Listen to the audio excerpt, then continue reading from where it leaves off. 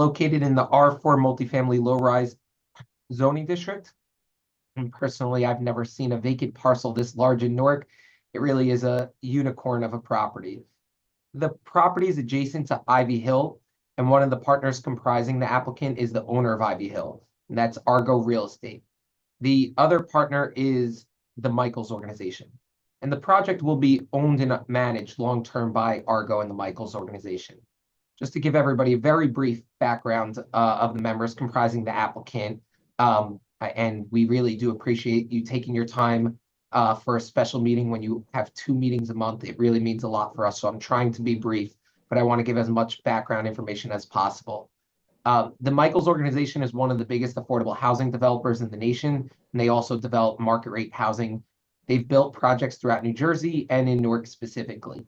The Michaels organization typically holds on to its properties long-term and manages the properties it develops. It even has an entire division devoted just to property management. They also provide social services and scholarships to their residents. Similarly, Argo is a long-term property holder. It's a third-generation family real estate company. While it did not develop Ivy Hill, it has owned the Ivy Hill property for 60 years now. In the 70s and 80s, Ivy Hill averaged occupancy in the 40 to 50% range. And Argo has invested in the buildings, especially in recent years, including spending $30 million in capital improvements in the last 6 years. Ivy Hill now has a 97 occupancy rate, which would likely be about 100%, but some units are currently under renovation. Argo also donated the lands for the nearby police precinct in March 2014, and it continues to own and invest in property in the area. I just want to be very clear, Ivy Hill is not part of this application. As we noted, though, with our concept parking plan that was submitted to the board as an exhibit and will present to the board as a condition of approval, Argo will restripe the Ivy Hill parking lots to ensure that Ivy Hill residents are not losing any parking spaces as a result of this proposed development. In fact, we show in our concept plan that Ivy Hill residents will actually gain 29 spaces. What we're here tonight is for 489 to 559 Irvington Avenue, and the applicant is proposing a 5-story, 414-unit multifamily residential project, along with 104 bicycle or micro mobility spaces and 419 physical parking spaces, which is 460 effective spaces with 41 credits for the 63 EV make-ready spaces. The required number of parking spaces is 414. So that means by zoning, the applicant is proposing 46 more spaces or over 11% more parking than what the zoning requires. Just to give a little bit of background, because this doesn't show through at all in the submission documents, but when the applicant originally designed the project, it designed a 435-unit project, and that complied with the parking standards required under the zoning ordinance.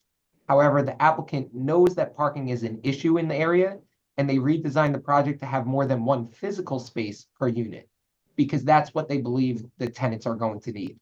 So the applicant willingly removed 21 units before even submitting the applicant to ensure that the parking not only complies with the minimum zoning requirements, but meets the actual needs for the development.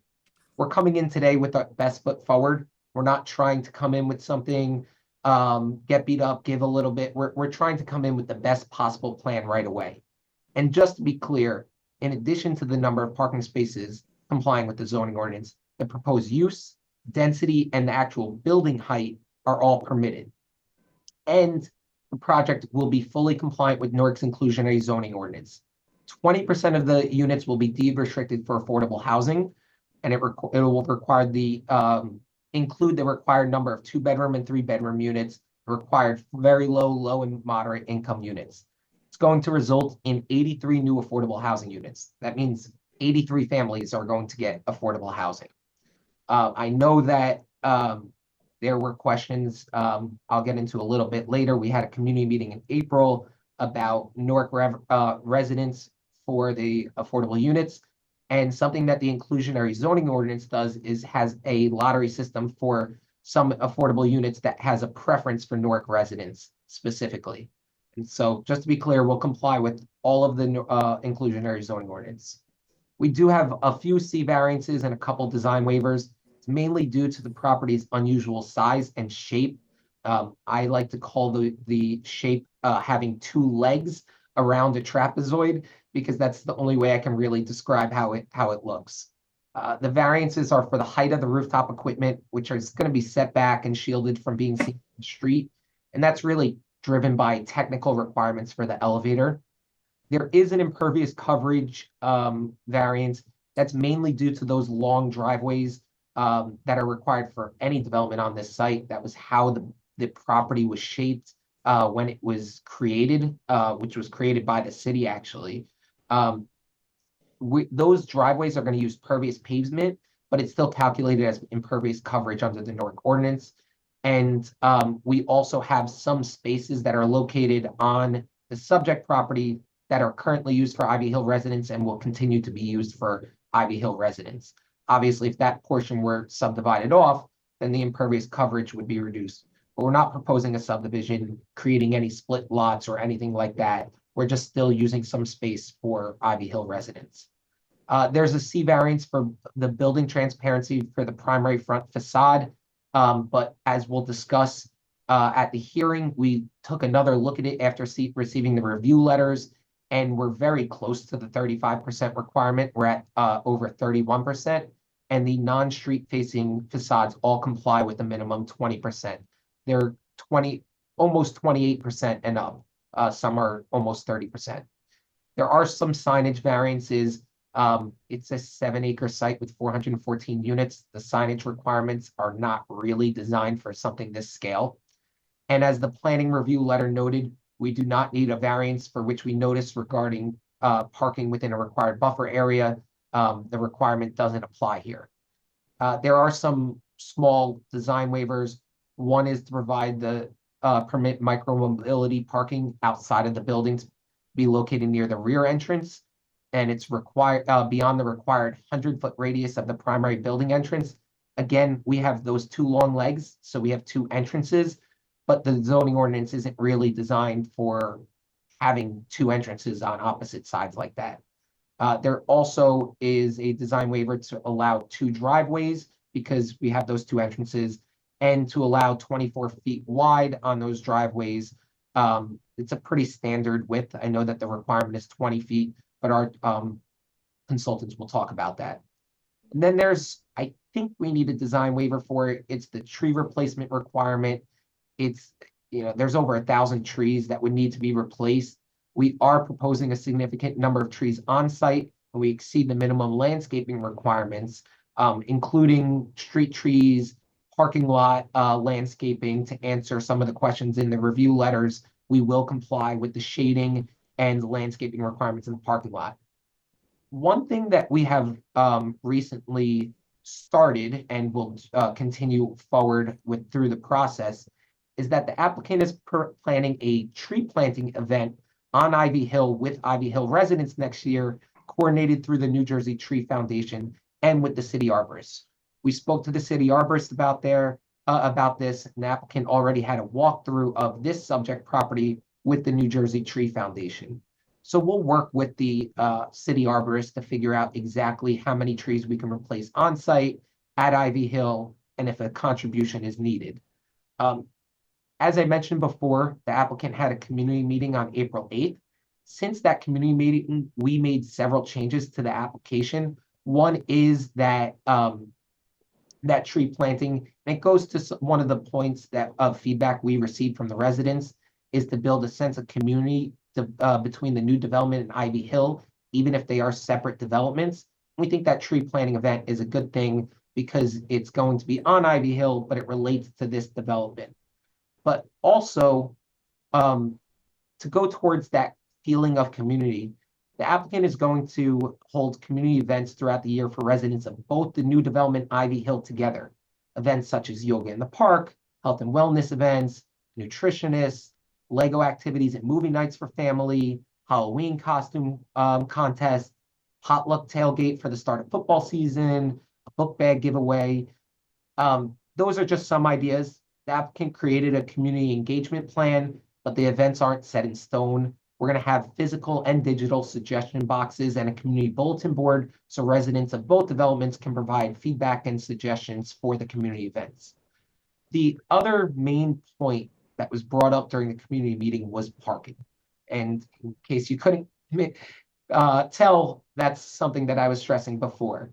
While the parking for the new development is going to be more than 11% more than what the zoning ordinance requires, the Ivy Hill project right now has 1,502 parking spaces for about the 2,100 units. So they basically have, 71.5% of what the current zoning ordinance would require. And if you look at the ratios, the Ivy Hill ratio is about 2/3 of what the new development will have. There's also some over 200 parking spaces for Ivy Hill residents located on the subject property. Many of them are proposed to be removed, although a bunch, over 60, are proposed to stay. We pledged at the community meeting, in our TRC meeting, and we'll make it a condition of approval here, that we'll replace every parking space being removed, and we will add more parking spaces. We said at the community meeting that we thought we can add 3 or 4, but based on the feedback from the community, we redesigned, really Argo redesigned the parking modification for Ivy Hill to add more spaces. As a result, we submitted to the board a parking modification exhibit showing a net increase to Ivy Hill residents of 29 parking spaces. Now, I'll just caution it a tiny bit that the parking modification might require further approvals. It might require us coming back to the board for site plan approval. If we have to have those further approvals, the exact number might change a little bit. I don't know if it'll go down to 28, 27 spaces, but we do believe we can add 29 spaces from what currently exists. In addition to adding 29 new spaces net for the Ivy Hill residents, the applicant is proposing something pretty unique to try to both meet the demand of driving while also having less of a demand of parking. And while that seems like it's contradictory, what we're going to do is add 3 spaces on both Ivy Hill and the new development, 3 spaces each, that are going to be dedicated to Envoy. Envoy is a private electric car service. It's essentially a private zip car. So any resident who wants to use Envoy registers through their app. Envoy has insurance for anyone using the car, although you can use your own insurance if you have it. And the car can be rented by the hour or by the day. The price to use Envoy is cheaper than an Uber. It's about $20 per hour, $120 per day. That could fluctuate, of course. We're going to start with 3 cars on Ivy Hill and 3 cars on the new development. If the demand is high, then we'll increase it for either or both sites. And this is a system that's been used throughout the nation. They have a couple projects in New Jersey. I know a couple LaFrac projects in Jersey City use this Envoy system. And we look at it as a unique amenity to the residents of each of the developments. And we think it will help reduce the need and demand for personal cars and therefore parking spaces. We thought the community meeting was very insightful and helpful, and it resulted in beneficial changes to the proposed project and to Ivy Hill residents, even though Ivy Hill is not part of this project. The proposed project, though, is exactly what Newark's master plan calls for: more housing and more affordable housing. It's going to take a vacant lot that right now is wooded. It's not, you can only make it so safe. I know in the past it had security issues. We'll turn it into a nicely lit, landscaped, secure development and add a rateable to the city and add more housing for residents. That's very much needed in Newark. And before we move on to our witnesses, I just want to say for the record, so for clarity on the record, notice was published in the Star Ledger, sent to all interested parties in Newark, Maplewood, and South Orange, and posted on the site on June 18th, which was more than 10 days in advance. There was the affidavit of proof of service was submitted on June 26th. We also received 3 review letters. There was a planning review letter dated June 26th, engineering review letter dated June 26th, and a review letter from the Department of Water and Sewer that we received today. It's dated today as well. We're going to work with the board consultants to comply with the comments in the review letters to their satisfaction. I don't think any comment can't be complied with. There may be some small changes from technical reasons. There also was one or two of the review letters, I think it was the engineering review letter, used some outdated plans that were dated from October when the plans we submitted were December. It's not that big of a deal. We'll work with the consultant to make sure we satisfy everything to their satisfaction. So we have 4 witnesses tonight. Before you get into your witnesses, I didn't want to interrupt you. You were going so smoothly there. I want to recognize Commissioner Jordan and Commissioner De Silva. Go ahead, please continue. Thank you very much. So we have 4 witnesses tonight. Robert Strecker of Bowler Engineering is the applicant's civil engineer. Paul Going of Traffic Planning and Design, the applicant's traffic engineer. Josh Eckert of Urban Practice, the applicant's architect. Paul Greigel of Phillips Price Greigel, the applicant's planner. I don't know if you want to bring up each one as panelists now, or if you want to just do it one by one. I defer to you. But at this time, I'm ready to call our first witness. Mr. Five, if they could all raise their hands so we can promote them now. All right. Please raise your hands, Robert, Paul, Josh, and Paul. Paul, I have Robert, and you said Josh. Should be, let. Josh. Paul Greigel should be on right now. If not, can always add him after. But we have the first 3. He's the last witness, so we don't need him right away. They're all on, Mr. Five. Oh, great. Awesome.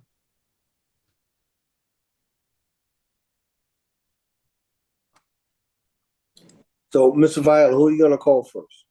Robert Strecker. Okay, let's get him sworn in. Them all at the same time. Yes, good evening. Do you solemnly swear the testimony about to give us shall be truthful? I do. I do. Thank you. Please state your name and affiliation for the record. Sure. Robert Strecker, Streker, with Bowler Engineering. Thank you. Counsel, please qualify your expert. Thank you. We'll start with Robert. At this time, I'd like to call Robert Strecker of Bowler Engineering. Can you please briefly describe your educational background and experience and confirm that you're a licensed engineer in the state of New Jersey and your license is in good standing? Sure. I am a licensed professional engineer in New Jersey as well as New York, and it is in good standing. Started as a graduate of Stevens Institute of Technology, received my Bachelor of Engineering degree. Been working as a civil engineer for more than 20 years. I've been qualified in front of over 125 municipalities in the state, including Newark. Okay, Mr. Strecker, you're accepted by the board. Please continue. Thank you. Thank you. Mr. Strecker, can you please identify the subject property and describe the project from a civil engineering perspective, while noting if you're bringing up plans, whether they are the submitted plans or if it's a new exhibit? Okay. So I'm sharing what now would be a new exhibit. Do we need to mark that, or should we just go? Yeah, we'll call it Exhibit A1, even though we submitted the parking modification plan. We'll mark that as we bring it up tonight. Let's call this Exhibit A1. And can you describe what this exhibit is? Sure. Exhibit A1 is an aerial photograph with the subject property outlined in red. It's prepared by MCB Landscape Architecture, and it's dated June 12th, 2025. This is a 4-page set. The second, third, and fourth pages are colorized renderings of the site with the landscaping that's proposed superimposed to show the context of the proposed build out.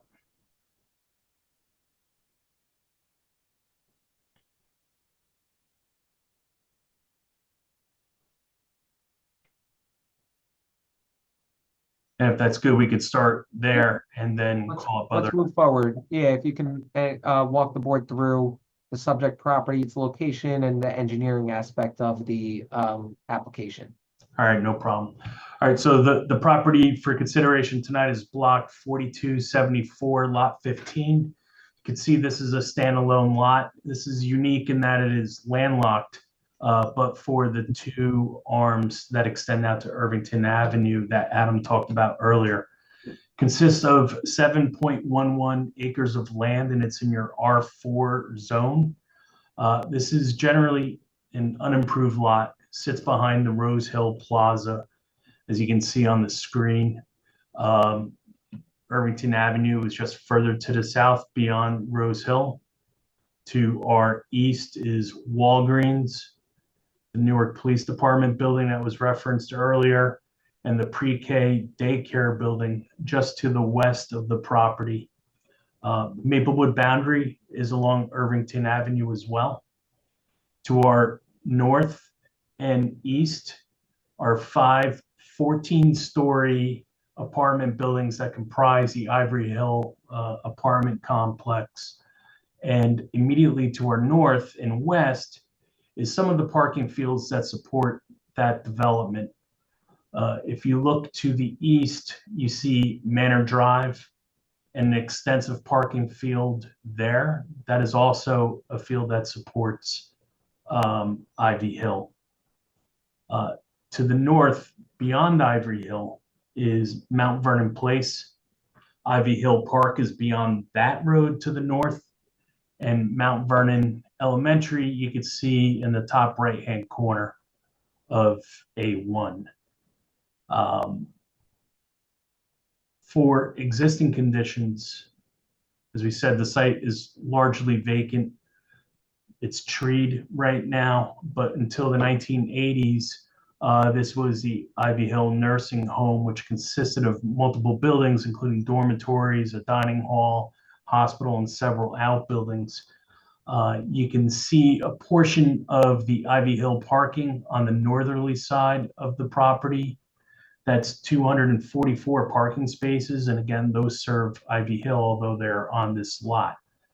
The treat area was used as a construction stockpile and staging area as Rose Hill Plaza was being constructed. As you go through that construction, it results in the ground not being completely flat. So it's there are remnants of stockpiles that are out there today. And as part of our initial investigation, we saw that there were small pockets of wetlands that were established in that area.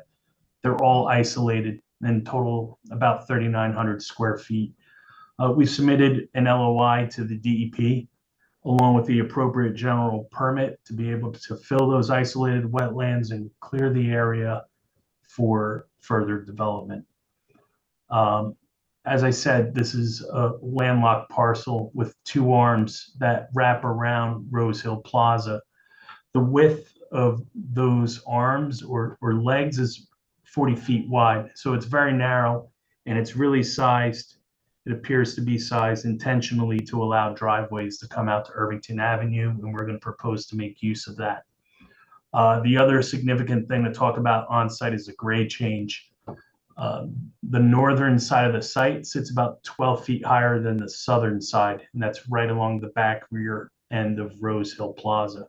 So a 12-foot grade difference across the area we're proposing to develop, and then also another 12 feet to get you down to Irvington Avenue. So from the bottom of the driveway to the back of the property, it's about 24 feet of grade change. Flipping over to the second page of A1, this is what is being proposed by the applicant. It's a new 5-story low-rise residential building, which includes amenities such as rooftop areas, courtyards, common areas, a parking garage, surface parking, bike parking, many of the amenities that people look for in new current residential developments of this sort.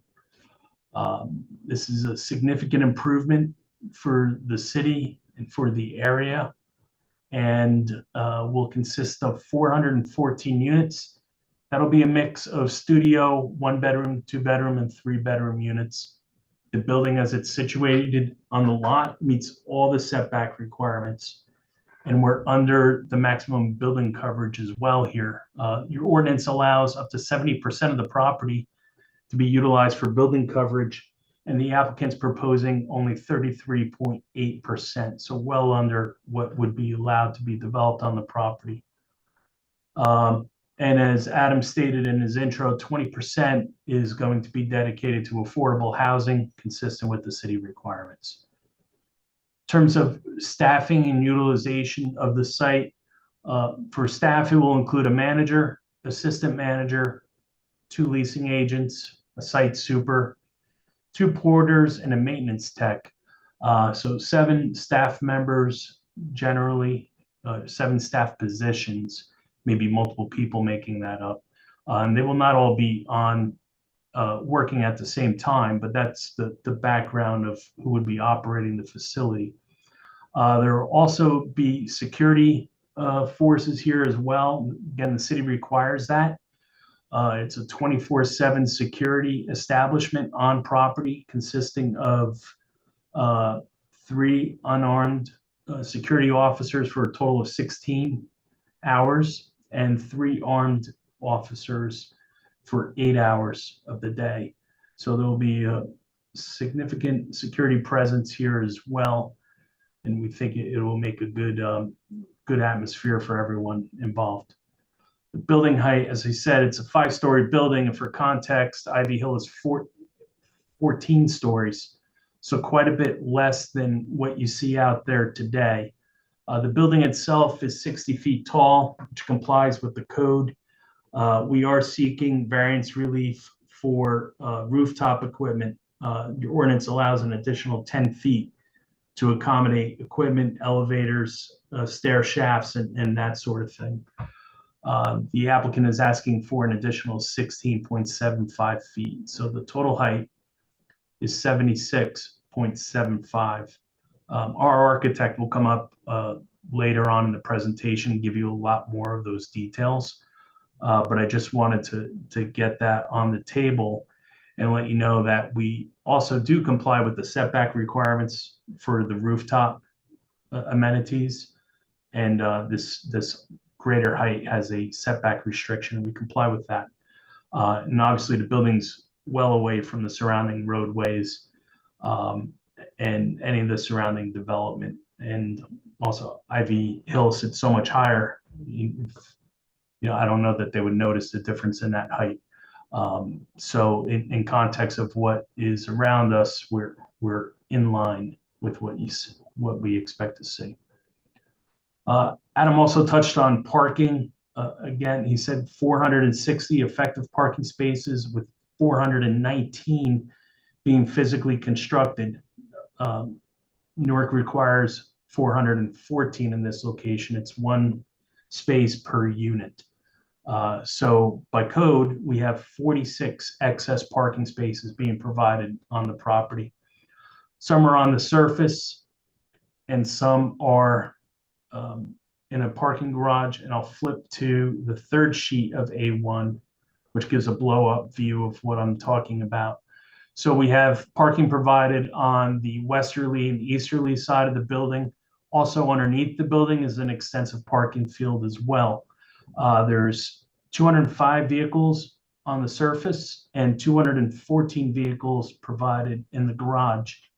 The site is compliant with ADA in terms of slope, as well as the number of parking spaces and van parking spaces that we're obligated to provide. It's also compliant with the EV parking allocation, or 63 EV spaces or make-ready spaces are proposed on the property, 4 of which would be ADA compliant. As part of this development, we will displace some parking that currently serves the Ivy Hill development on the site. There are 247 spaces on this lot right now that serve Ivy Hill. 63 are proposed to remain. 64 rather is proposed to remain. What the applicant is proposing to do is make improvements, and I will bring up the parking lot plan. This was submitted to the board as an exhibit. So We'll call this exhibit A2.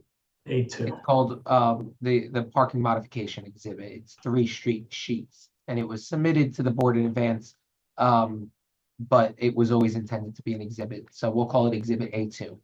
Okay, great. Thank you very much. So A2 is prepared by Dynamic Engineering.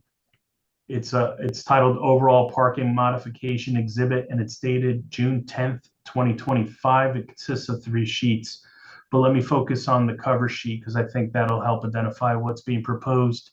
You can see outlined in red the applicant's lot and property. That is the residential tower we're here to talk about today. And you can also see on A2 the surrounding parking areas that are identified.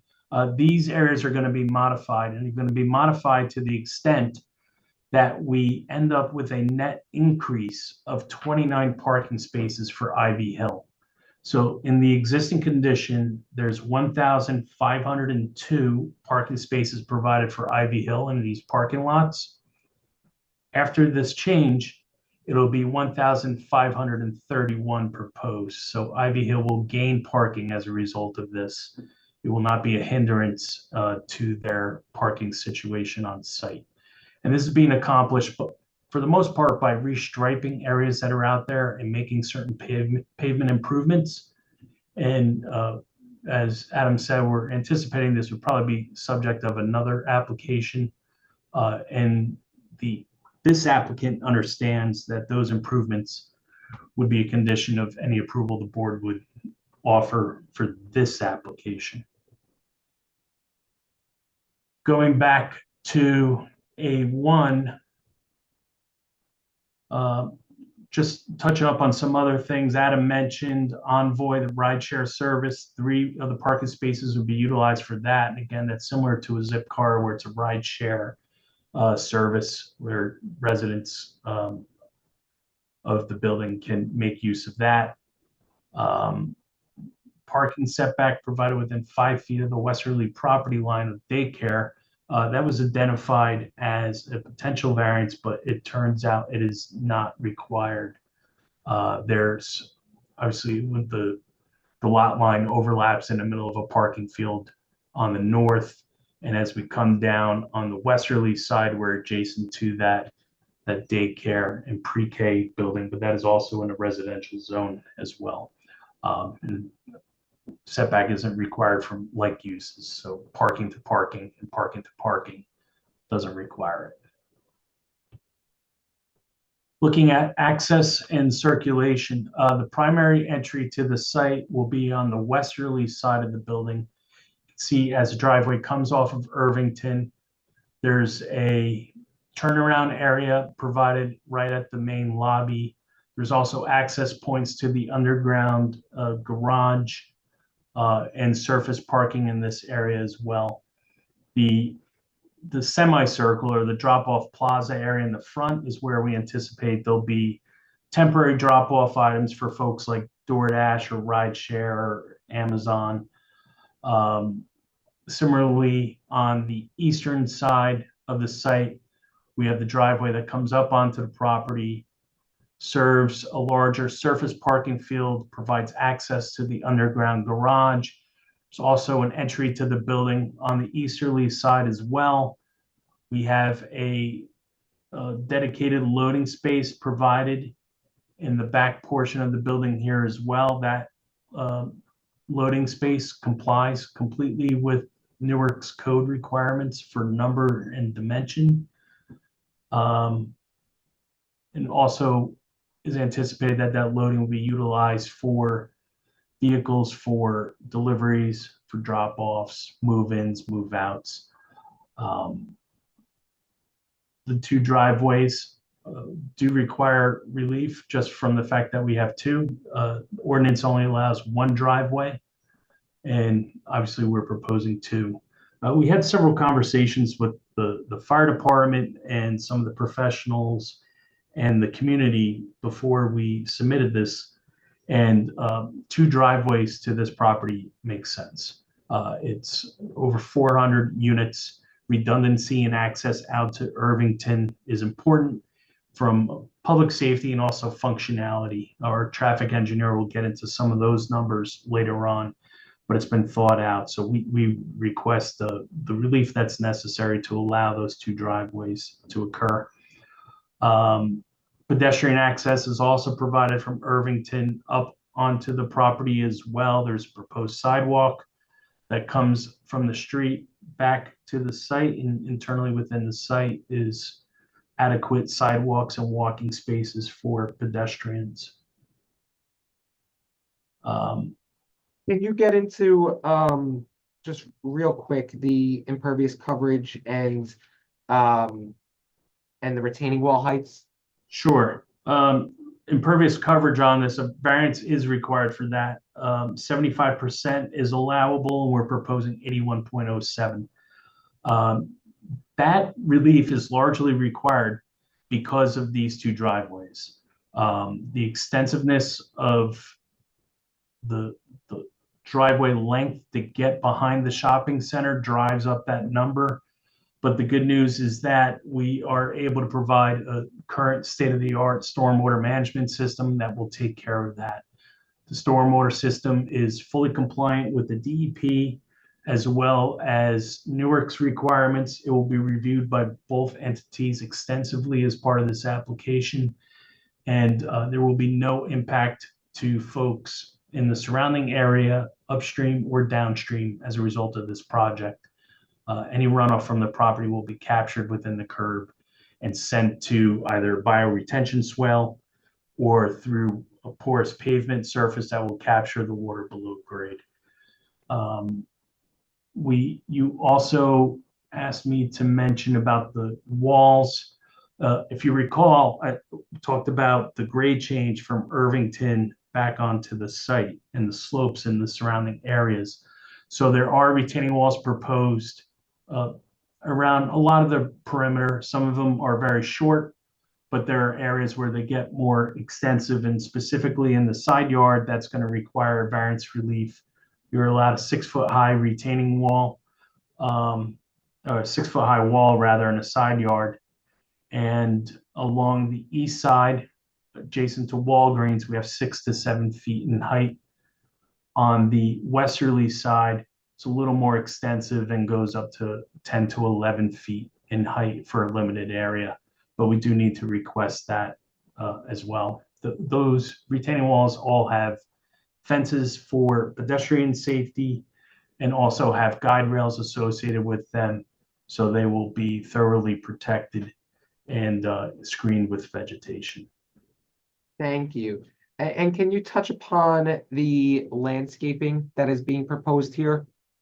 Sure. There is a very extensive landscaping plan proposed for this property. It exceeds 5,700 different plantings and 40 different plant species on the property. 198 new trees are proposed, and that includes 76 shade trees, 96 evergreen, and 20 ornamentals. And the shade trees are not being planted at code minimum. They're being proposed at 3 to 3.5 inches and would be installed at 13 to 16 feet in height at time of planting. Shade trees are being proposed within the parking field and at the perimeter of the site and the building. Leafy trees, ornamental trees, shrubs, and perennial plantings are provided throughout the spaces. Evergreen trees and shrubs are being installed at the perimeter of the site to enhance the screening around the garage entries, trash enclosures, and other areas where we want to provide screening. The city requires 15% landscaping within a parking area. The plan as submitted provides 18%, so we exceed that amount. Ordinance also requires 50% coverage in 15 years, so 15-year growth, what does it look like? And the landscape architect is estimating 50.3% coverage in the parking area. So these are large, robust trees that are expected to provide a tremendous amount of shade. There's a question about street trees. We are proposing 4 trees up on the street. However, we can't set them right up on the curb. That, just to be clear, it requires it in the front yard there, and I think the review letter was based, and the comment was based on outdated plans, correct? I think it might have been, Adam. The trees that are proposed, we're proposing 4 street trees. They're proposed at the back of the city curb. So along the property. We want to make sure that we have room for the driveway aprons, and we're still providing adequate dimension for driveway aprons. Also concerned about sight distance coming out of the driveway if those trees are there. So we're installing them, but we're just going to install them at the back of the curb, back of the sidewalk. And if that requires relief and that doesn't satisfy it, that's kind of the justification for any relief that we would seek in that area. Thank you.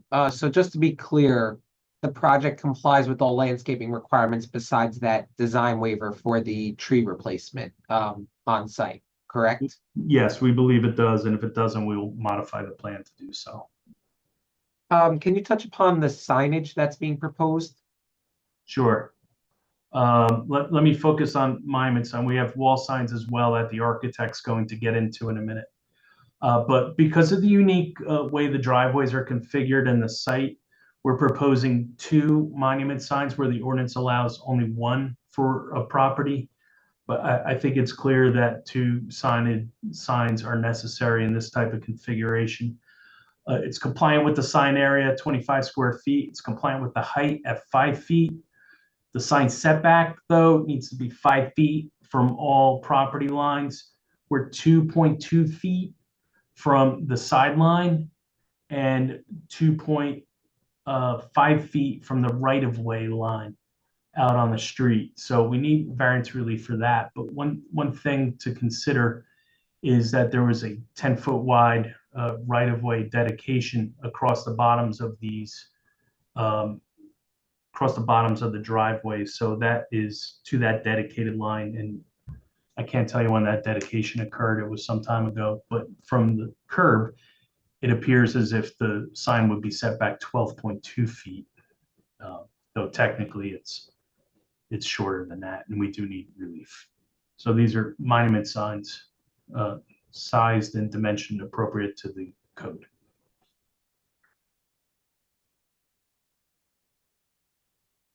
I think that concludes our direct testimony for this witness. Before we go on to our next witness, Mr. Chairman, did you want to do questions for each witness? Commissioners, could you stop sharing the screen, please? Sure. Commissioners, questions or comments?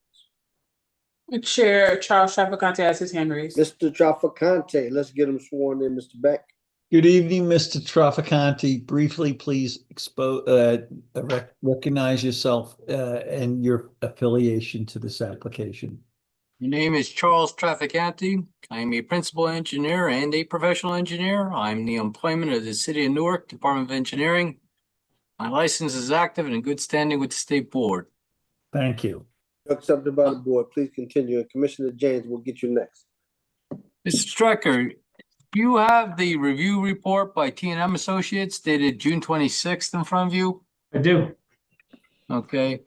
There were 2 items, and now I know you briefly mentioned about loading and unloading, but if you go to page 4 of 16, I believe it's Roman numeral 8, applicant shall provide testimony to discuss how on-site loading operations will be managed, including whether private deliveries, UPS, Amazon, etc., will be permitted to utilize the designated loading area, an anticipated loading schedule, and how simultaneous deliveries will be managed.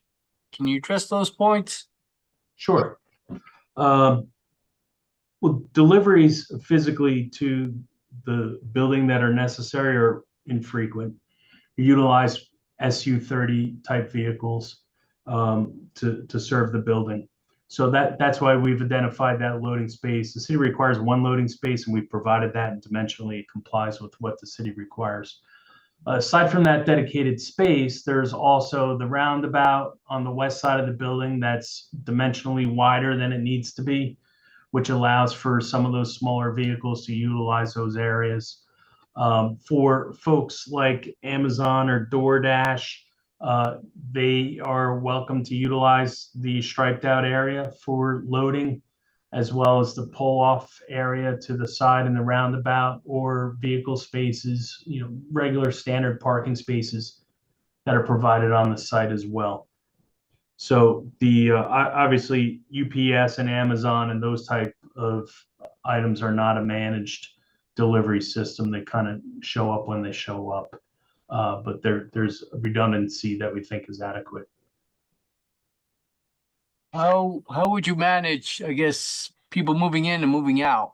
Being that you got 400 and some odd units, right? You're bound to have people looking to move in same days with the same Yeah. size or bigger trucks. Yeah, that was actually an exact question that I asked myself. We're looking at larger trucks of like an SU40 type vehicle that's obviously larger than SU30, but it's still a single unit truck that would fit within that loaded area. And the way the building management runs it is they schedule move-ins and move-outs. Tractor trailers are not utilized for that. These are smaller units. And tractor trailers are not something that is typically seen for this type of facility. And those are scheduled when they occur to attempt to avoid overlap as much as possible. But you're dealing with people, it's bound to occur. And, that's why we have the redundancy, so they can utilize the rear or the front. You can get into the building from either side and access elevators from either direction. And that's how they're dealing with it. And that roundabout on the west side, is that wide enough to allow for passage of other vehicles? In other words, there's one truck, whether it be an Uber, whatever, UPS, will it block the aisle, or is there enough room there to allow other people to get around? No, we believe it's wide enough. It's a 22-foot wide dimension, so that gives us a 12-foot lane with 10 feet left over. So that should be wide enough. It's a one-way flow through there. All right. Okay. So there is no loading, unloading schedule. It's pretty much whenever people get there, first come, first serve. No, no, for move-ins and move-outs, it's scheduled through the building management. So it is scheduled. All right. Yes. All right. Last question. Can you comply with all the comments and conditions noted in T&M's report to the planning board dated June 26, 2025? Yes. At the beginning, yes, we can comply with all of them. There may be some that we have to work through with T&M and with yourself, but I don't think anything has to be, said no to. We're saying yes, but there are some technical things that might need to be changed, because I believe the review letter said it reviewed plans dated October when the site plans are really dated December. So some of the things may have changed just slightly. But yes, we will comply with everything, and we'll work through with T&M and with yourself to make sure we comply to your satisfaction. All right. No further questions. Thank you. Thank you.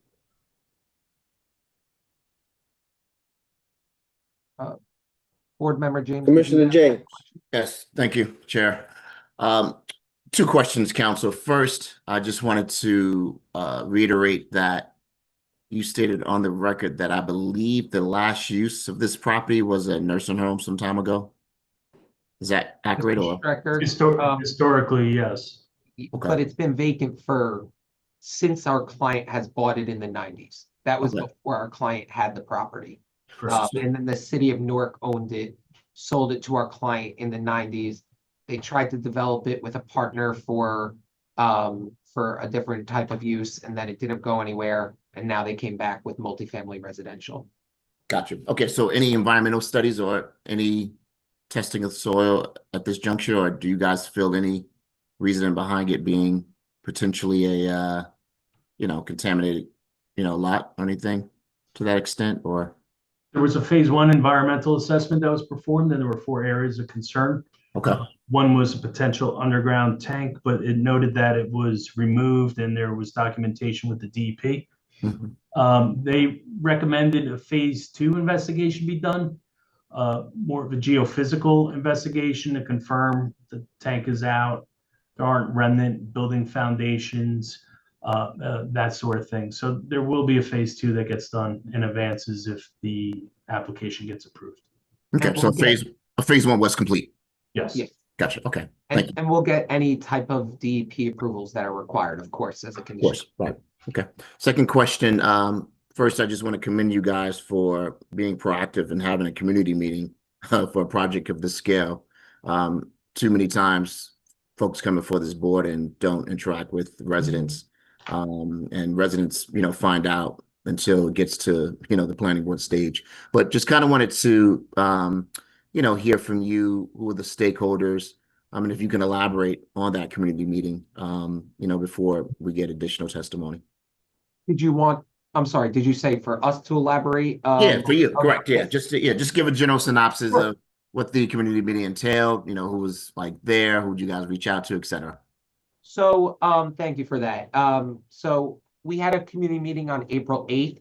We had it, we scheduled it in conjunction with Councilman Kelly's office. Both, our client and Councilman Kelly's office reached out to community leaders. There were about 30 people there, if I believe, my memory is correct. The intent was that of those 30, a lot of them were representing other people as district leaders or community leaders or leaders of organizations. And we had it at the nearby Mount Vernon schools. We scheduled it. It wasn't a last minute schedule. We took a long time to schedule it with the councilman's office, coordinating with the councilman's office, posting it in Ivy Hill, posters and things like that in the buildings. And speaking to board members. There were I don't know if it was the president or vice president of the association was there, as well as I think other board members, and then other residents as well. And as I mentioned, we presented what we were going to do. We heard feedback from the residents, and it seemed like some of the biggest points of feedback related to making sure that there was a sense of community between the two developments, and making sure parking is adequate for this project, and to see if there's anything we can do for parking on Ivy Hill. There were also comments about certain areas of Ivy Hill that can use some more landscaping and trees. And so between the community and feeling and that issue of trees within, the buildings are kind of like oddly shaped, and they form kind of triangles. Some of those triangles don't have the best landscaping in the back of the buildings, but to add some trees there and some landscaping there. We also added the community engagement plan. We submitted a copy of it to the councilman for his review. It's, not really part of this application, but one thing we will say that we do pledge to have community events that include both developments at the same time, treating both developments equally, treating the market rate and affordable units in this project equally. But the bigger concern seemed to be parking, because Ivy Hill does have, according to the residents, there's not enough spaces for the amount of units. The thing is, they have 2/3 of the ratio of what this application is. So this application will have a much more fully parked development. But with that being said, we know that we're removing parking spaces that used by Ivy Hill residents as part of this application. And, we don't want to cause not just a substantial detriment to Ivy Hill and to the surrounding community, but we don't want to cause any detriment. So we're not only saying as a condition of approval, we'll replace any, we will also add spaces as well. And when we were at the community meeting, we had about 3 or 4 that we thought we can add, but the feedback we got was, we need more parking, we need more parking, we need more parking. So we went back, looked at it, and then submitted this parking modification plan and came up with what we think is a very realistic plan. We had one iteration that added more spaces, but it was in sloped areas that you really couldn't build in. So we didn't want to just show parking spaces. We wanted to show what can actually be built. So it ended up with a net increase of 29 spaces for the residents. So we thought that, the community meeting was beneficial for us. And we hope that the changes we've made afterwards are beneficial to the community, because we weren't trying to just have a community meeting to check off a box and tell you guys that we had one. We really did try to listen to the residents, make changes, and do the right thing here. Thank you for that. Just a quick follow-up. Do you have a parking expert or any parking issues addressed like now? So we have our next witness is a traffic engineer. Okay. So he will talk about Okay. parking. because it's a permitted use and a fully compliant and 11% more, parking, shouldn't be any issue, but we do have a traffic engineer to testify about the parking specifically and about, traffic engineering aspects as well. Yes. Thank you.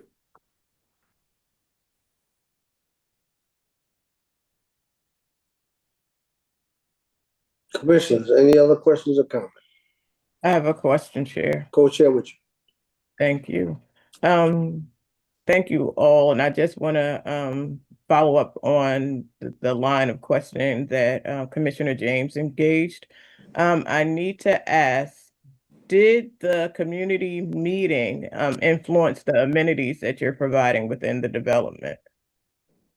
Well, the amenities are really only for this development. It's, the amenities are inside the building for this, so they can't really be accessed to by people outside of the development itself. And designing amenities for 400 units is a lot different than designing it for 2,500 units altogether. It's really not feasible. So the amenities for this project are for this development. But because And they include, what do because they include? our architect's gonna get into that on some of the Okay. amenities.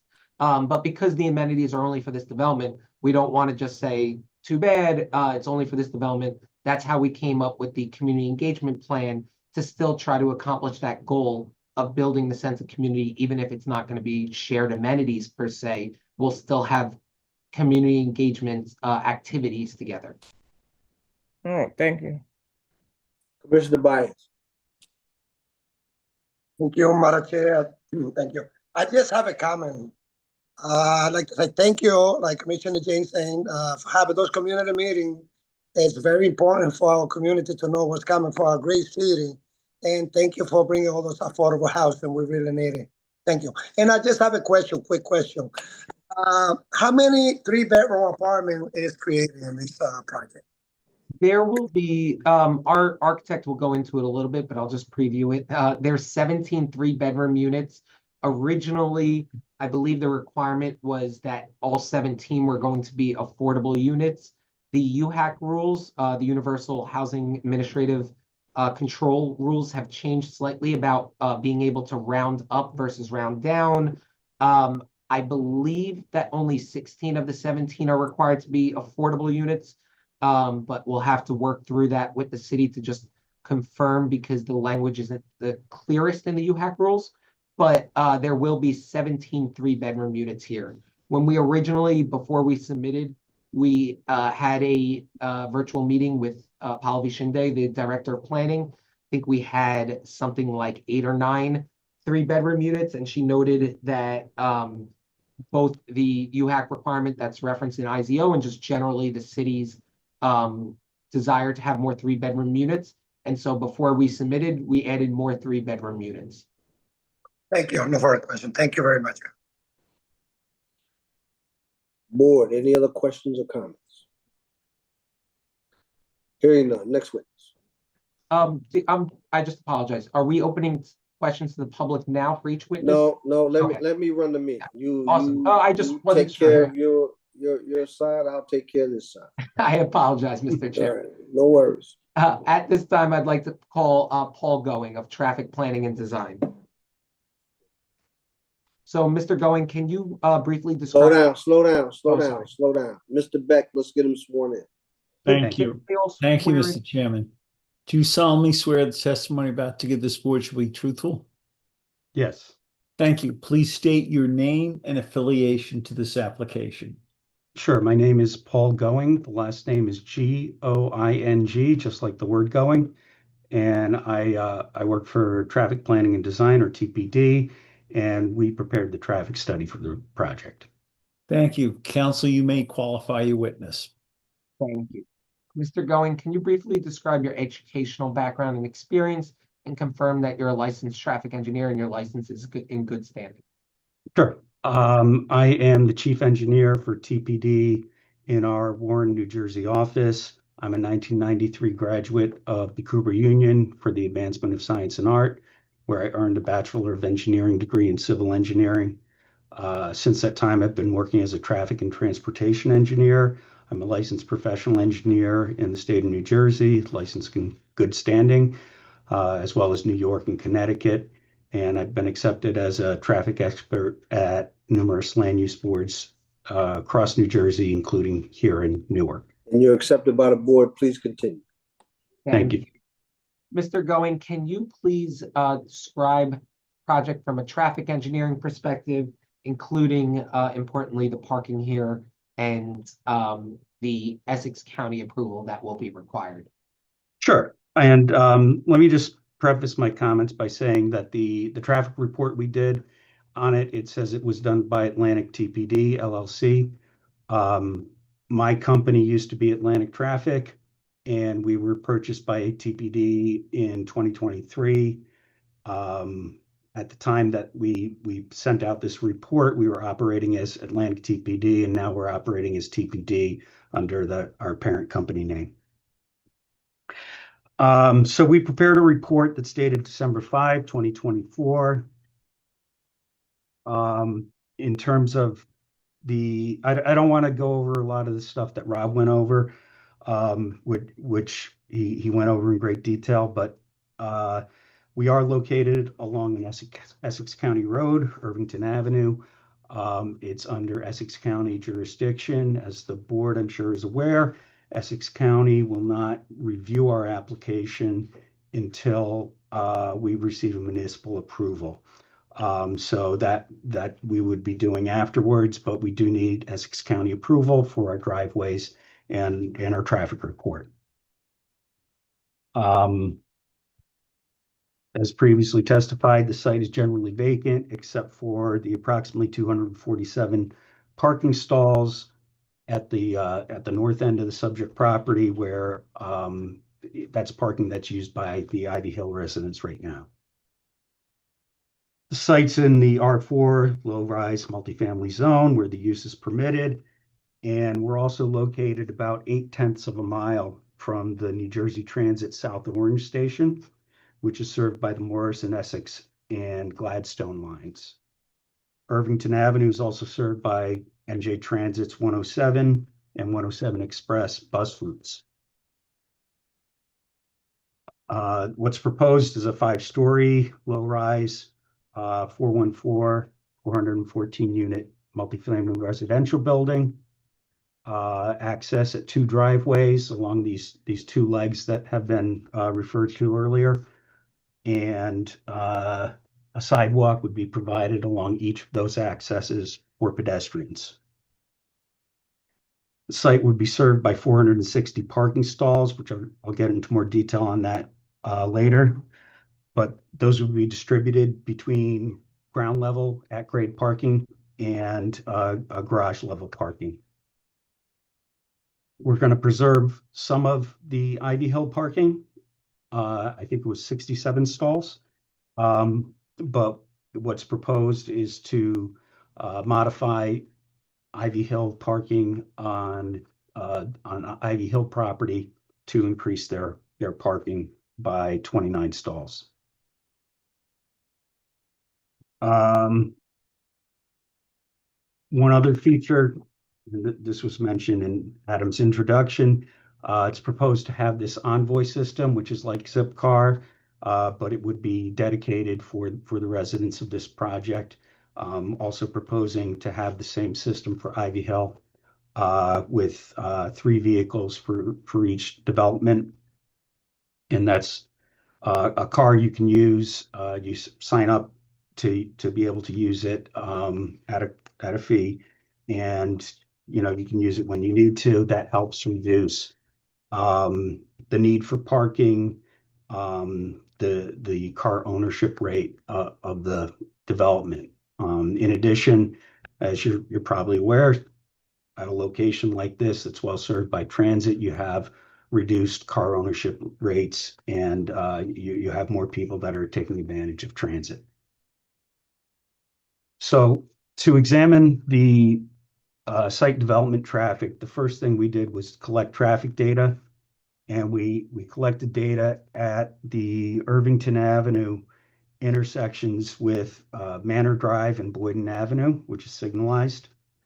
And at the Maplewood Senior Apartment driveways, at the Walgreens driveway, at the Coolidge Road and Rose Hill Plaza Shopping Center driveway, at Hudson Avenue, and then at the Union Avenue and the Western Rose Hill Plaza Shopping Center driveway.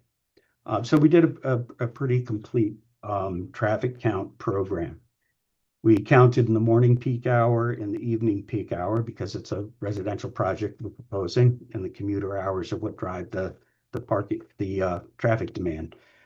We counted on Wednesday, October 16 of 2024 from 7 a.m. to 9 a.m. and on the same date from 4 p.m. to 9 p.m. And we found that the weekday morning peak hour occurred from 7:45 a.m. to 8:45 a.m. and the weekday evening peak hour occurred from 4:15 p.m. to 5:15 p.m.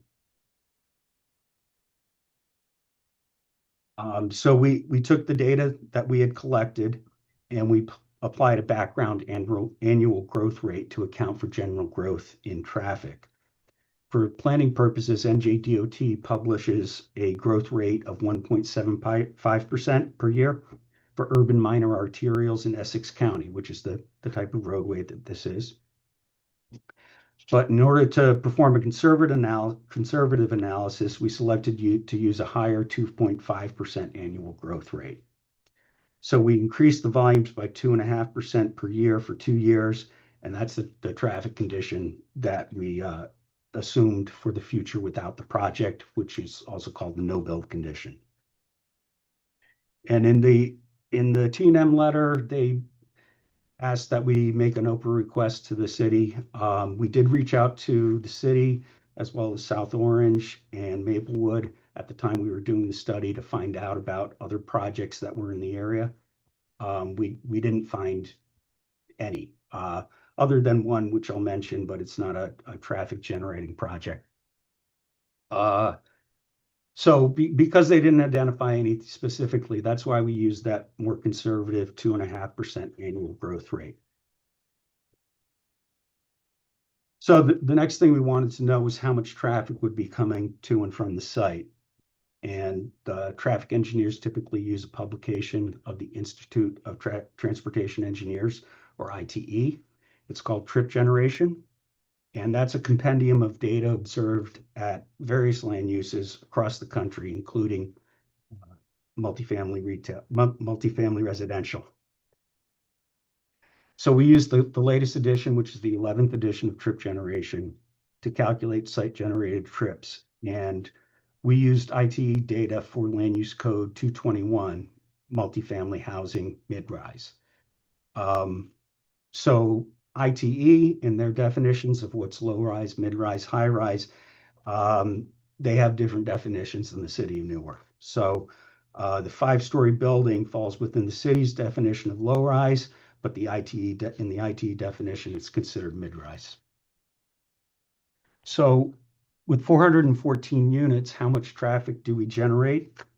You might be surprised. People often assume that dwelling units generate like 1 peak hour trip per unit. But the IT data actually indicates that it's less than 1 for every 2 units. That's because people don't all travel at the same time of day. Some people don't work or work from home. But for various reasons, you don't have a 1-to-1 ratio between the number of trips and the number of units. It's a much lower ratio. So in the morning peak hour, we calculated 171 peak hour trips, and in the evening peak hour, we calculated 162 peak hour trips. As I previously mentioned, though, this site is close to an NJ Transit station, and it's served by bus routes. That typically results in fewer vehicular trips and lower car ownership rates. So the IT has a separate trip generation category for multifamily residential that's within 1/4 mile of a train station. We're not that close. So for us to account for transit usage, We obtained 2020 U.S. Census data for Census Tract 22.03, which is where the site lies. And we looked at the journey to work data from the census. That told us how many people drive by themselves, how many carpool, how many use transit, how many walk or bike, and how many work from home. Based on the U.S. Census data and our calculations, we can assume that the use of transit and other non-vehicular means of travel results in a 14% reduction in peak hour traffic generated by the project. So that reduces our peak hour trips to 147 in the weekday morning peak hour, which is the total entering and exiting, 139 in the weekday evening peak hour, again, total entering and exiting. So it's about 2.5 cars per minute entering or exiting the site. So we took that traffic, we distributed it to the study locations, and then we analyzed it using a software called Synchro. That software that's used to analyze operational state of traffic. The results are what we call levels of service. The levels of service range from A to F, with A being the best and F being the most congested. With our analysis, we saw just a couple of changes in levels of service. We went from a marginal level of service C to a marginal D in one case. It's a minor change due to less than a 2-second increase in delay. And when I say marginal, I mean that we had a no build level of service C that was on the cusp of D, and then in the build condition, a level of service D on the cusp of C. We saw that the site driveways would operate at level of service D or better in the peak hours. The queues would be 1 or 2 vehicles, which would be accommodated on the site.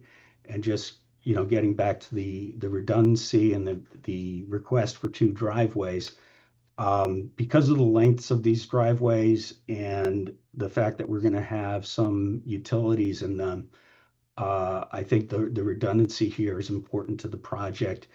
So when you have occasional, work that's going to block one driveway or the other, you can accommodate traffic entering and exiting the site. So, like I mentioned, we do need Essex County approval, but I don't anticipate any issues based on the analyses and the results. Quickly going over a crash study. We did do a crash study. We reviewed the most recent 3 years of available data. And this is from NJDOT. It was data from January 2020 through December 2022. In the 0.2 mile section of the roadway that we're along, we saw 9 crashes over 3 years, or an average of 3 per year, which is low. There were no fatalities, 1 crash resulting in minor injury, and the other 8 resulting in property damage only. In terms of crash types, there were 3 same direction side swipes, 2 right angle crashes, 3 struck parked vehicle, 1 pedestrian crash. 6 of the crashes involved curbside parking. So the number of crashes and severity was low. The one concern we had was with that pedestrian crash. That's the one that resulted in minor injury.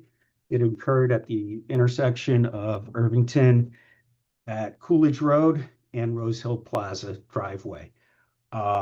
So when we had reached out to the city as well as Maplewood and South Orange, the one project that we did find out about in Maplewood is planning to construct what's called an RRFB, rectangular rapid flashing beacon, which is like a pedestrian crossing that they would construct at that intersection to facilitate the crossing of pedestrians between the shopping plaza and Maplewood, essentially, where you have on the south side of Irvington, you've got residential. On the north side, you've got some businesses that some of those residents want to get to.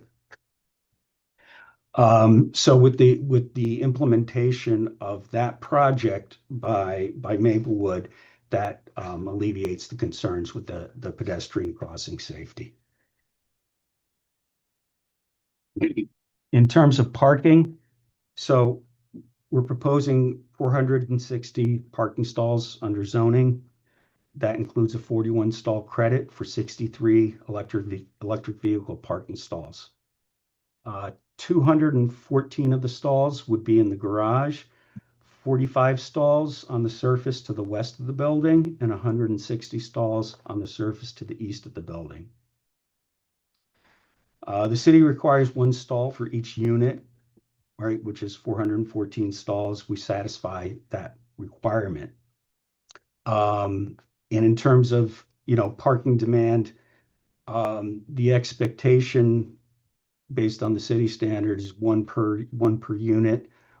As previously mentioned, we are 11% over that, and we don't think that there's going to be a parking problem.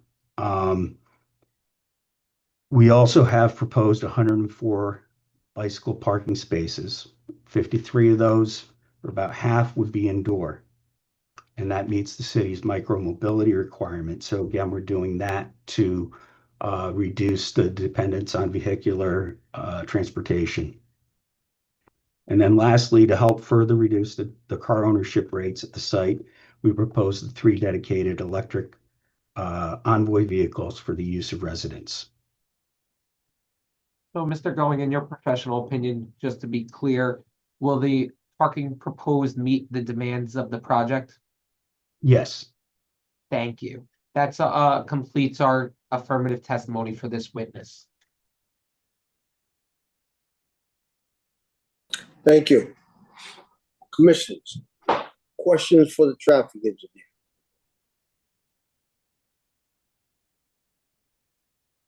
Hearing none, next witness.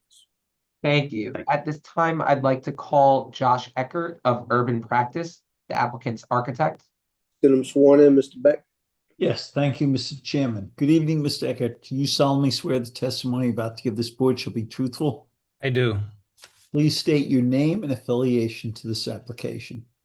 Sure. My name is Josh Eckert, and I am with Urban Practice. We're an architecture and planning firm based in Camden, New Jersey, and I am representing this application as the registered architect. Thank you, counsel. You may qualify your. Thank you.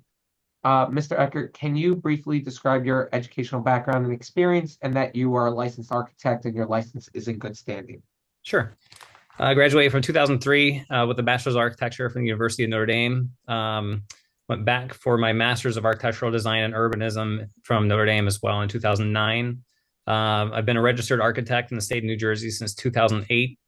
As an aside, I'm also a professional planner in the state of New Jersey since 2012 and a member of the AICP since 2013 or 2023, I'm sorry. And I also am a LEED accredited professional as well. The license current, sir, and in good standing? Yes, the license is current and in good standing. I've also provided architectural and planning testimony to boards across the state of New Jersey. Okay, you're accepted by the board. Please continue. Thank you. Thank you. Mr. Eckert, can you please discuss the project from an architecture perspective? As I mentioned to Mr. Strecker before, if you're sharing any plans, you can identify whether they have been submitted or not, or if they are a new exhibit. Sure. Yeah, I'll start with exhibit A1, which is the one that Mr. Strecker had started his testimony on as well. This is basically the landscape architect's plans of the site. So just so you know, that's not what's on the screen. Oh, that would be helpful. Oh, wrong one. Share the right screen here.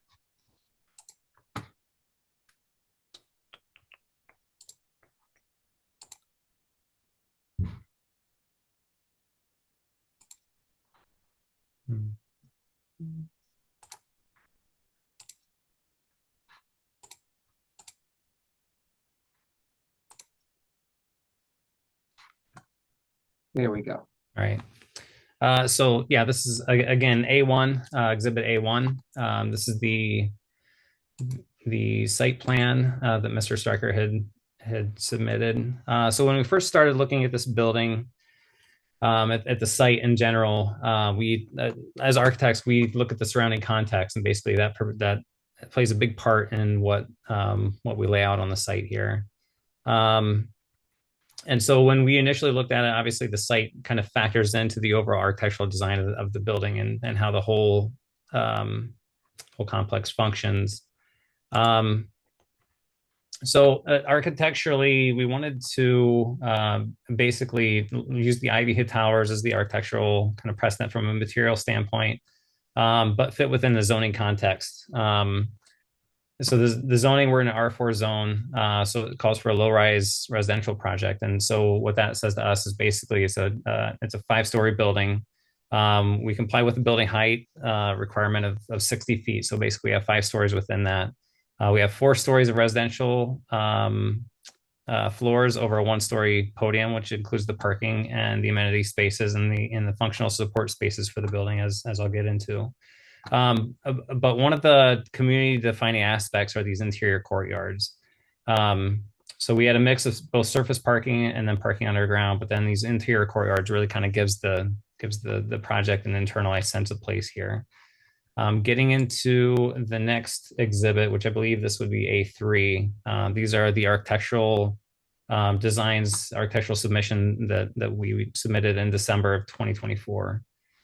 So, Mr. Chairman, do we have to mark this if it was part of our submission? No, you don't. Thank you. So, we'll still have, the next one will be Exhibit A3. So this is just the plans that have been submitted already. Yes, this is essentially a blow up of the ground floor from Exhibit A1, but this is the architectural exhibit showing more detail. So you see the light gray areas are the parking areas here. And all the future sheets, all the yellow, browns, and orange colors, those are residential units. And all the blue and gray, blue is basically amenity spaces and gray is kind of support spaces.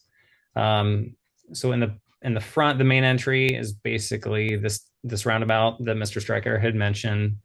You come into a double-heighted 2-story lobby that you can actually see through to this courtyard in the back or in the center of the building here. All the blue is the amenity spaces, and as the councilman had requested, the amenity spaces consist of a lobby, management, community rooms, work pods, some fitness area, and then a large mail and package support space. So we have a separate mail room and a separate package room for residents. Obviously, 414 units, and needs to be sized appropriately to accommodate that, as well as located close to the main entrance where package drop-offs and deliveries can be just brought straight into there.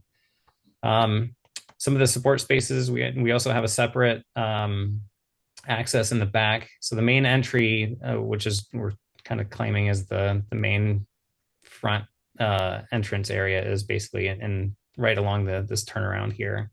We also do have multiple other entries into the building as required per code. There's a main entry back or the secondary entry back here in the corner that has an elevator in this location, and the same thing down here. There's an elevator in this location. So we're strategically kind of separating the elevators and the entrances so that people have multiple ways of getting to their units, whether they park on the front or on the back side or within the building as well. We do have some residential units on the ground floor that actually front onto what's the kind of quiet or passive courtyard up here on the northern side, and then the more active courtyard on the southern side. The more active courtyard, that's where you have the barbecues. We do have a small pool in there as well. Kind of outdoor, active, a little bit noisier space there. And then this is a little bit more private seating areas, fire pits, those types of things, types of amenities there. Also spread around the building, again, since we have multiple entrances, are the micro-mobility areas. We have a micro-mobility area here, and then in the back in this area as well. In the back, where there's a little bit more of a circulation and turning for access, this is where some of the support services, the loading area would also be in this area in the back. The maintenance and electrical vault, like all those types of kind of support spaces are in this gray area in the back there. Regarding trash, we have two main trash locations with compactors. And again, those are in these corners, where basically the trash from the upper floors will flow down through the building and land in here and get compacted. And then on trash pickup, it'd be rolled out to these refuse areas, and they're actually outside the building for pickup with the truck and then rolled back into here. As was noted before, we will have maintenance staff on site that will be handling that part of the servicing. As mentioned before, we also have the loading area. This is the designated loading space in the corner here, which is in close proximity to the freight elevator, which would take people up and down here. But as was noted, there's potential for drop-offs here, drop-offs kind of here. Again, just moving the elevators and kind of spreading them out throughout the building gives us a little bit more built-in redundancy there. On the next sheet, this is the typical unit floor plan for the second floor, and it basically essentially carries up through the building. As mentioned, we have 414 total units with a mix of 49 studios, 244 one bedrooms, 104 two bedrooms, and 17 three-bedroom units. Of those, we have 83 total affordable units, which meets the 20% requirement for UHAC, as is in the inclusionary ordinance. For UHAC, when this was submitted, it was prior to the new UHAC that was recently adopted at the end of last year. So we were anticipating them being all the three bedrooms would be affordable units.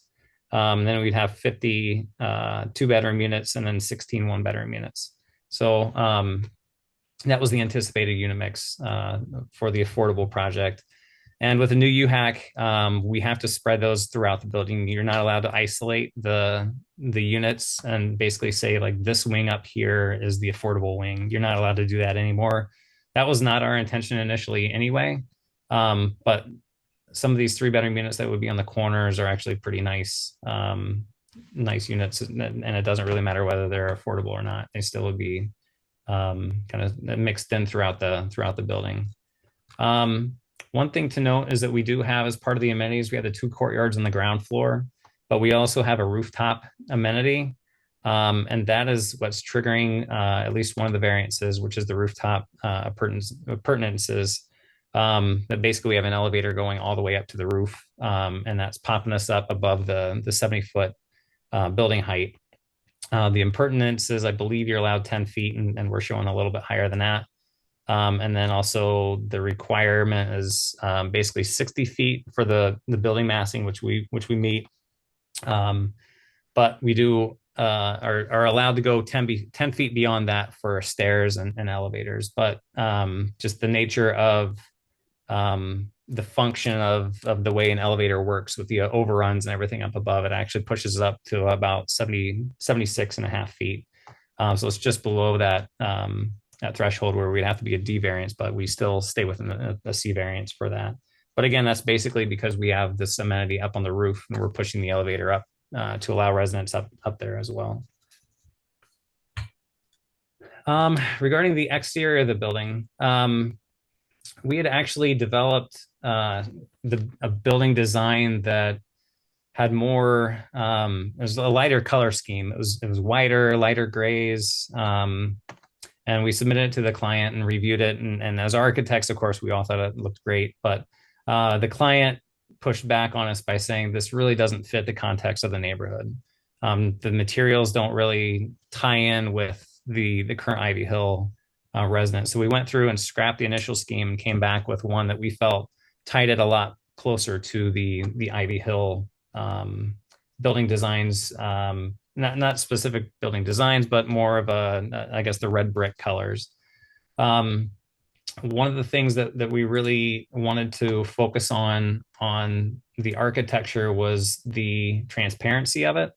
If you look at the general massing of the building, we're trying to break it up. It looks like it is a big mass of a building, but we're breaking up the facades to make it seem like a series of buildings. And we're harkening back to some of the more industrial warehouse buildings that are kind of frequent in that area. And so as part of that, as part of those old industrial buildings, they had large expanses of glass. So that's where we were having basically all these double windows. This kind of double window, a little bit taller. Typically you could see like a 5-foot window, but we're proposing 6 feet. And so the percentage of glazing on those typical units would be about 25%. In this case, we're for this facade that you see here at the top of the screen, we're at 31%. This is the facade that will be fronting onto basically back behind the retail that you'll see from Irvington Avenue.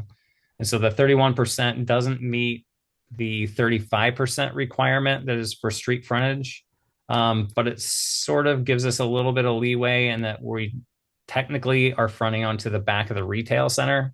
But that being said, we think it's in the best interest of the residents as well as the Ivy Hill Towers and anybody driving along Irvington that we wanted to increase the amount of glazing and transparency in the project. So that's why we are at 31% here and essentially 30% for all the other elevations kind of spread throughout the project here.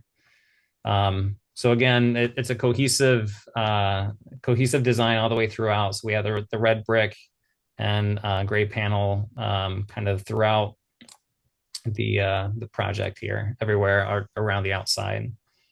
The typical unit plans, we have a mix of studio units that are primarily in kind of the internal corners that have windows, and then 1-bedrooms that have windows as well. Again, these are the typical. We also have 41 bedroom with den units that are in the corner. So again, at this current time with people working from home, we thought that just having some options with den units kind of spread throughout the building would be helpful. And then these are the typical 2-bedroom units that have basically living, kitchen, dining in the middle, and then bedroom, bathrooms.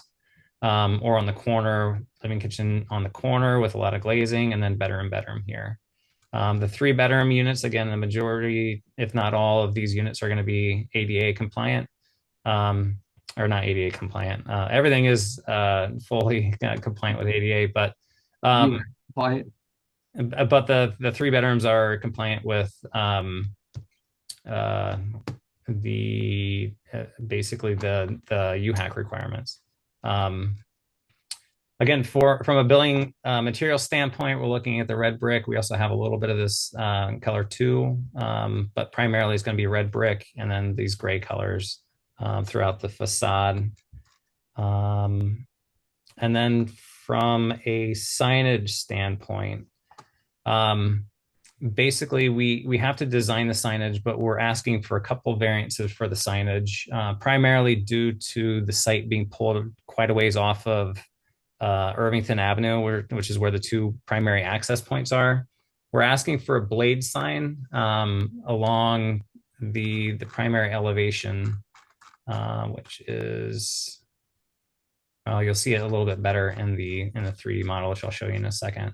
But basically, it's a blade sign as you're coming in the primary entrance, right before you get to that circle, the roundabout. You'll have a blade sign showing whatever the name of the project, the property is going to be. We haven't officially settled on the project name yet, but essentially it'll be some sort of decorative signage on a blade sign here. We also have signage above the main entry canopies in these locations, and then just some other kind of ancillary signage on the buildings as well for more wayfinding. Regarding the variances, actually a couple other things. In the review letters, it was requested that we provide testimony that we will include bird-friendly design, which we did a little bit of research on that, and we should comply with that, as well as green building sustainability and resiliency standards as per the ordinance, and we'll comply with that. Also, there was a question regarding the height of the garage and whether we can fit an ADA van in there, and we definitely can do that as well. Regarding the variances, with regards to the architecture, I already mentioned the rooftop appurtenances. So basically that is where the elevators are popping up. You can kind of see those basically in this location here. You want to show the 3D renderings now? Yeah, actually that would be great. So this is a 3D rendering of the project in context with the Ivy Hill Towers. Adam, was this submitted as an exhibit? No, we'll call this Exhibit A3. Okay. So again, we took the 3D model of the building and placed it in context with the surrounding Ivy Hill Towers. And you can see basically the height relation. These are the 14-story towers here, and this is our 5-story building here. Again, the ground floor is primarily parking, but we hid the parking with the vegetation and some open spaces along the outside. So this is the facade basically that we're calling the front facade. So this is where the roundabout is. This is the double heighted entrance lobby in this location. You can see the mix of brick and grays. Where the appurtenances are is basically we're bringing up a couple stair towers at either end of the roof deck. And again, the primary reason for asking for that variance is because we are extending a couple stairs and in particular the elevator up to the roof as an amenity for the residents. Without the roof deck, we wouldn't need the requirements for essentially the building height variance for those. Again, the transparency, it was noted that we had 21.8% initially, and after running the calculations, including the parking garage openings, we're at 31%. And then Just to be clear, we'll comply with the bird-friendly design and the green building sustainability and resilience standards, correct? Yes, correct. Absolutely. So, and then, yeah, the transparency for the remainder of the facades around the building meet the requirement of the 20% there. The signs, the maximum sign areas, or the sign height, we're not technically allowed signage above the first floor, but again, this blade sign is kind of right here. That's the only variance for that. Again, part of it is just due to wayfinding since the building is set so far back off of Irvington. We wanted to try to have some sort of signage at the main entrance that would kind of draw people in and just confirm where the building is basically. One other unknown from the review letters was the minimum illumination in the parking garage. We ran some calculations and basically it was noted that in our submission that there was the minimum that we had was 1.1 foot candle and the requirement is 2.0 foot candles. That was in one location. It was kind of tucked in a corner. All we have to do is just basically add a little light there and we'll comply with that. So that's, we won't need to meet, or we won't have a variance on that anymore. And we'll work with we'll provide the required information on that. Aside from this view, there is another view as well. This is again, showing the main entrance with this roundabout in the front, showing just the way the sidewalks are going to work, and then just a little bit better, more detail into the architecture of the building as well. There will be some balconies, but not a majority of balconies.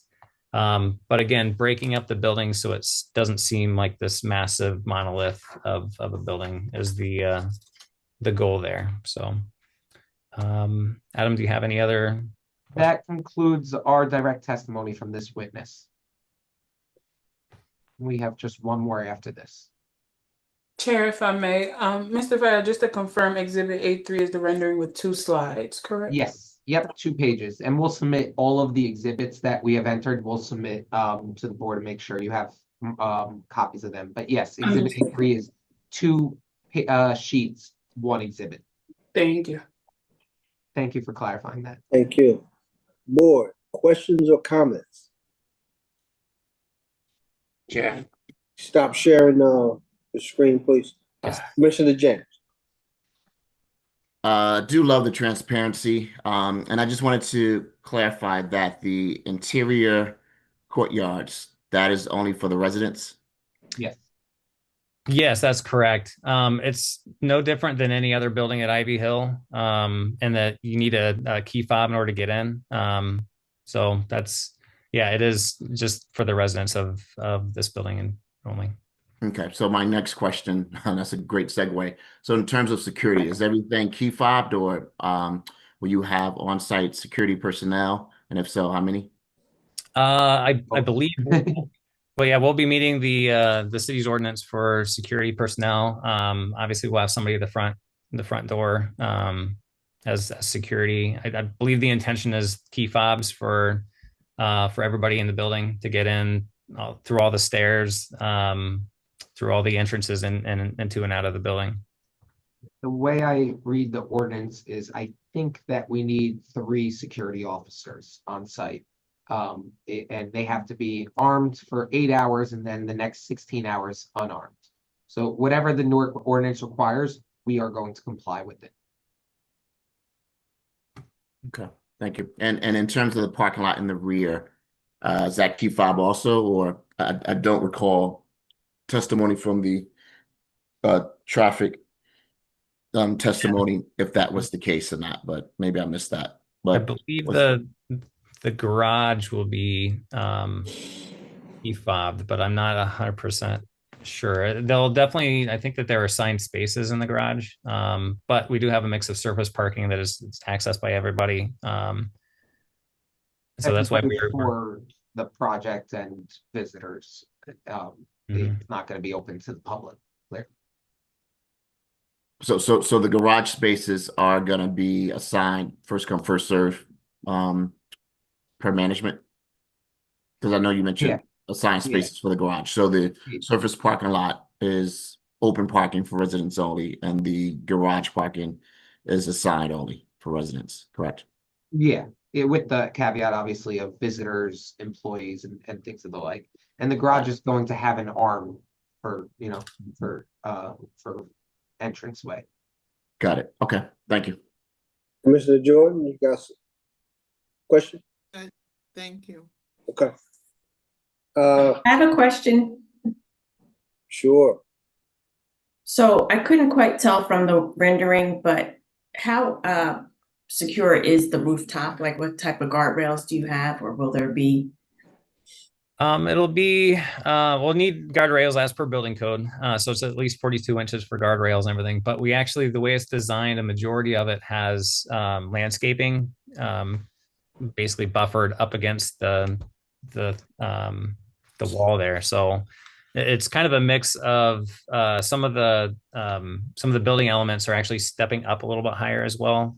So it'll still look like the building from the outside, but you won't see a railing because it'll be above, like, basically the 42 inches as part of the parapet, essentially around the building.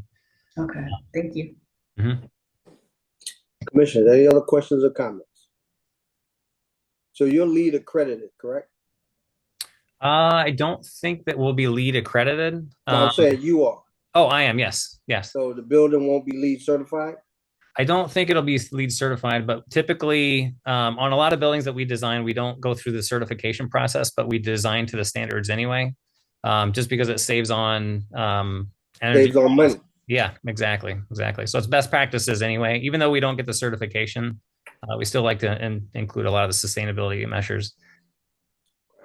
Yeah, and there are the ordinance requirements that we'll comply with.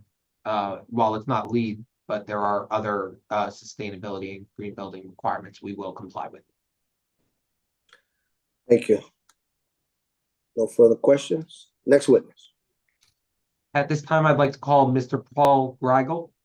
Get him sworn in, Mr. Beck. Good evening, Mr. Swibel. Do you solemnly swear the testimony about to give the board shall be truthful? I do. Thank you. Please state your name and affiliation for the record. Yes. Good evening. My name is Paul Greigel. Last name spelled Grygiel. Licensed professional planner in New Jersey since 1999. Principal of Phillips, Price, Greigel, Laney, Keller Real Estate and Planning Consultants. I'm the planner for the applicant. Thank you. Counsel? Mr. Greigel, can you briefly describe your educational background and experience? Confirm you're a licensed professional planner in the state of New Jersey and your license is in good standing. Yes, as I mentioned just a moment ago, I'm a licensed professional planner. My license is in good standing, as it has been since 1999. I'm also a member of the American Institute of Certified Planners and the New Jersey Board of Planning Officials Board of Planning Advisors. I have a master's degree in regional planning from the University of North Carolina and a Bachelor of Arts in Urban Studies from Rutgers University. And I've been qualified before this board and the Newark zoning board, as well as 150 or so other boards throughout the state as an expert planner. And your license is current, so you're accepted by the board. Please continue. Thank you, Mr. Chairman. Thank you.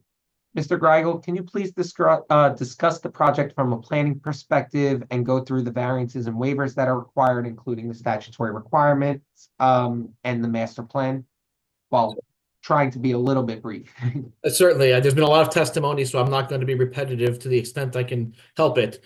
Briefly, the property, as we've heard already, is a large vacant piece of land in the west ward of Newark. It's very rare that it's a 7-acre site in this location. It's in an area surrounded by a mix of land uses, including large multifamily residential developments, as well as single, 2-family, and other residential, as well as commercial, public, and other uses. In terms of the variance relief being sought, the other witnesses have mentioned it, and it's listed out on the record, so I'm not going to go down the full list up front. I'll just go through the proofs for each of them with the board's permission. As we heard, also the properties in the R4 residential low-rise zone, the application is compliant with nearly all the bulk standards for that zone. Again, the variances we're seeking only relate to some specific conditions, given the size of the property, its unique arrangement, and other factors that speak to it being, frankly, a much larger site and a much differently oriented site than nearly any other one in the R4 zone throughout the city. So in terms of the variance proofs that are required, I believe they all can be granted under the C2 criteria. These are all bulk variances. They're not D variances. Obviously, we're before the planning board. I think overall, there's some factors to consider, then I'll go through the specifics. In terms of the positive criteria, there are numerous benefits from this application to the surrounding community as well as the city as a whole. One, the applicant's investing in Newark to replace a long vacant property with what was actually in some cases an unsafe condition. We'll be bringing it up to active and more attractive use. The applicant's providing an appropriate permitted use of housing with a substantial affordable housing component, as well as complying with the required parking spaces for the use, as well as for providing additional spaces for the adjacent residential use. So there'll actually be a net increase in parking spaces. So I believe those are overall benefits that can be considered by the board in consideration of the variances. With regard to the specifics, we'll start right with one you just heard about the rooftop appurtenances. I don't need to belabor the point. The applicant complies with the height requirements other than the rooftop appurtenances to provide access to the roof deck. I think there's certainly benefits to providing that residential amenity, as well as allowing building staff and emergency services personnel access directly to the roof, as opposed through other means such as a stair tower that does not directly access the roof. And given the large size of the building, the deviations are only in a very small portion. We just saw on the most recent exhibit the locations of a few stair towers and elevator overruns over the size of the entire building. It's a very small area where we'll be non-compliant.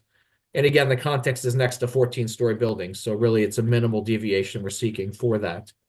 With regard to impervious coverage, way back in Mr. Strecker's testimony, we heard that the applicant's at 81% versus 75% permitted. This deviation is primarily due to the unique nature of the property. It has 2 access points that require paved driveways to connect to Irvington Avenue. That adds to the coverage, and we're also adding coverage by leaving existing parking for the neighboring Ivy Hill residential development. Those are, again, benefits in terms of allowing the site to be developed. Any use would need to have the access points from Irvington, but also allowing some of the parking to remain. So I think those are certainly beneficial aspects of this proposal. We also are using pervious pavement. Even though it's counted as impervious, the applicant will certainly try to reduce the impact on stormwater runoff, as well as through fully compliant stormwater management. Next, building transparency. Again, we've heard a lot of testimony here. Just to recap, it's a large building. We actually are proposing close to compliant on the street-facing side at 31%. We can't get quite to the 35%, but again, it's 250 feet back from the street, facing the rear of a commercial development. So I think the intention is clearly met, and we do comply on all other sides of the building in terms of the minimum 20% requirement. So I think the board can certainly consider deviating from that standard for the transparency. Lastly, with regard to a couple things, two more, I'm sorry, with regard to signage first, again, we just heard testimony on building signs. They fit into the context of the building, identifying the main entrance, and we're utilizing standards that are really for much smaller buildings. Here, I think they fit in well with the architecture of the building in terms of scale and design, and they're appropriate to have multiple building signs on this property. Likewise, for monument signs, again, the engineer talked about the fact we need to provide identification from Irvington Avenue. So I think that's clearly a public safety benefit, and it's necessary for this or any development to have that type of signage. Lastly, there are retaining walls in only limited locations. We deviate from the height that's permitted. That's again due to the narrow access points and the topographical changes from Irvington Avenue to the developed portion of the site. I think, again, any development would need to have something along the area that we're proposing to have these retaining walls to allow for access. So I think in summary, on the positive criteria, in all these cases, we have a number of benefits, which I just cited, with the overall development affordable and housing in general would outweigh any detrimental impacts. And we'd further certain purposes of zoning, including promoting the health, safety, and welfare. That's purpose A, as well as purpose G, providing sufficient space and appropriate locations for residential and other uses. So I think that wraps up on the positive criteria. The negative criteria, I believe we can have these variances granted with no substantial detriment to the public good or to the master plan or zoning ordinance. Again, you've heard lots of testimony regarding the benefits, as well as the fact we're trying to minimize or get rid of any impacts whatsoever from development. I mean, certainly you add 414 units, there will be impacts, but we're improving parking, make sure drainage is addressed, providing for active uses where you currently have a vacant lot that has some existing conditions that are not ideal on the property. So this will be an active, attractive building on the site instead of what you have currently. And also the density is in line with what the master plan permits, and the height is lower than nearby adjacent buildings on the Ivy Hill property, as well as compliant, with the exception of those elevator and stair towers, with the height requirements of the zone in which we're located. With regard to the city's overall planning efforts, Newark's master plan is very clear about providing additional housing, including affordable housing. We're doing just that. There are goals, which I could go through a whole bunch of them, but really just very quickly, there's goals to add an additional 3,000 new homes across all 5 wards of the city by 2026. This applicant's proposing 414 new homes by approval in 2025, hopefully. So we're certainly helping the city meet that goal, as well as the overall goal of 8,000 homes by 2032. Furthermore, the land use plan calls for this type of development. And again, I won't belabor the point, but I think overall, from a planning point of view, the applicant is proposing a development that would actually enhance the city's master plan and not detract from it, and that we can, the waivers and variances can be granted in accordance with the applicable criteria. Thank you. That concludes our direct testimony from all our witnesses. And after the board's questions and the public comments, I'll reserve a very, very brief summation at the end. Sounds good. Commissioner, any questions or comments? Commissioner Baez, you got your hand up? Yes, Chair. I'd just like to know when they're going to start working on this project. So I can briefly touch on that. They're actually, so just to give a little bit of probably too much background, there was a deed restriction on the site about what uses can be done that restricted it beyond what the zoning did. We entered into an agreement with the city to amend the deed restriction, and part of that amendment has strict timelines on when they have to start construction. Our clients are ready to start yesterday. We have to go through the proper process of resolution compliance, get our county planning board approval, get sign off by the board consultants, go through any other types of approvals that are needed, and then they have a certain time limit that they have to start construction right away under the agreement. So they're ready to move quickly. We're trying to move it along as quickly as we can, but the resolution compliance and the other steps are going to take a little bit of time. All right, sir. Thank you very much. Thank you. Commissioners, any other questions or comments? Hearing none. Madam Secretary, anybody from the public wishing to speak? Yes, we have a few. Okay, let's get them sworn in and let them know they'll have 3 minutes to speak. Okay. 1 second, Mr. Beck, they haven't joined yet.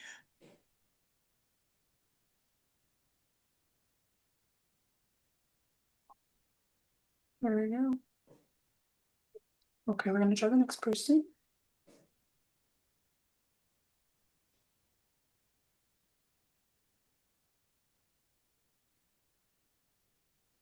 Mimi R, if you could turn on your camera and come off of mute so you can be sworn in. Hello, Good evening. Do you solemnly swear or affirm the testimony about to give the truth? I do. Thank you. Please state your name and address for the record. Mimi Richards, 54 Richmond Street, Newark, New Jersey. Thank Okay, you. you have 3 minutes to speak. I just have a couple of questions, is if that's okay. Sure. With regards to the traffic study, the gentleman said that he did a traffic study in New York. I'd like to know exactly where at in New York did he do this traffic study? And with regards to the trees, I also want to know with regards to those, will they be female trees that are being planted or will they be male trees due to the pollination? So I'll let the traffic engineer Paul going to respond to the first question. yeah, But just to make it clear, the traffic counts were all done here. It's just the New York aspect of it is the way that the roads are described. It's like Essex County, New York, I believe. Is that accurate to say, Paul, or did I butcher that a little bit? I think it's just my pronunciation. It's Newark, City of Newark. The only time I said New York, as in New York State or New York City, was when I mentioned that I'm a licensed professional engineer in New York as well as New Jersey. Right. So have you done any traffic studies in New York? And if so, what locations are they? I'm sorry, in Newark? New York. Oh. New York. I That's, have but I'm not sure.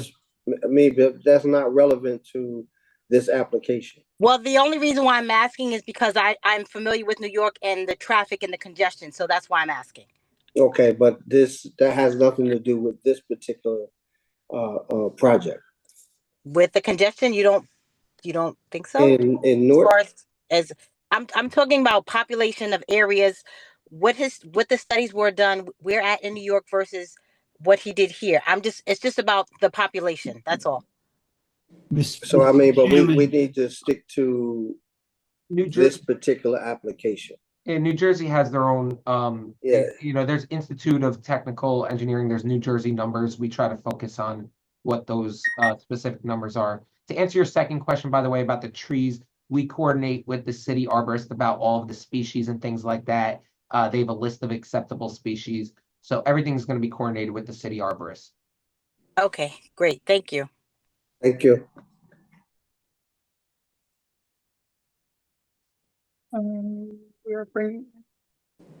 Okay, go ahead. Is that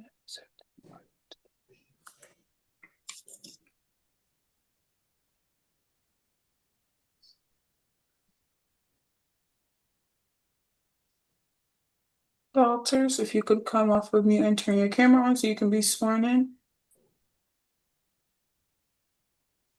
Good evening. Do you solemnly swear or affirm the testimony you're about to give shall be truthful? I do. Thank you. Please state your name and address for the record. Deborah Salters, City of Newark. Listen, let me say, this is the first time that I have been thoroughly excited. Like you have, I was like, were these guys in my conversations? Like I was literally just talking about some of this stuff that you're talking about. You all actually listen. You listened. You are the first development crew that have listened to the needs of the people. And I want to applaud you for that, first of all. Secondly, the jobs with the construction of this project. How are we employing Newarkers? How are you going about finding those who are qualified to work on the construction site here with the project? That's number one. Number two, the affordability. Can we talk numbers when we talk 2-bedroom, 1-bedroom 3-bedroom? What are we talking about money-wise when we say affordable? Sure. So I can start with those questions. In terms of the Newark residents for jobs, we have submitted at least a preliminary part of it, and we can't submit the full application for a long-term tax exemption. We can't submit it until we get this approval. But if we get approved for a pilot, there are certain requirements we need to do for Newark residents and for MB and WB hiring. So if a pilot is approved, we are going to use our best efforts to try to comply with those requirements. I think for Newark residents, it's 51% for construction. So it's a very difficult requirement. We're going to use best efforts to try to comply with that. In terms of affordable and affordability, there are Newark requirements and then state requirements as for that. Nothing that we are proposing in terms of affordable housing is really our discretion. It's everything that's required. So there's a certain percentage that need to be for moderate income, a certain percentage for low income, a certain percentage for very low income. And without going too deep into it, just to summarize that, moderate income is defined as families making up to affordable for families that are making up to 80% of what's called AMI. That's the area median income. Low income is 60% AMI and very low is 40% AMI. Those AMI standards change every year based on the area and the county. We will comply with exactly what the county requirements are. Once this gets constructed, it'll be deed restricted per the Newark inclusionary zoning ordinance. I believe that for 83 units, there's a little bit of a question I have about when we work through the pilot application with the city about like 1 unit essentially. But from my reading of how the Newark ordinance is, it would be 42 moderate income, 21 low income, and 20 very low income. And those are spread out between the studio 1s, the 2s, and the 3s. So it would be 17 total studio 1s that are affordable, 52 bedrooms, and 16 3-bedrooms. Right. I have the numbers. The exact number. I have the numbers that you gave on the a number of affordable. I wanted to know like money wise. Okay, so like when you say affordable, at the 30, well, you're saying 40 and up, so it was 30. So you're saying that has changed since? Always been 40. And if there was any misunderstanding, I apologize for that. Very low income has always been defined as 40%. Low income has always been defined as 60% and moderate as 80%. And that's straight from the Newark inclusionary zoning ordinance. In fact, we had talked about UHAC before for the bedroom distribution, and the Newark ordinance requires you to follow the UHAC for the bedroom distribution. But in terms of the low, very low, and moderate, the Newark ordinance is actually stricter than UHAC. We can have fewer very low under UHAC and under the state law than what Newark requires. Newark requires more for those. So we are providing more than what the state requires. Okay. Oh, I see. So as far as what you're providing, that's what I'm saying. I wanted specifics on, because that's what I ask generally when people develop things. We use the AMIs across the board, but when it comes to the numbers, when people are asking, that's why I ask the way that I ask about what they'll be paying per month for rent, right? But it is very clear that you all have gone above and beyond when it comes to the parking. Like, you didn't give me a chance to say anything. You just came thoroughly with everything. You considered the trees, you considered the everything. It's a beautiful thing. And I hope that you all will be the landmark for those who are going to develop in the future. I am very pleased with this. And the only other things that are my concerns is the AMIs, who are we working, who's working for you all? Oh, and the management and the security. Are these outside companies? Or are you going to try to work with someone from within the city? So in terms of management, and I mentioned this early on, but I know it was it was like 2 hours ago. So Argo manages their own property. For Ivy Hill, Ernesto's their property manager. He's excellent. The Michaels organization has an entire division just to property management. The plan here is to own the property long term. They're not looking to just get an approval and then flip it, or even build it and then flip it. They're looking to actually own it and manage it themselves long term. Okay. Beautiful. Thank All you. right, thank you. Madam Secretary? We have Lawrence, if you could turn on your camera and come off of mute so you can be sworn in. Mr. Beck, you're on mute.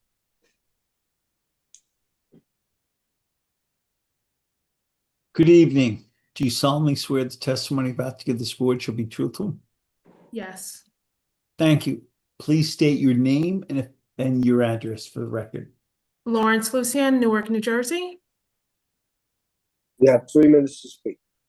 Okay, so I am a resident here in Ivy Hill neighborhood, not the apartments. However, the surrounding area that would be affected by this new construction. I think, you know, the plans look great. The building looks great. One of the concerns that I have is regarding the parking. As of right now, the residents in this neighborhood are dealing with the residual of the lack of adequate parking at the Ivy Hill apartments. Our fear, or I'm going to speak about myself and not necessarily everyone, one of the fears and concerns is that it's only going to exacerbate the issue with parking. We have folks parking in front of our homes, and although there is an effort to add additional parking, 29, it just not going to cut it with the issues that we're currently dealing with from the Ivy Hill apartments. And there's a fear that Blossom Hill is only going to add on to this issue because a lot of people, they don't have one car, they have multiple vehicles. So there's 2,100 units at the Ivy Hill apartments, only 1,500 parking spots. So at today's standards, it's a negative 600 parking spot issue. And only 29 of that negative 600 is going to, it's not going to do much for us residents here dealing with the residents of the Ivy Hill apartments parking in front of our homes, not moving their vehicles, and other ongoing issues that we've been dealing with the 6th precinct to try to help us out. So it's, I just wanted to make sure that this is voiced and that, you know, there is an ongoing issue already with parking. And the other concern is leaving Blossom Hill, making a left onto Irvington Avenue. It's already very difficult leaving Rose Hill Plaza. I can only imagine now another set of vehicles making a left or a right onto Irvington Avenue. If any human being who drives a vehicle goes there themselves and attempt this, and I don't care what time of day it is, you will see there's blind spots, and now you're only adding on to that issue. But the apartment looks cute, though. I do want to mention that. Thank you. And thank you for your comments, Ms. Lawrence. And I'm sorry I didn't catch your last name. So I just did want to mention that we're not going to state that this project will solve every single issue in the that's currently in the area, but we do believe that because we're 11% over what's required, plus the use of Envoy, that we are not going to exacerbate the problem in any way.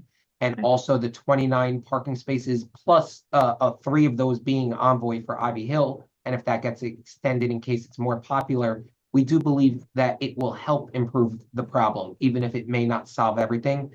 And that is going to be a condition of approval for here, but it also is not going to get done if this project doesn't get approved. It's part of this, even though it's a separate development, it's because of the parking spaces being removed from Ivy Hill. And also just on your one other point, Essex County will have to approve this because Irvington Avenue is a county road. Mm-hmm. So any concerns about turning and turning radii and things of that nature, not only has it gotten looked at, but it's going to by the board professionals, but Essex County is really the ultimate arbiter of that. So you have an extra layer of protection there. Thank you. But I do invite you to actually come into our actual neighborhood that's behind the Ivy Hill Park, so you can actually physically see with your own eyes what the residents in this neighborhood are dealing with. Understood. Yeah, when we had our community meeting, we made sure to schedule it after work. I think it was like 6 or 7, probably 6 p.m. or so. And so I drove around there from like 5 to 6 to see it at its peak hour. And I do know it's difficult in some areas.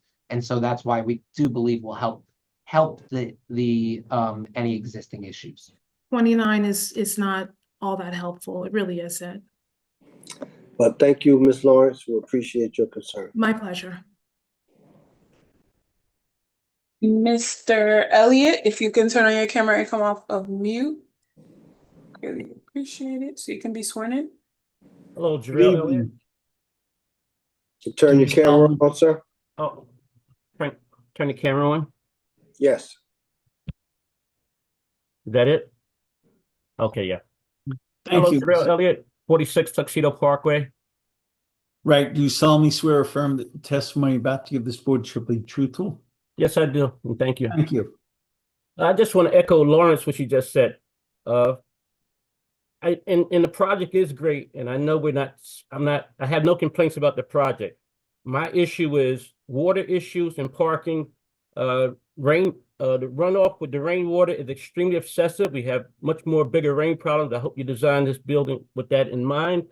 But also in reference to the parking, I wish you can address the problem that the Ivy Hill neighborhood, so the Ivy Hill apartments give us. They give us 500. You get 500 share parking spaces, and you have staff. And I didn't even hear you have your parking for your own staff that you're going to have. And maybe you can do something with New Jersey Transit if you can work with them. They're taking half our parking away as well. Maybe that bus stop right there, if you can make that a better bus depot. So, because New Jersey Transit is taking out our parking spaces as well.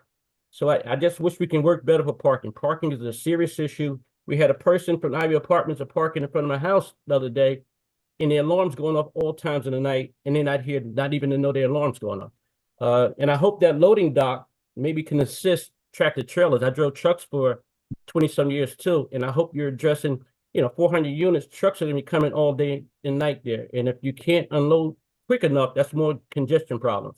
So, like I said, parking is a big thing here. The park doesn't even have parking, and South Owens, you can't even park on their streets. So that's my issue with Lawrence. I know this project, you have it, you're doing better than standard. But if you can help with the previous problems we got, that's our issue. Thank you. Thank you, sir. Thank you. And just real quick, in terms of stormwater, we're going to meet all state and local requirements. And so and there won't, I mean, if we need to get into it again, Mr. Strecker can, but we will meet. The residents will be protected because of the state and local requirements, and that has been reviewed by the board professionals. Any changes that need to be made to the report that were noted in the engineering review letter, we will make those changes, and we'll make sure it's done correctly. And if I can just say, listen, I know you're going to meet them. I wish the city would up their standards. That's my problem. The city don't even up their standards. I don't know how day-to-day might be. But if you can do better and beyond, we need better and beyond. And I thank you. Thank you, sir. Mr. Stevens, if you could come off of mute to be sworn in. Thank you. 1 second, sir. Good evening, Mr. Stevens. Do you solemnly swear the testimony about to give this board shall be truthful? I do. Thank you. Please state your name and address for the record. My name is Houston Stevens. I live at 209 Ivy Street, Newark, New Jersey. Yes, sir. You have 3 minutes to speak. Thank you very much. We've been meeting with the owners of this project for some time now, and going over concerns that the community has. And I think that they've been pretty responsive to the concerns that we've raised. Parking is an issue. We understand that, and we've raised that, and several other members of the community have raised it, as well as traffic control. I think that they've been responsive with respect to traffic control on Mount Vernon and as well as on Manor Drive. But there needs to be effective traffic control continuously on those streets, because drivers coming through incur, double parked cars, people dropping off, leaving people, people dropping people off, to go into the buildings. It's a problem. It's been a problem for quite some time. You don't have the set aside where you can pull in like you do with this new building on the old buildings. I don't know if it's possible to do anything about that going forward, but it certainly would be helpful because I don't know that utilizing the police is going to solve this problem because it's a temporary problem for each car or vehicle that's dropping off. But otherwise, I think that the development is going to be an asset to this community. It's going to bring a lot of new people into the community, and it's going to impact our school, of course, and or schools. But I'm sure those issues are being addressed by the those who are responsible for addressing them. So we herald this project. I herald it, looked at it over the years, and I think the board should go forward with it. Thank you. Thank you, sir. Appreciate your comments. Madam Secretary? Ms. Nadira Brown, if you could turn on your camera and come off of mute so you can be sworn in. Good evening, Ms. Brown. Do you solemnly swear the testimony about to give shall be truthful? Yes, I do. Thank you. Please state your name and address. Thank you. Nadira Brown, Newark, New Jersey. As everyone said, thank you. It sounds great. You gave details. I know we keep talking about affordable housing, which is something that is very needed in the city. I know this is not the time for the numbers, but will there be units for individuals that don't qualify for affordable housing? I know we always bring it up and we thank you because it's very much needed, but we have a population that don't qualify due to the numbers. Will there be any units set aside for individuals that don't meet those requirements? Thank you. Thank you, Ms. Brown. So 20% are going to be set aside for people who qualify for the affordable housing, and then 80% are going to be open for anybody. So anybody who doesn't qualify for affordable, I guess technically people who do qualify for it can still get a unit. There's not going to be any discrimination against anyone, so anybody can apply. There's not going to be more set aside after that 20%. It's just going to be open. Thank you. Thank you. Thank you. Madam Secretary? Valerie Crute, if you could come off of mute and turn your camera on so you can be sworn in. Good evening, Ms. Crew. Do you solemnly swear the testimony about to give shall be truthful? Yes, sir. Thank you. Please state your name and address for the record. Valerie Crute, 42 Sanford Place in Newark. Thank you. My question is well, of course, parking is horrible. I have a child that has to come up there and play football in the park. The parents don't have access.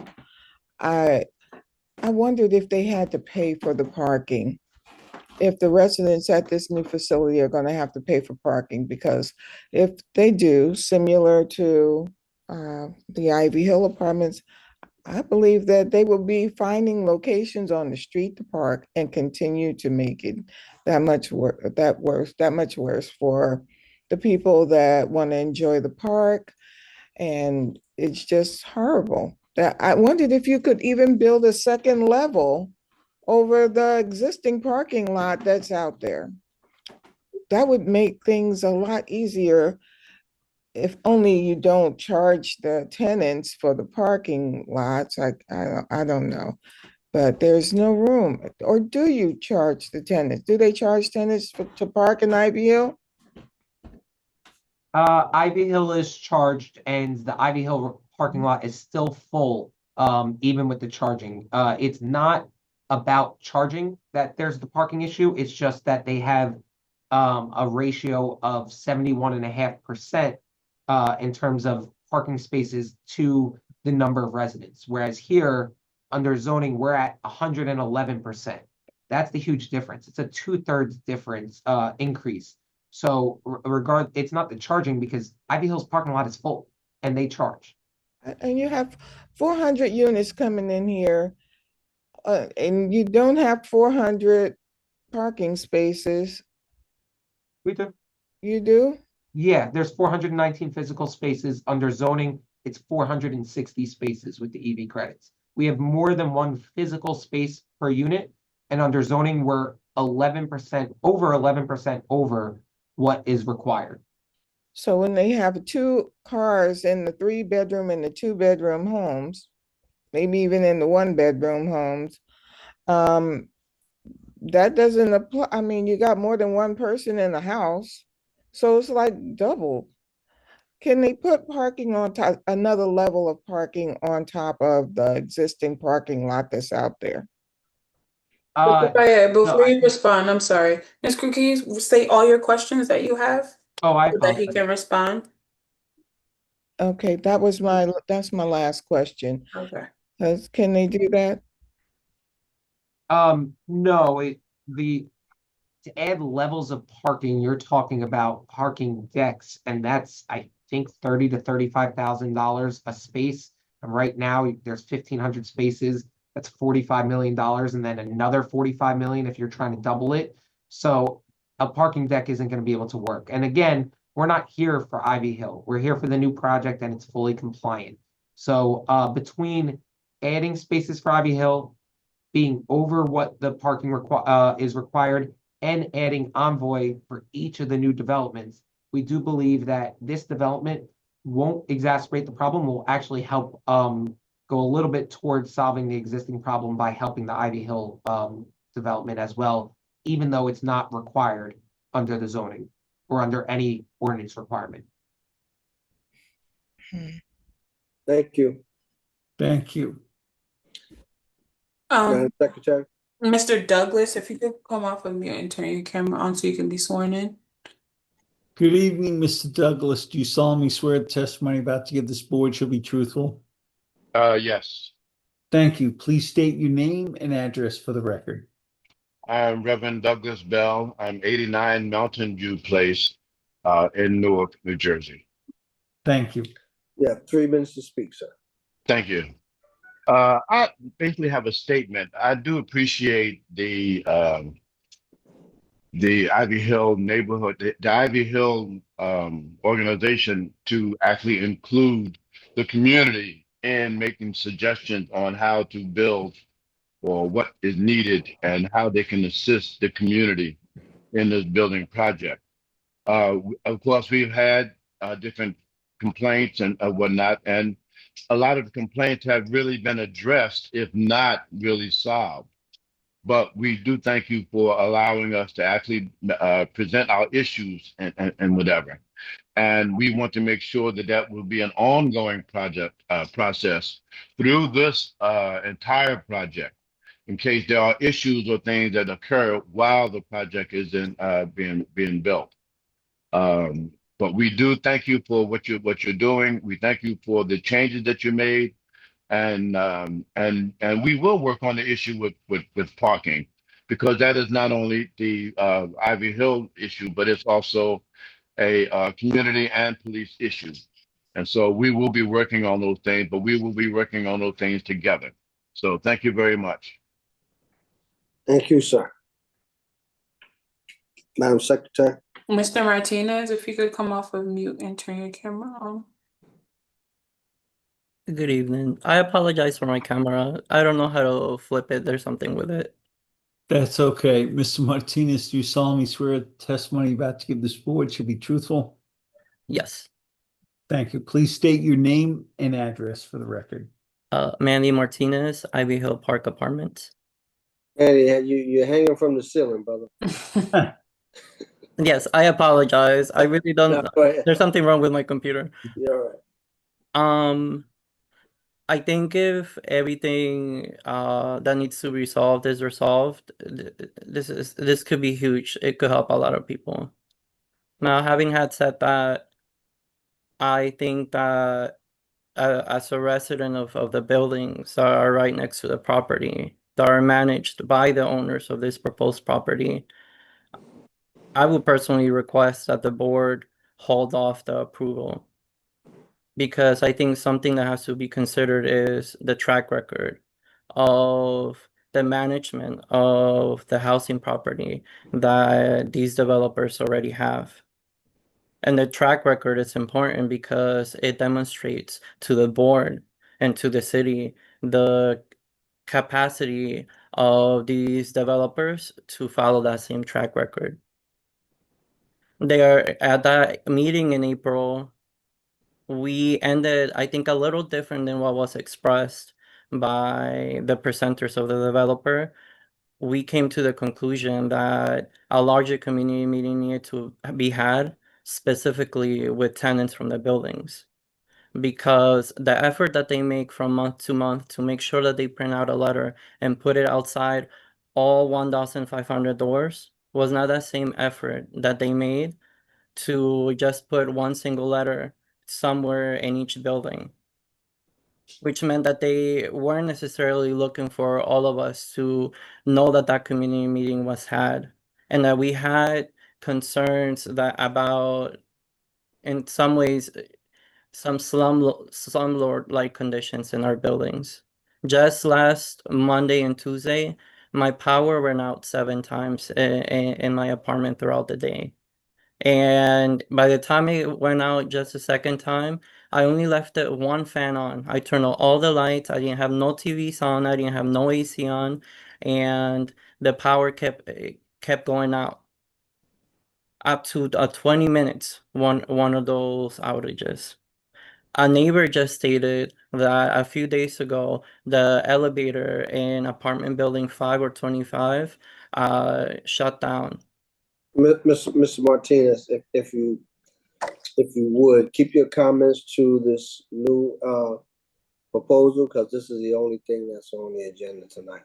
There's nothing that we can do about current conditions or things that have happened in next door. While we understand your concerns, but that's not on the agenda. What is on the agenda is the proposal for a new building by the same managers, and that they have to figure out how to place this development in a way that shows us that they're going to have a good quality of life. There's something specific. My window looks out specifically out into the patchwork of trees that is going to be converted into that building. One of the things that the developers can consider is how is the aesthetic, that black and brown ugly aesthetic, going to affect. I'm no longer going to be able to see trees outside my window. So sorry to interrupt, Mr. Martinez, that's your time. Okay, thank you. Thank you. Ushola, if you could come off of mute and turn your camera on.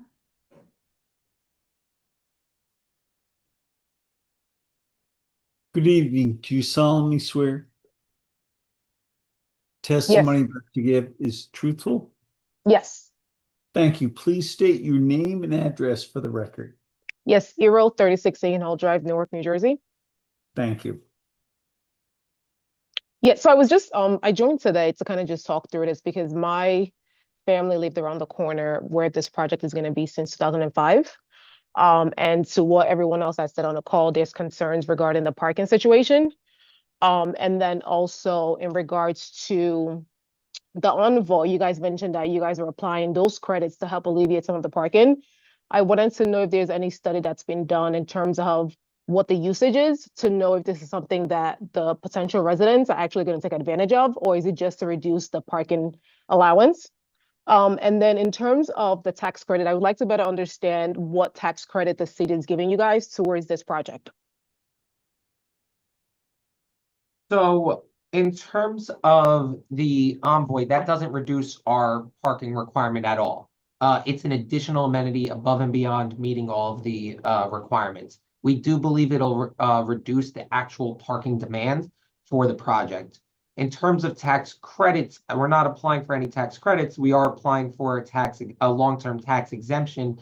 The city hasn't granted us anything. They don't move on the exemption application until after you get your site plan approval, because the two are really unrelated. Whether we meet the criteria for the site plan approval has nothing to do with whether the council will grant us a tax exemption or not. So we are going to apply for it and comply with all state statutes, but what the city is willing to grant us is, so far, we haven't been granted anything. Okay, thank you. And then to kind of follow up on that, you had also mentioned regarding I think the prior guy mentioned about like the track record of the management company. I'm hoping that the committee is also taking that into account, given the volume and how large this project is going to be, just to be sure that, I guess, basically they keep to their word.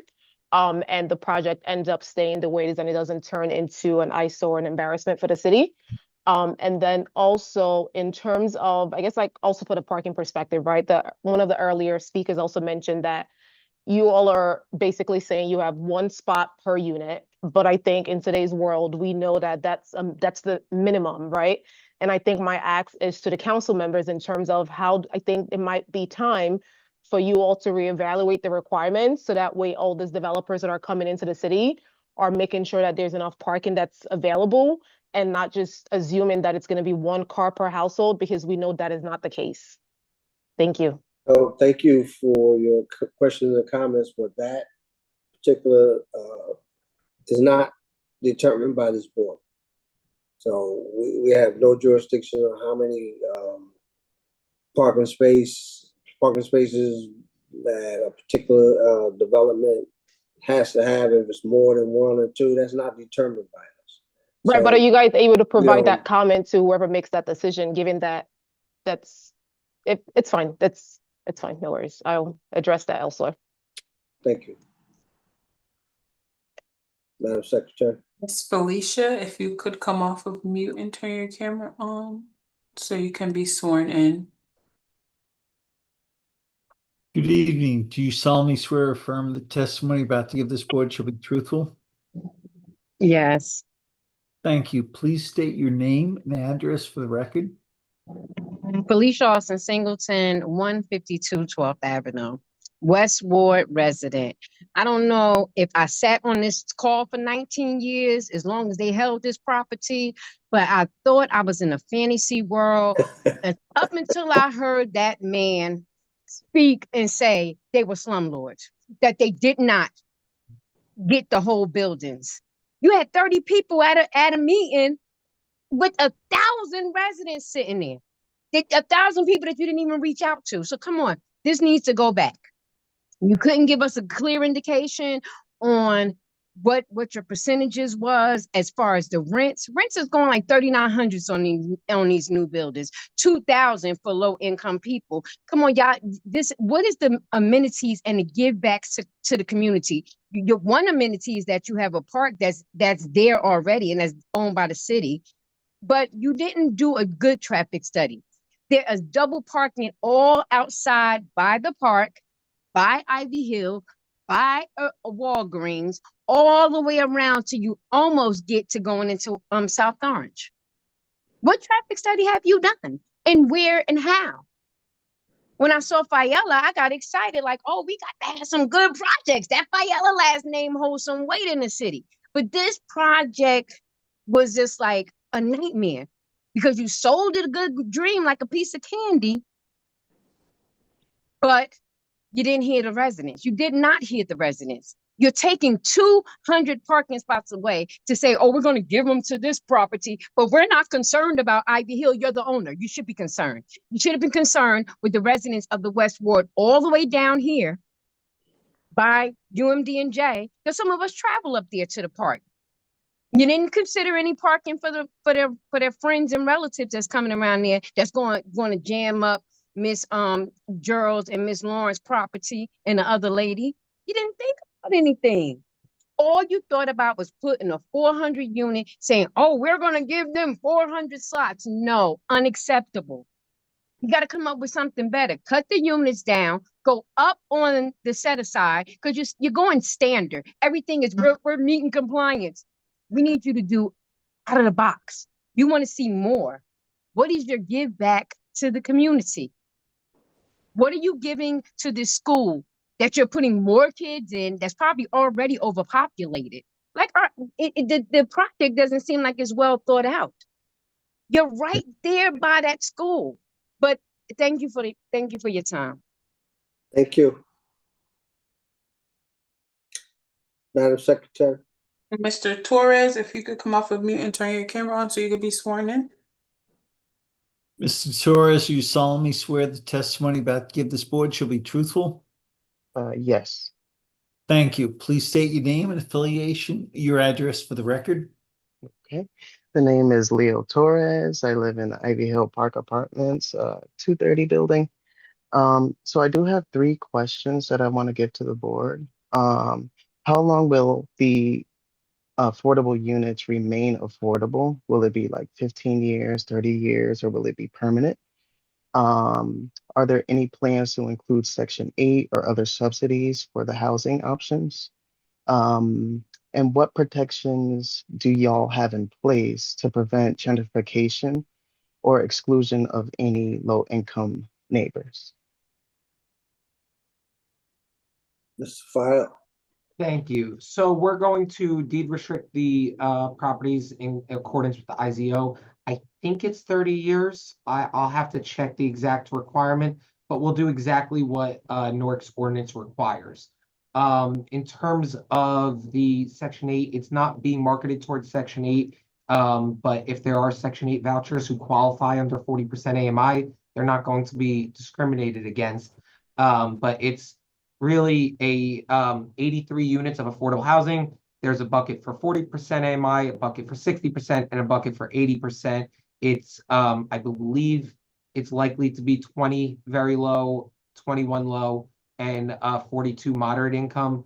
There's not going to be any type of discrimination. And the inclusionary zoning ordinance also has a preference for Newark residents in the lottery. It's a little bit complicated because I don't think it's every single unit, and they're given a preference for a certain amount of time, and then it's opened up to everybody. So we're going to go through all of the intricate details of the inclusionary zoning ordinance and make sure we comply with them. We'll be working with the city for every step of the way. We'll talk to Mr. William Luce Baptiste at the Affirmative Action Office. We'll make sure we comply with all the different aspects of the inclusionary zoning ordinance. Thank you, Mr. Torres. Madam Secretary. We have Pamela Daniels, if you could come off of mute and turn your camera on so you can be sworn in. Good evening. Do you solemnly swear or affirm the testimony about to give this board shall be truthful? Yes. Thank you. Please state your name and address for the record. Pamela Daniels, 291 Stuyvesant Avenue. Thank West you. Ward. My question, and this might have been covered earlier or in prior meetings, I do apologize if it's repetitive, but is there a reason why underground parking is not an option on the table? That's number one. Number two, has there been discussion with the schools related to what the anticipated increase of population would be? And is that something that's going to be coordinated with them? Just, so they understand like what levels things will be moving up to? All right, great. I'm glad. I didn't want to cut you off. So the underground parking, it was looked at. It's cost prohibitive. I think it's about $60,000 per space. We would not be able to build as many parking spaces total if we did underground, because the cost would make us need to have more units. In terms of discussions with the schools, the community meeting itself was held at Mount Vernon Elementary School. We have had conversations with the principal there. We are continuing to have conversations as this moves forward. We have an open line of communication with her, so we do want to do the right thing and make sure we address the school needs as well.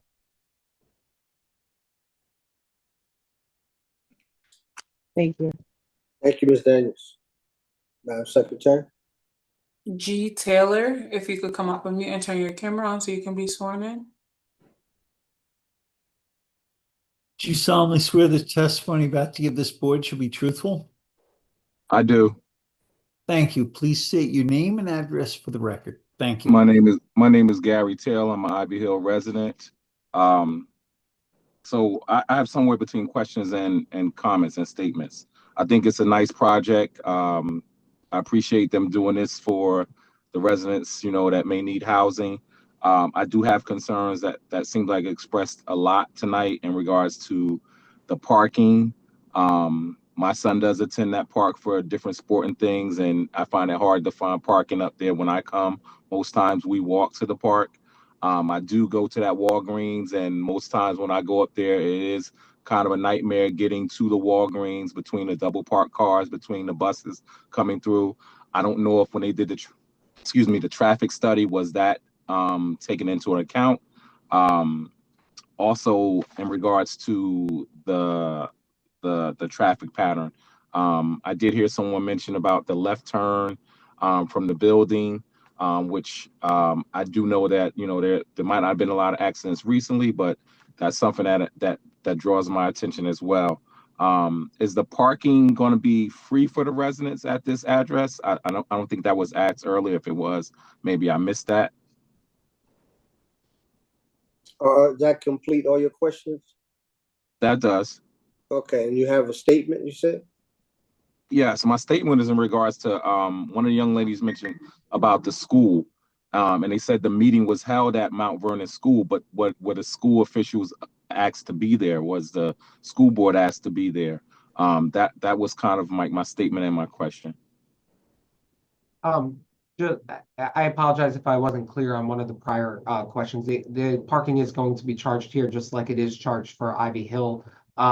In terms So of let me stop you. So I don't mean to cut you off. I heard your answer. I'm sorry to cut you off. I'm not a rude person. So No, the that's okay. parking doesn't affect me, but because I live a little bit from the park, but I noticed that my neighborhood is affected by it because the parking dwindles down into the neighboring blocks, Norman Road, Tuxedo Parkway, Ivy Street. So this building would then, if I heard mentioned earlier, if I have to pay for parking versus parking on the street, I'm going to park on the street, which then causes more double parking, which causes more accidents, which causes more people frustrated coming home from work after working all day. So I don't know if that's something that was addressed or it can be addressed, but I do know it will be a growing concern.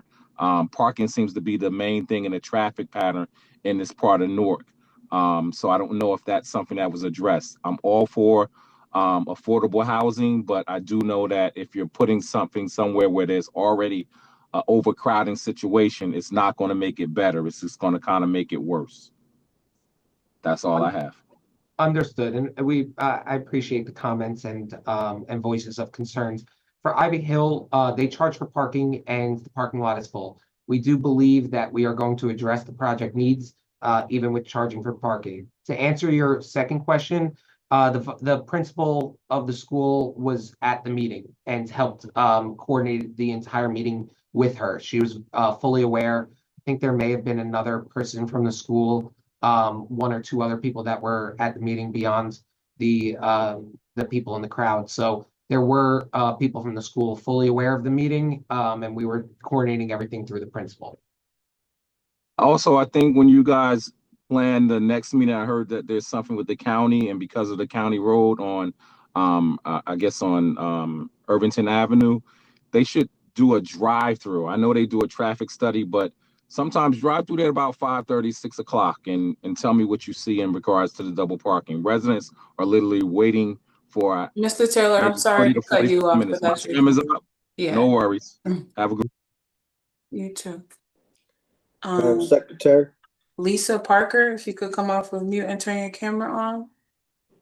Yes, thank you, Mr. Chairman. We still have another application on for this evening, and this is a special. Yes. Understood. I didn't schedule 2 applications.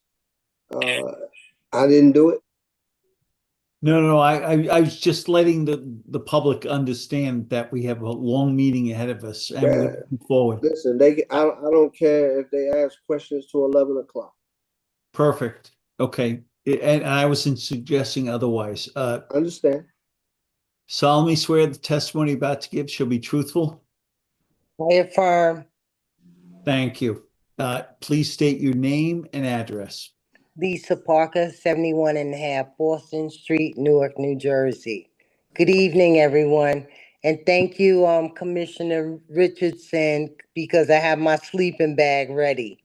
Let me first address the word salad that's been going on when the question is asked of the developer and the attorney regarding affordable. Affordable is when you make 87,500 up to $120,000 per year. Also, your restrictions are limited to who satisfies those income requirements. Now, you keep skating around the issue that has been asked of you 3 different ways about the rent.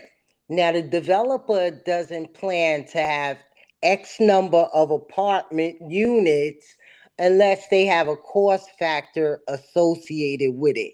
I'm trying to nail you down to answer the question, what is the average rent for each of these units for what you are calling affordable?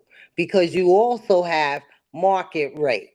So give us the breakdown of what people will be paying on market rate for the rent versus what you're calling affordable, and how is that going to be measured? Is that your only question? Also, I want to thank you because I got another question regarding the traffic study. There is something called live traffic studies versus you studying traffic patterns. Now, I appreciate all the engineers and all the experts, but they aren't in these communities with somebody live out there actually taking the numbers of how many cars are out there, how many pedestrians. They are looking at they are studying patterns of traffic versus live. So I want to know, when was the last time they did a live study in this area for the density that you're bringing to the area and the lack of parking? Thank you very much. Accessibility Zoom webinar window. Hello? Miss Parker, I Yes, who's speaking? apologize. Oh, Adam, okay. Now it's me. Yeah, that was not me before, and I don't know which one that was coming from, but whoever it was, they muted it very quickly, so I do appreciate that. Miss Parker, I apologize. I was not trying to throw out any word salad or anything like that. I gave the exact answers about what the AMI levels are and how many units per the AMI. The exact rent charge changes every single year. And until we construct the building, we won't know exactly what the amount is to be charged, because that's a state requirement. Nothing we can handle in terms of the affordable. We'll also have to see what the market is at that time. Nor do I think it's really appropriate in front of the planning board about discussing rent numbers. But in terms of your question about the live parking Meeting tools traffic window. study, Audio settings. Menu. it was a live traffic study, just to answer that question. Well, when was it done? Alert audio now unmuted. Mr. Going, do you have alert audio now do you have an unmuted. answer? Mr. Beck, I don't know if I think that might be your. It is. I apologize. It was in October of 2024. So Alert last audio now unmuted. I think it was. Yeah. And what times was the traffic studies conducted? 7 a.m. to 9 a.m. and 4 p.m. to 7 p.m. Thank you very much. You're welcome. Thank you, Ms. Parker. Yes, we have our last member Audio of the public checked. allowed Menu about. item. If you could come off of mute and turn your camera on.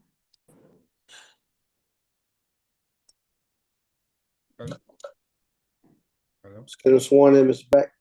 Good evening. You solemnly swear the testimony about to give shall be truthful? We can't hear you, sir. Yes. I'm sorry. Hold on. Not you, Mr. Beck. Oh, okay. Yes. Please state your name and your address for the record. 65 Midland Place, Newark, New Jersey, zip code 07106. Okay, you got 3 minutes to speak, sir. Yes. The other issue, one of the issues, if Ivy Hill can fix their fence on Manor Drive, how come they can be fixing traffic around the neighborhood? 1. 2, Ivy Hill Apartments will be bringing this amount of new residents into the neighborhood. Tap quick settings window. Yet they have not solved the issue of parking and Mr. Prep Gooden's Zoom webinar. 2020 studies. He spoke on that was COVID time studies that he was speaking about. Meeting tools window. 2020 and 2021 was around COVID. Alert audio So now unmuted. Meeting tools window. That's you, Mr. Beck. Go ahead, sir. I'm sorry. Yes, Mr. Beck. Meeting tools window. Mr. Beck, stay on mute. Go ahead, sir. Meeting Yes, tools window. At around 7 and 8, in the mornings, there always a lot of traffic because they have a lot of drop off at the schools in the neighborhood. So therefore, traffic is horrendous when you're coming up Mount Vernon to Ivy or coming back down from Ivy. Alert audio now towards unmuted. Stanford. Continue, sir. Why not build condos instead of adding more apartments and make less traffic? And also the fire department wasn't here. I didn't notice the fire department had anything to say about this apartment buildings into the driving area, coming in and out in the case of an emergency.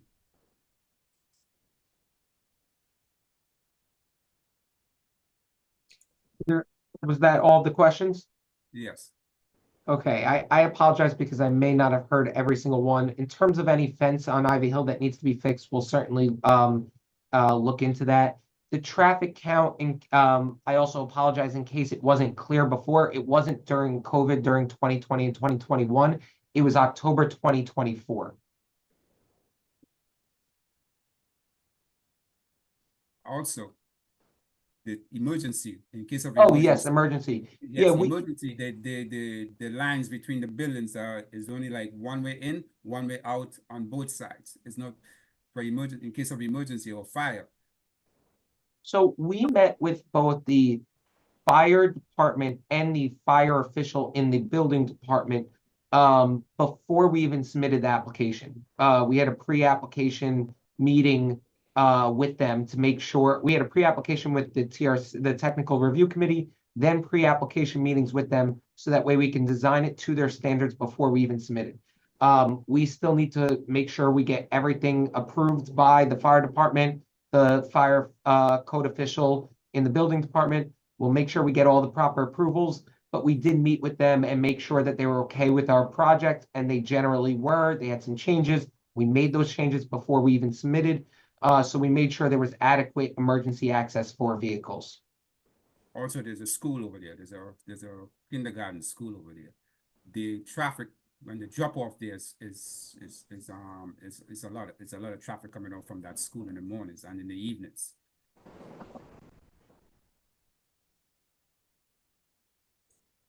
Thank you, sir. You're welcome. All right, I think that was our last. We have one more chair and that's it, but we have to wait for Mr. Beck to get back to swear them in. I can swear them in. Okay. Ms. Phipps, if you could come off of mute and turn your camera on. Hi, good evening. Thank you for having me. My name is Kalita Phipps. I am a resident. Raise your right hand. Oh, sorry. Is it you solemnly swear or affirm that the testimony you're about to give to the board will be truthful? I do. You state your name and your address for the record. Sure thing. Thank you. My name is Kalita Phipps. I'm a resident of Ivy Hill neighborhood. So I've been listening tonight. Many of the points that I had have been discussed already. I did want to circle back to a few things just to kind of reinforce that for consideration as you're thinking of approving this project. While we definitely appreciate them having a community meeting and listening to the concerns that we've had. The points were raised of lack of notification for enough of a turnout to hear and give people an opportunity to voice their concerns. When we're talking about the water runoff, we did bring up that issue. I thank the guys for doing a study for that. One thing I did want to flag, and correct me if I'm wrong, but the numbers that are used are from weather patterns from previous times, not, I'm concerned if they're reflecting our current weather patterns. Flooding is a major issue in our neighborhood based upon the new weather patterns that we've been having for the past several years. The concern that we raised is, where is this water going to be channeled? Because Irvington Avenue is on a bit of a hill. Where is that running off to? Our bigger concern is just not creating new problems for people that may not have been experiencing as many flooding problems where this building will now come, because we are covering over 7 acres of land. With regards to the parking, I wanted to ask, a way to mitigate people not wanting to pay for parking, can that cost be added into the rent or factored in so it's not a separate fee? Because again, for existing Ivy Hill apartments, they know it's a separate fee. They opt to park on our streets. They block our driveways. It's at every corner. It's a constant safety hazard. So if it's possible to add costs into the rent to cover the parking, that would be greatly appreciated as a deterrent for them not to use it. And then going back to a point that was raised earlier by a fellow neighbor with regards to, the attorney said it's not about Ivy Hill, but it is, because it's the same owners who are partnering with Michaels to do this project. So the concern I do want to bring back to the table for consideration is bearing in mind who's going to be managing this building, what is the quality of life for people going to be in this if they're already having problems doing that with the existing buildings that they've had. I'm all for creating affordable housing in our neighborhood and just regular housing, period. That does look nice. It's a beautiful building, but I'm concerned about quality of life if they are already handling what they already have in their possession and it's the same owners, even if they're partnering with someone else. What is the guarantee it's going to be any different if they're not doing anything right now? At the community meeting, they had to, like, some of the residents had raised it, they had to take them to court to get basic utilities, and that's a basic right. So that's a concern as a neighbor to a neighbor that I just want to bring back before the floor. Maybe more thinking and planning needs to be thought about this, but those are concerns I don't want to leave quiet. That's all I have to say. Thank you so much. Thank you. All right. Commissions, questions or comments? Commissioner Baez. Yeah, Madam Chair, thank you. I was just wondering, and thank you to the young lady, Ms. Phil. Nope, I think that was a great Adams to the rent. If, because if I believe they're going to charge those parking for the resident, and I'm sure believe it, as a commissioner for house, I went through that a lot. Adding the parking into the rent, I think that would be a good idea. So they don't be parking and making the show outside against other people parking lot. Thank you. Thank you. Commissioners, any other questions or comments? Mr. Fowler, you have a summation? Thank you. I'll keep it very brief. I know we've been on for a long time and you were generous enough to have a special meeting.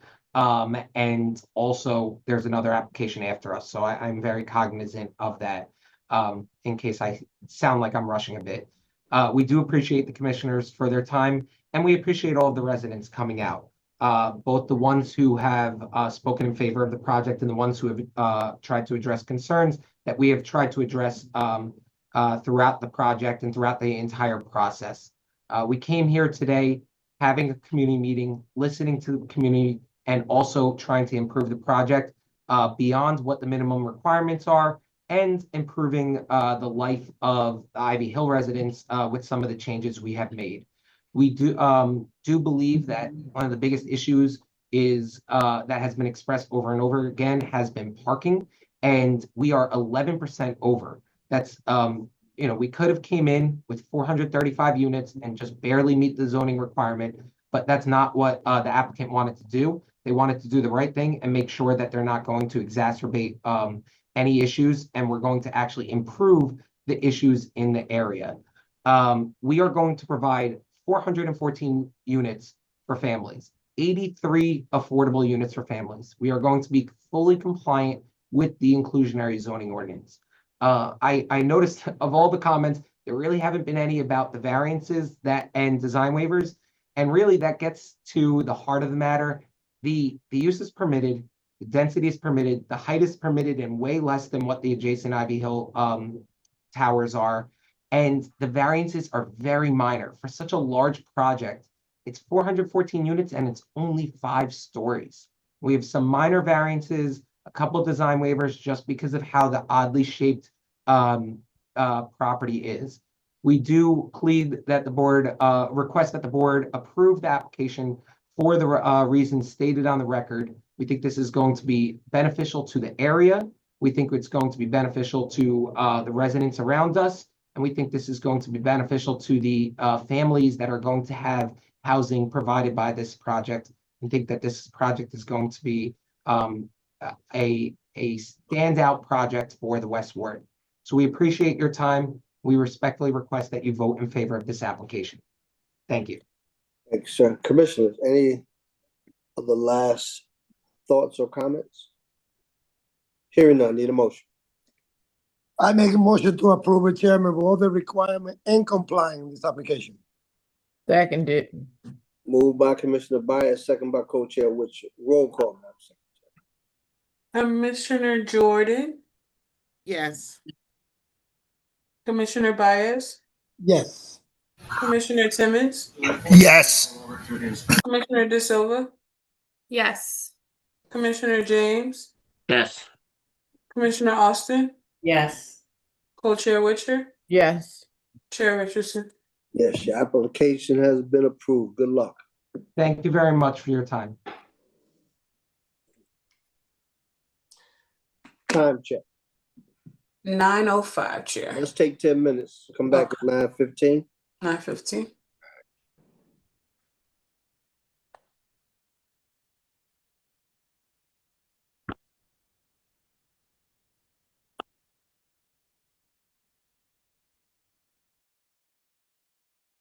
Recording stopped.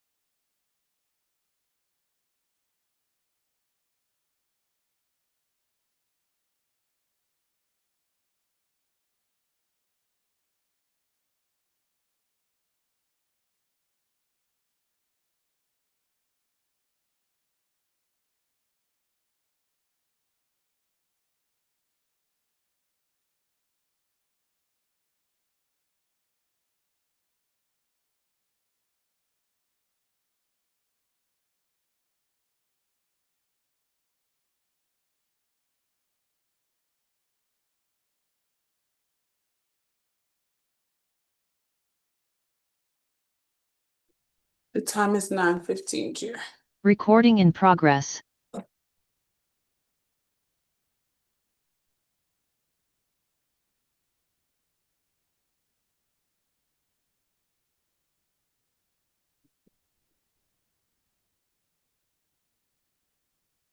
You're on mute, Chair. I don't know if you're talking. Yeah, I was. I guess I was talking to myself, huh? We got a quorum. We all set? 1, 2, 3, 4. Yes, we have a quorum, Chair. All right. So let's get the, I see Mr. Souders here. So just to note for the record, because I see a lot of hands are raised, that the Irvington Avenue project has been voted on, has been approved. So we're moving on to the next application.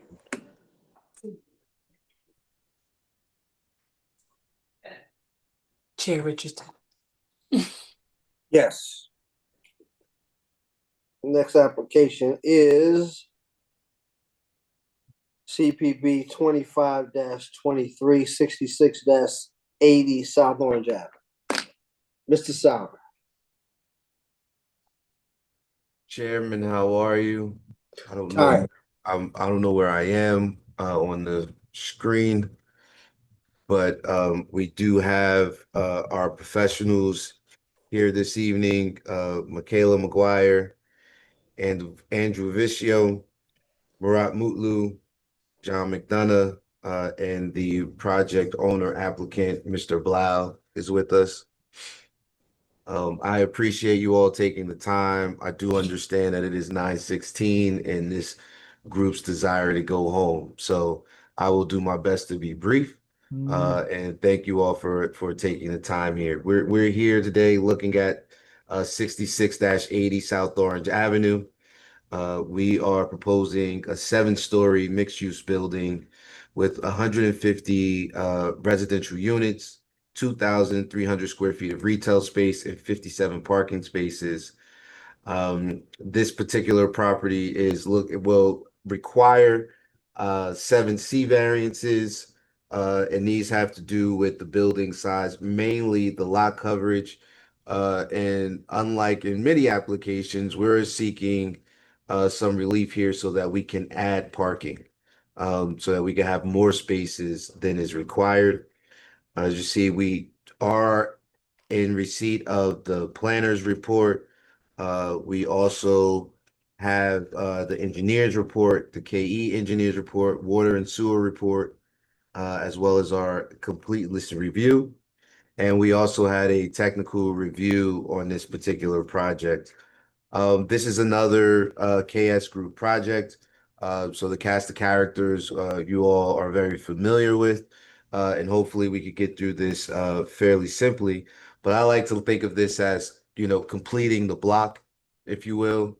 It's a large vacant lot that's kind of adjacent to, but behind the ShopRite on Springfield Avenue. This would be the backside of all of that development that we all know. Kind of the back corner of Science High School and the softball field that they have on Clifton Ave, or whatever you want to call it when you get down that far. So with that, I would like to call, I saw Michaela. I don't know where she went. But with that, I would like to call Michaela, the engineer for this project. Turn over to you, Mr. Beck. Thank you, Council. Michaela, do you solemnly swear the testimony about to give this board shall be truthful? Yes, I do. Thank you. Please state your name and affiliation. My name is Michaela McGuire, last name spelled Maguire. I'm a project manager at Stonefield Engineering and Design, located at 92 Park Ave in Rutherford, New Jersey. Is your license current? Yes, it is. Accepted by the board. Please continue. Thank you, Mr. Thank you. Chairman. Michaela, you are the engineer on this project, is that correct? Yes, I am. Can you go through your site plan? I think we'll need to go too deep, and go over the variances that we're requesting. Yes, will do. I'm going to share my screen to show the preliminary and final major site plan that we submitted. So this was included in our submission. I'm going to start with the cover sheet, sheet C1, just to go over the surrounding areas a bit. So as mentioned, the site's located at 66 South Orange Avenue. That's also known as County Route 510, Block 235, Lot 1. The lot is currently 30,839 square feet, or about 0.71 acres, and we're located within the C2 Community Commercial District, which is shown in this light pink color. To the north of the site, so across South Orange Ave, is the R4 or low-rise multifamily residential zone. It's comprised of low-rise multifamily or townhouse developments. That same development or similar use is to the east of the site, which is also located in the same C2 zone. To the south of the site is that same C2 zone. Directly to the south is a mix of commercial uses. And then to the west across Prince Street is the mentioned ShopRite. The site has 3 frontages. So along South Orange Avenue, which is about 204 linear feet. That is a county road and is a 2-way traffic road. The same as Prince Street, which is under city jurisdiction. And then Broome Street is also under city jurisdiction. It's a one-way road traveling in the northbound direction. The current site is totally vacant. It was developed in the 1960s, but has been vacant for about 40 years. There's no existing easements or restrictions on site based off of our review of the survey. One of the comments in the engineering review letter was regarding an existing fence that runs along the southern portion of the property. So I do want to note we did review that. There is no easement on the survey associated with that fence, and we are proposing to keep that fence as it is slightly off-site or really running along that property limit. So to move to sheet C4, which is the proposed site plan sheet, again in the same preliminary and final major site plan set. I'm going to zoom in here to the proposed improvements. The applicant's proposing a 7-story mixed-use building with retail and parking on the ground floor and then 150 residential units above. This mixed use is permitted within this C2 zone. We're proposing 2,308 square feet of retail at the corner of Broome and South Orange. And then to the right of that, we are proposing the residential lobby. In the rear of both of those is the first floor, ground floor parking level. The building footprint itself is proposed at 29,684 square feet. As mentioned, we are seeking relief where 80% is the max permitted, and we're proposing 96.3%. I do want to note that the only relief we are seeking for the yards is a side yard setback relief, where we are actually larger than the max proposed, which I'll touch on when I get to the setbacks. The building height is proposed at 80 feet and 7 stories. We are compliant per the conditional use requirements for mixed use buildings exceeding 5 stories. So the max allowed under this conditional use requirement is 8 stories, 96 feet. And again, we're 1 story under that and 80 feet, whereas 96 is permitted. To touch on the conditional use requirements for, again, mixed use building that exceeds 5 stories, there's a minimum lot area per dwelling unit requirement of 150 square feet per dwelling unit. The applicant's proposing 205, so we are over that minimum and compliant. We're also required a 65% green roof area for the usable roof area. We are proposing 66%, so again, compliant. And then the outdoor amenity space requirement is 100 square foot per unit. So we are required with 150 units, 15,000 square feet, which we are proposing over 22,000. So again, compliant with that requirement. We do have 3 frontages along this site. And the front yard setback requirement is 0 feet minimum, 5 feet maximum. We are compliant with that along all 3 frontages. And then along the southern property line, there are 3 different property lines. Our initial analysis was assuming one of these properties was a rear yard, but in review of the planning review letter, all 3 property lines would be considered a side yard, which means there's a 0 foot min and max setback. Along the southern property line, we're proposing a 5 foot and a 5.6 foot setback here. So we're actually greater than that maximum required, therefore seeking a variance for the side yard setback. Since there is no rear yard as part of this application, we are no longer seeking that rear yard setback variance that we originally noted on the plans. Within the parking area, we're proposing a total of 57 parking spaces. That includes the tandem spaces within the parking garage. We are in the C2 zone where no parking is required, so we are compliant with the city code where no spaces are required. We're proposing a total of 57. 3 of those spaces are ADA accessible spaces, which I do want to confirm is the correct number of spaces and does meet the ADA requirements. We're also proposing a total of 9 EV make-ready spaces, again, meets the city and state requirements, and we are proposing the micro-mobility spaces as well per the city code. A couple items from the engineering review letter within the parking garage that I want to touch on before I move on is the parking space size. There was a request that we increase the parking spaces adjacent to a wall to be 9 feet wide instead of 8 feet wide that is currently proposed, which we can comply with. There was a comment regarding the loading space and if there was a loading space inside the building. So since we are within a C2 zone and we only have 1 vehicular access point, we are not required loading within the building. So we're currently not proposing any loading spaces within the building or proposing any larger vehicles to enter into this parking area. The drive aisles inside the building are proposed at from 23.7 feet up to 25.5 feet. This parking area is proposed to be used for residents only. So if we're following the residential drive aisle requirements, it's a 20-foot min and max. So we are seeking relief for our drive aisles to be larger than the maximum. This really is just providing better circulation for residents who are parking inside this parking garage.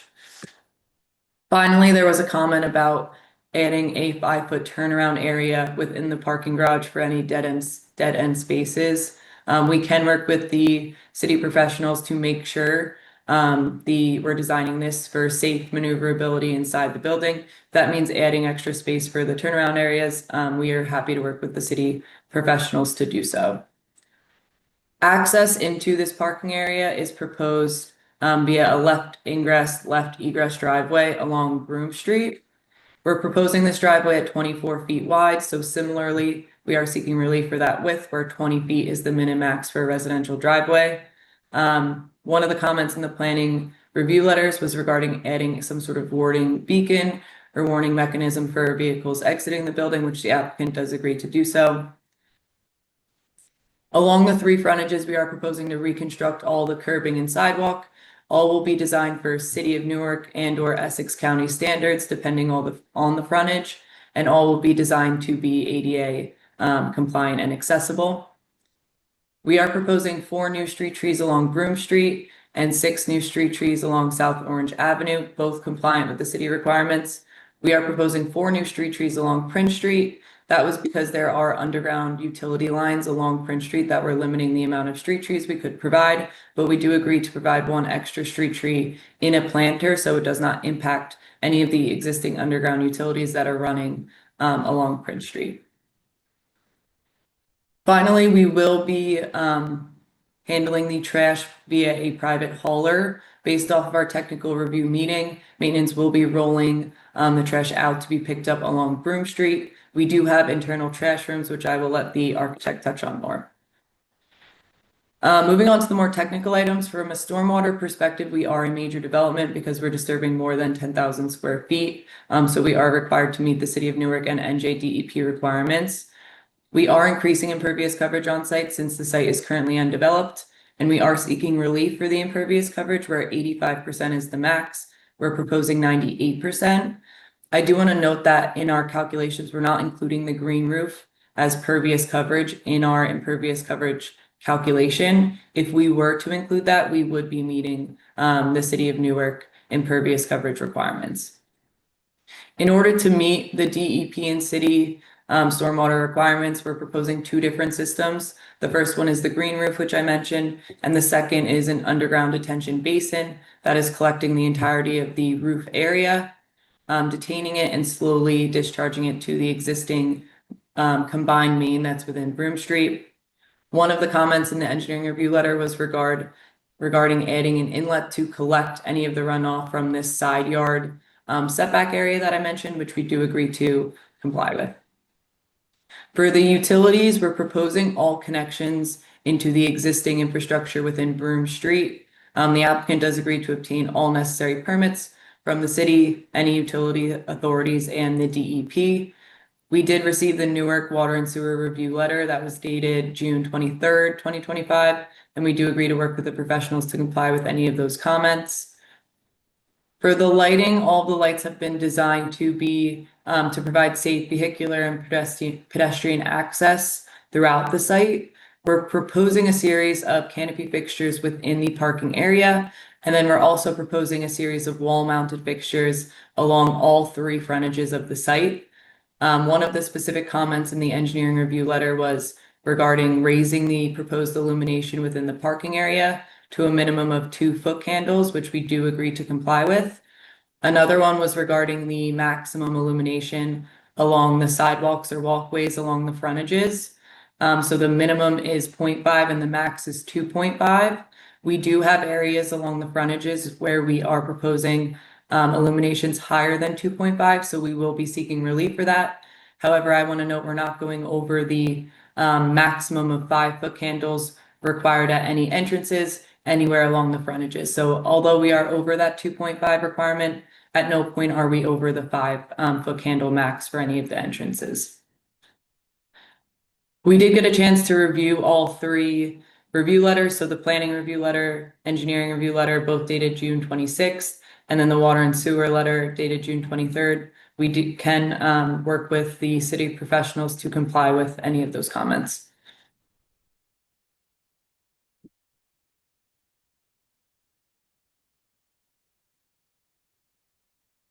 Mr. Chair.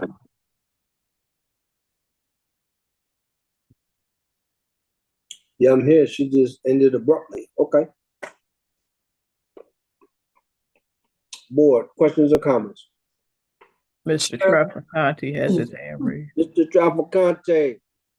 Good evening. Do you solemnly swear the testimony about to give this board shall be truthful?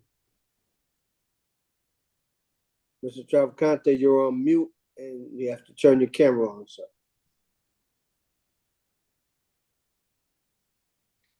All right, we're gonna skip over you.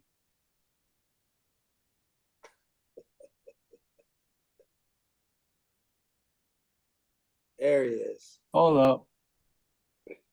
Mr. Trafficante, do you solemnly swear the testimony about to give is truthful? Yes. And please briefly state your name and affiliation.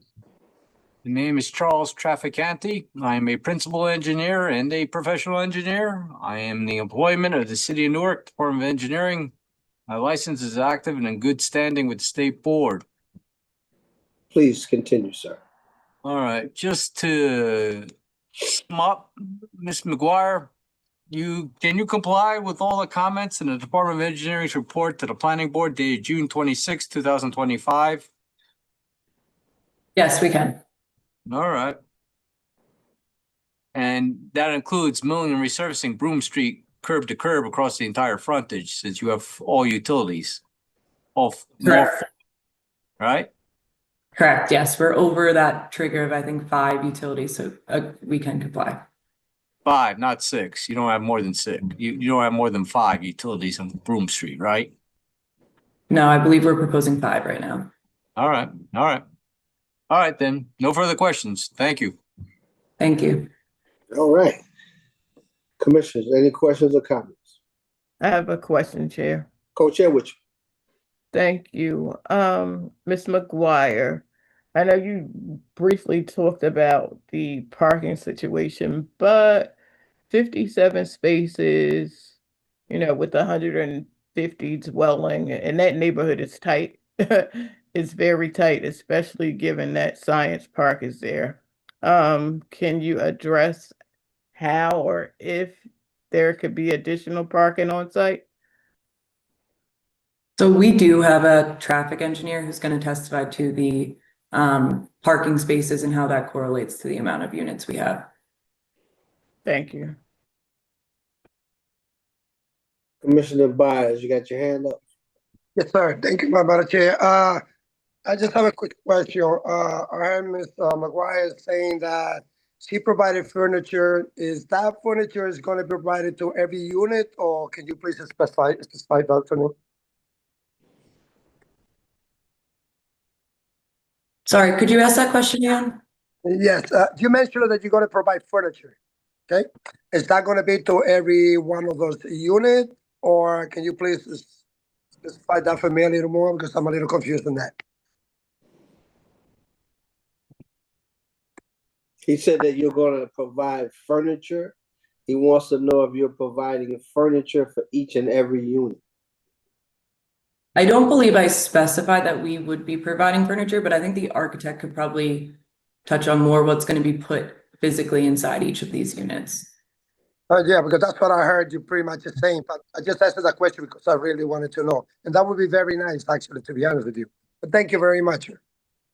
Thank you. Commissioner James. Yes. I forgot if you mentioned, was there oil tank you said that was removed, or was there phase 1 that was done on this particular lot? Based off our review of the NJDEP databases, There didn't appear to be any contamination. To my knowledge, I don't know if a phase one was completed yet, but we have no records of any old oil tanks currently from what we've received from, the surveyor or the team. And what was the prior use to this lot before it was vacant? Do you know? It was from about the 1960s, I believe. It was some sort of residential use. Got you. Okay. Thank you. Next witness. Thank you, Mr. Chairman. With that, I would like to call our traffic engineer. Let's get him sworn in, Mr. Beck. Good evening. Do you solemnly swear the testimony about to give this board should be truthful? Yes, I do. Thank you. Please state your name and affiliation to this application. Andrew Vischio with Stonefield Engineering and Design, located at 92 Park Avenue. I'm the traffic engineer for the application. Thank you. Counsel? Thank you, Andrew. You did a traffic study in reference to this project? That is correct. Can you go through that? Can you slow down? And can you testified in front of this board before? Yes, Chair. I have testified before this board. My license is active and in good standing. You're accepted by the board. You may continue. Thank you, Chair. Thank you. Andrew, can you go into your report and give some particular emphasis on the parking situation when the school is in session? As we know, they don't have dedicated parking, and they create a bit of a mess. Can we discuss that and how this project relates to that and how it either exacerbate or not that particular condition as you go through your report? Certainly. So on behalf of the application, our office prepared a traffic and parking assessment report that is dated July 8th, 2024.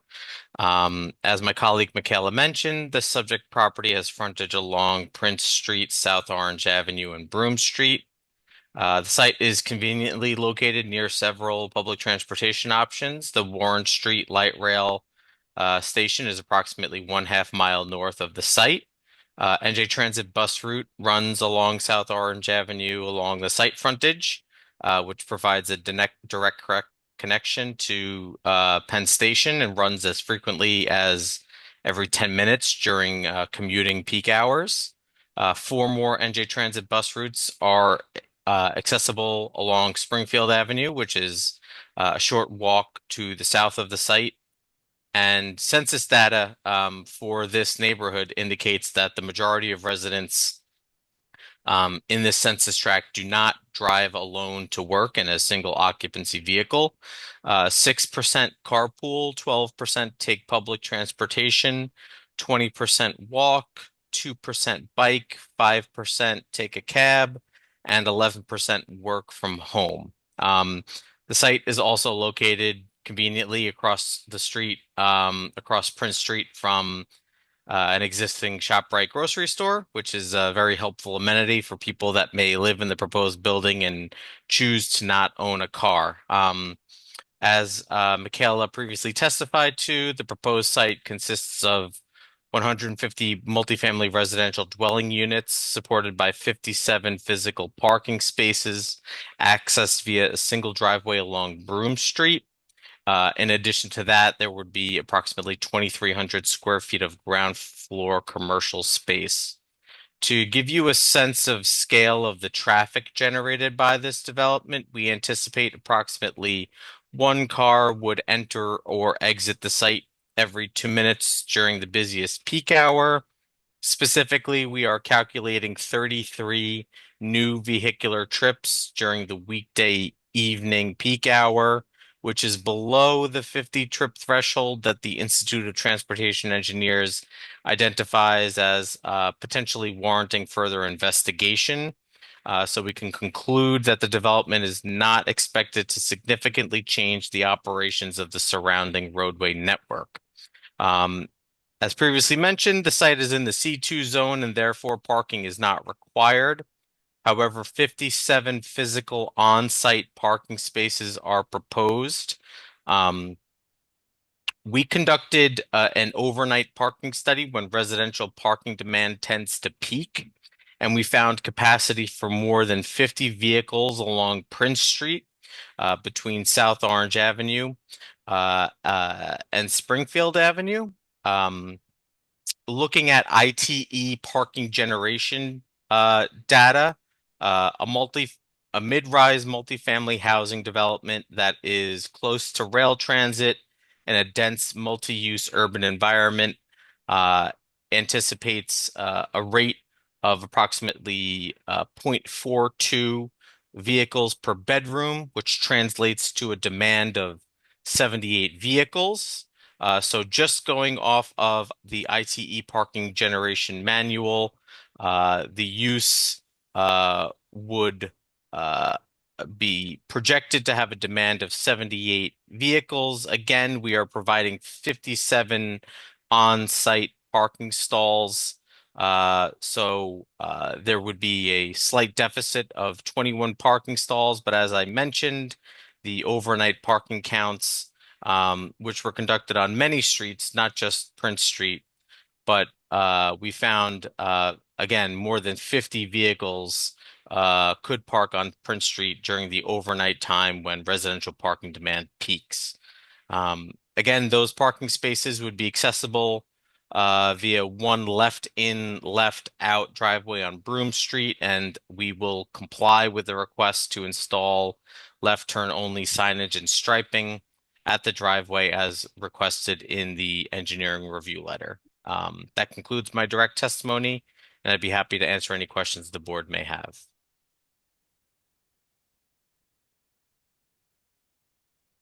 Commissioners, any questions or comments? I have a question. Co-chair with you. Thank you. Mr. Vizio, you mentioned census tract data. Which census was that information culled from?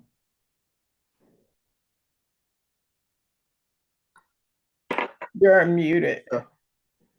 I apologize. It's the 2023 American Community Survey, ACS,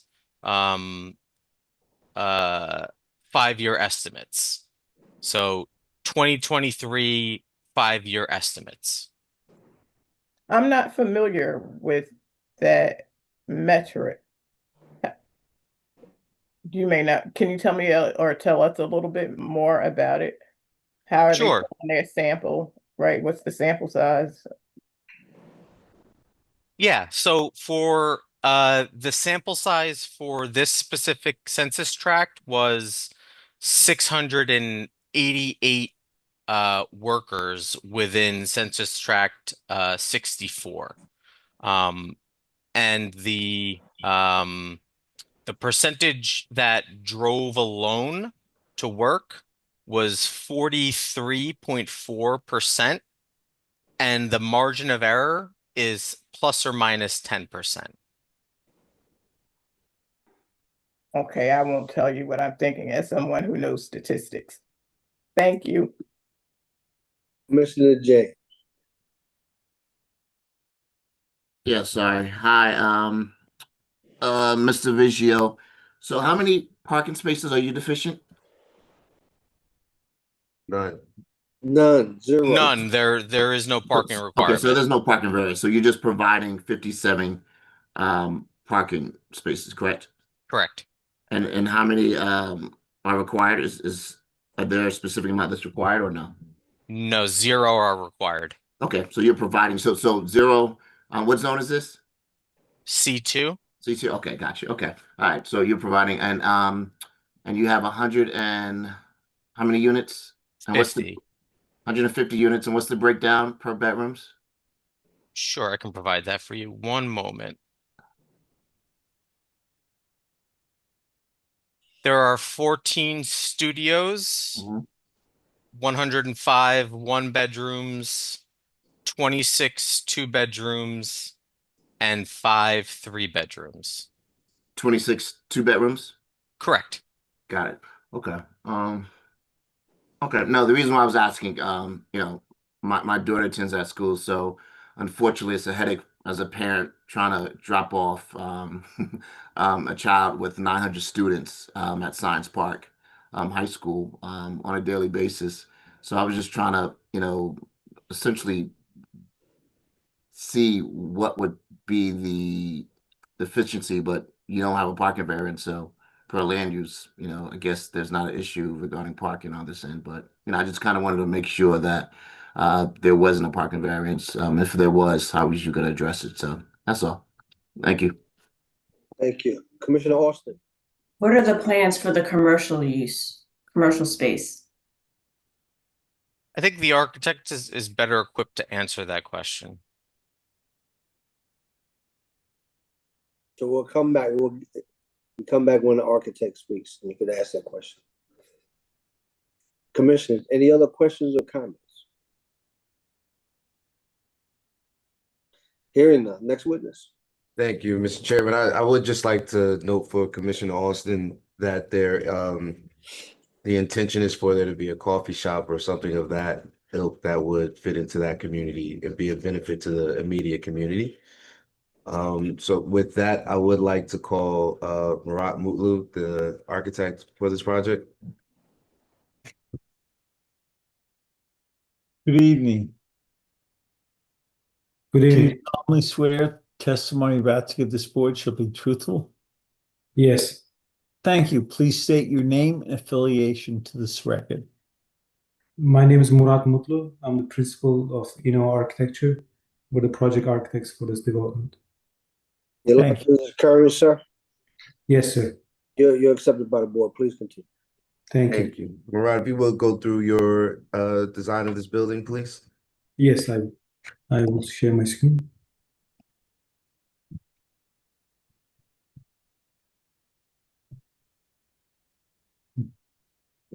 Is my screen visible?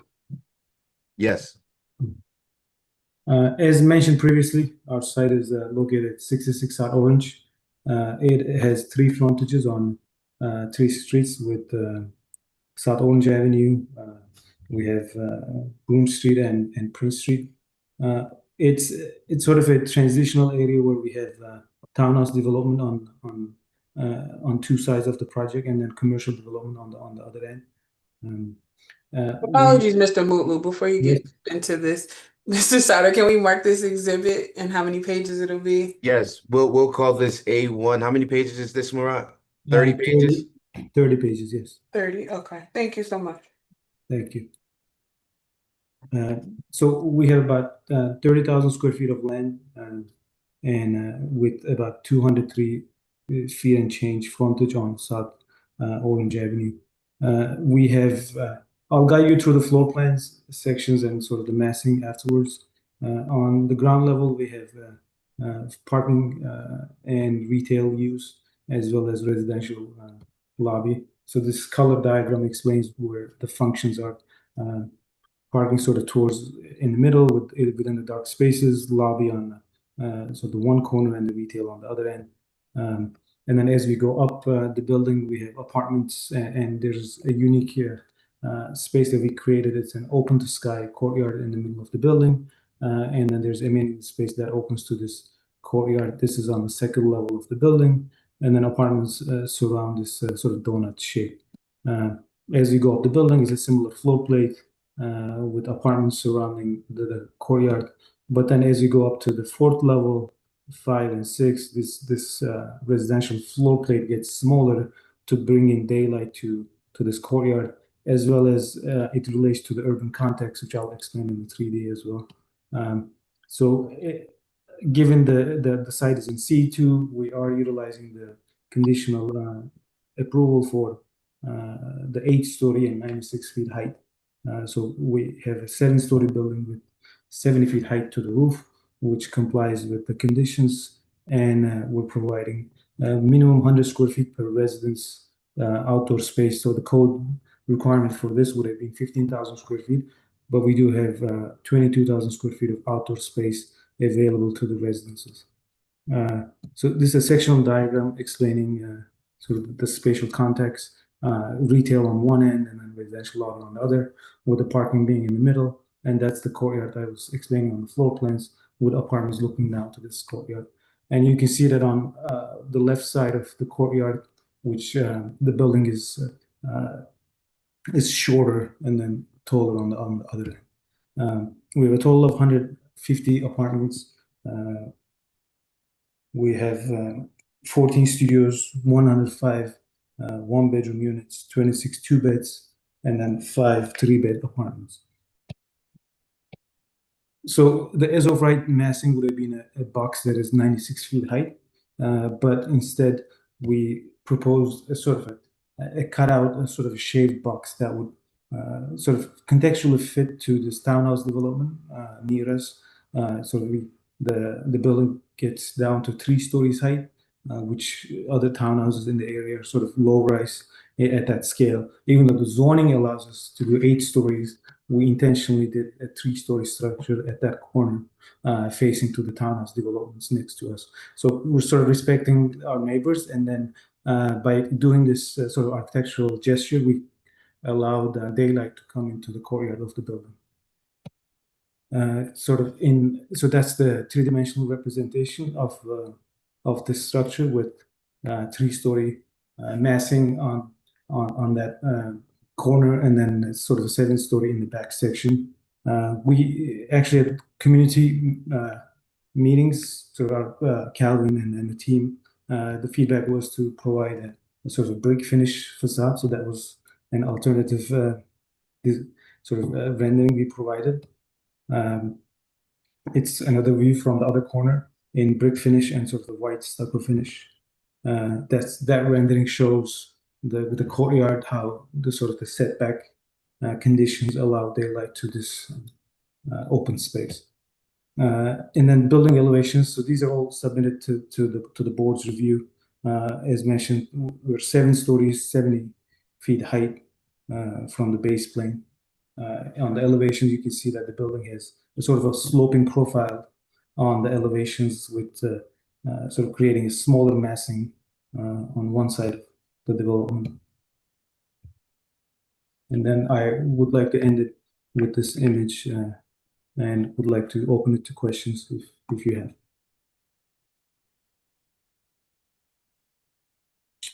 Commissioners,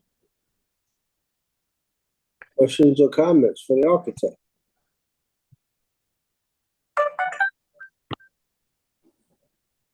None? Yeah, I have one.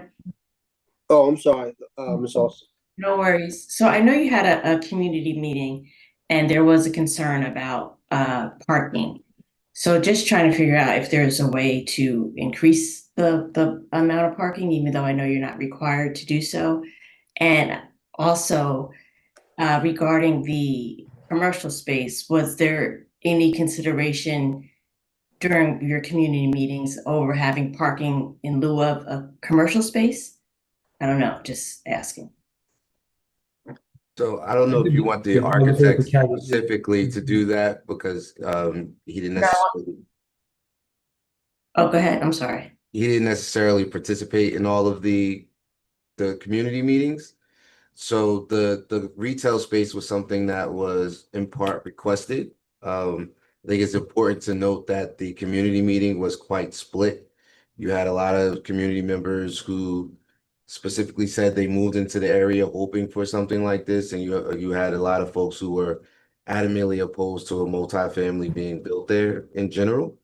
But the parking, what the variances that we're requesting are by and large due to us trying to fit as much parking into the property as possible and not make the building taller, which was a concern, as well as providing for those cutouts, right? So to give the impression of something smaller, but given the density that was needed in order to actually make a project work. So we went into the community as kind of like a hodgepodge what we came back out with, and why I noted that it may be a coffee shop of some sort or something like that. That is what was discussed, something for the community to be able to use, kind of a neighborhood amenity versus just an amenity just for that development, but an amenity that those who, particularly in the townhomes, would want to use. Okay. Thank you. Commissioner James. So based on that statement, council, did the residents have input in terms of the design of the, It was or the just the commercial tenant space? well, it was the facade of the building has completely changed from the stucco.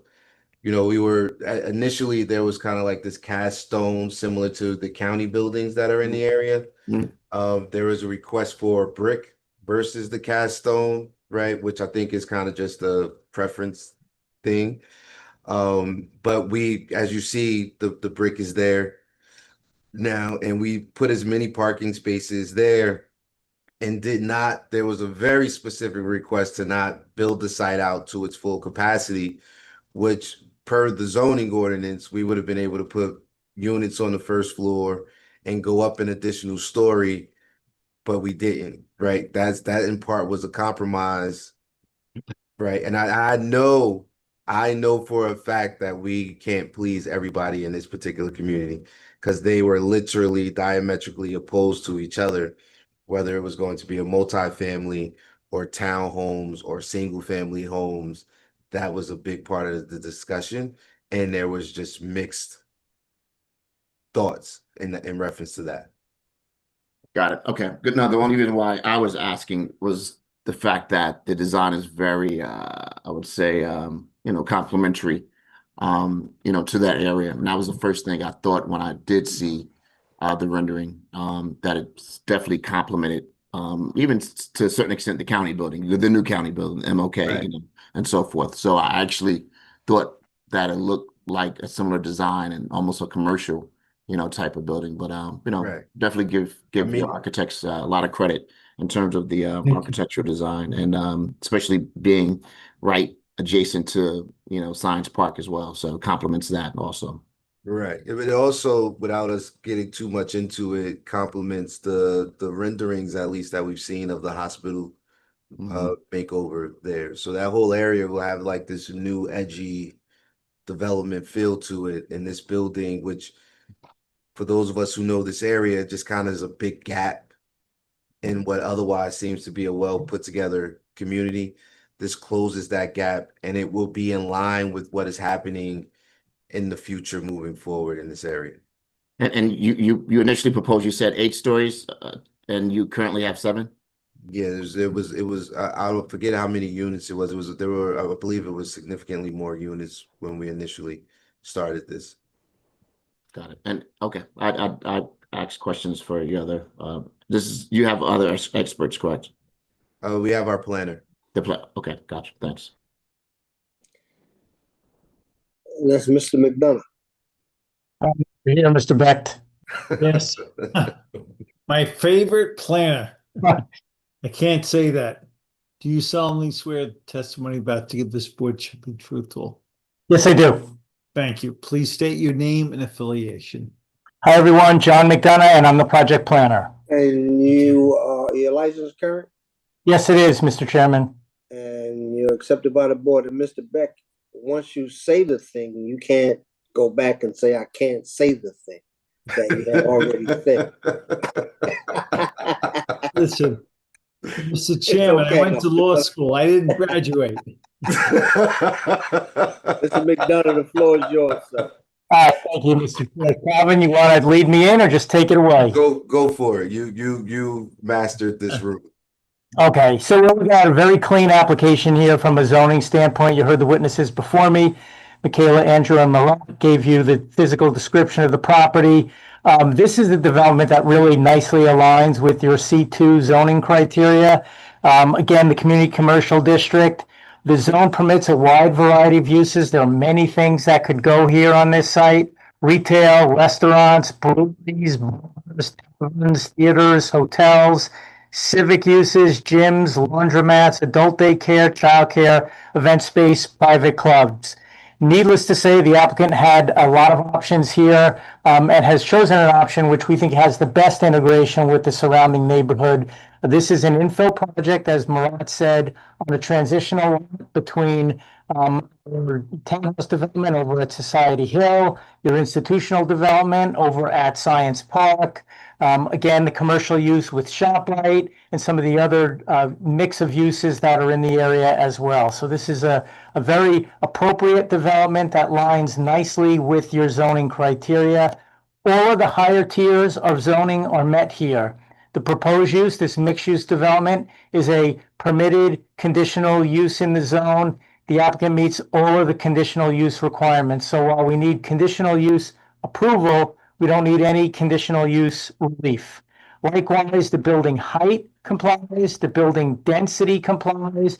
There's a requirement for green roof, that complies. There's a requirement for usable roof area, that complies. There's a requirement for outdoor amenity space, that also complies. So suffice it to say, all the heavier zoning controls are met here. Likewise, importantly, we don't need parking relief. I think Andrew gave you good statistical information to show that we are going to more than meet the actual demand here in what is a really transit-rich area with many transit amenities that residents here would have access to. In terms of the relief that the applicant is seeking, relatively minor. Again, as Michaela told you, there's a side yard setback, which is actually in excess of what the ordinance requirement would be. The ordinance requires build right to the line. The applicant is going to step the building back a little bit in the range of, again, slightly over 0 feet. But only a couple of feet above and beyond that 0-foot step back. That actually provides more light and air than would be required. This is also going to require relief related to building coverage and interrelated lot coverage. 80% is the cap for building coverage. We're at 96.3, and 85% is the cap for lot coverage, where 98% is proposed. As Calvin said at the outset, the reason we're doing this is to provide parking when we're not required to provide any parking here. So this is providing a public amenity in exchange for that relief, and we think the public benefit substantially outweighs any negative.